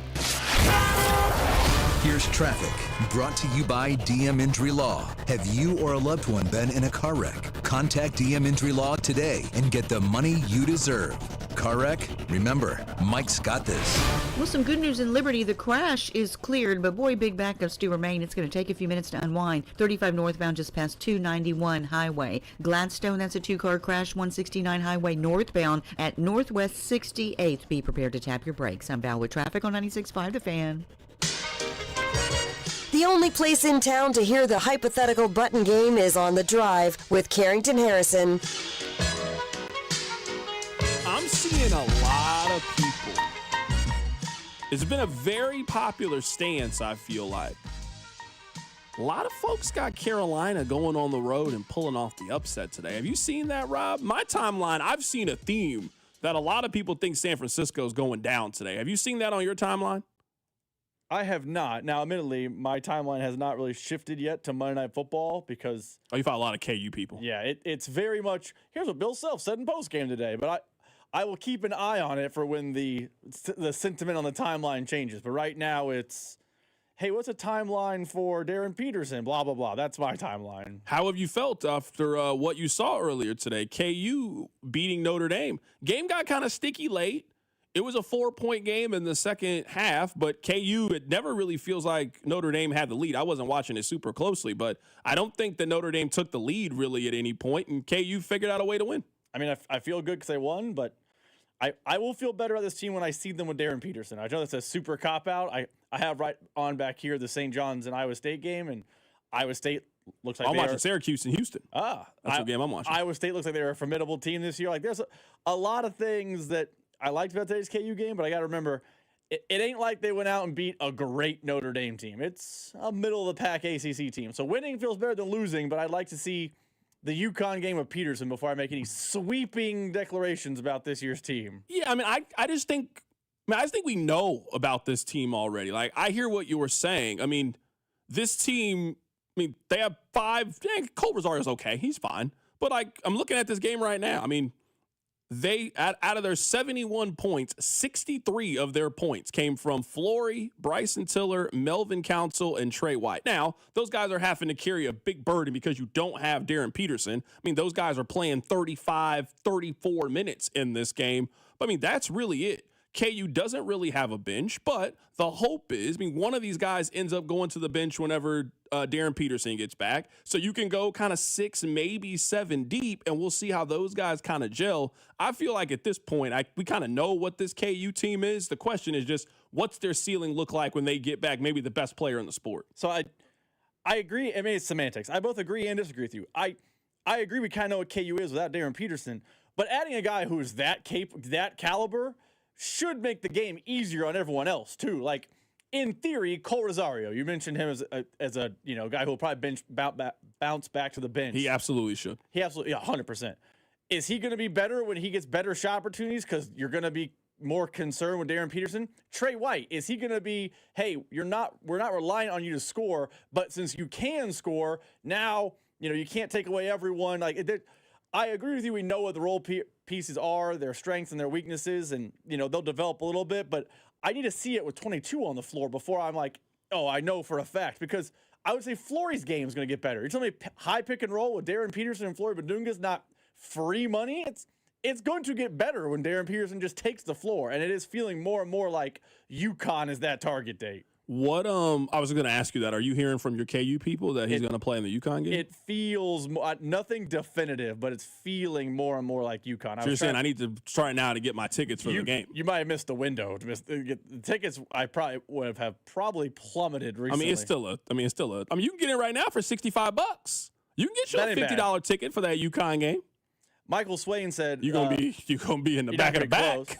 Michael Swain wrote a column earlier where he said his projection for Darren Peterson, and Michael Swain's way more connected than me and you. His projection's the UConn game. Yeah, I'm not buying tickets until I know he's playing. I'm just gonna tell you that right now. I'm just gonna go ahead and tell you that right now. There's a 0% chance that either I'm buying tickets or calling in the favor, and then Darren Peterson ain't showing up. I'm gonna be hot. I'm only going to watch him play. I want to see him play against a legitimate team.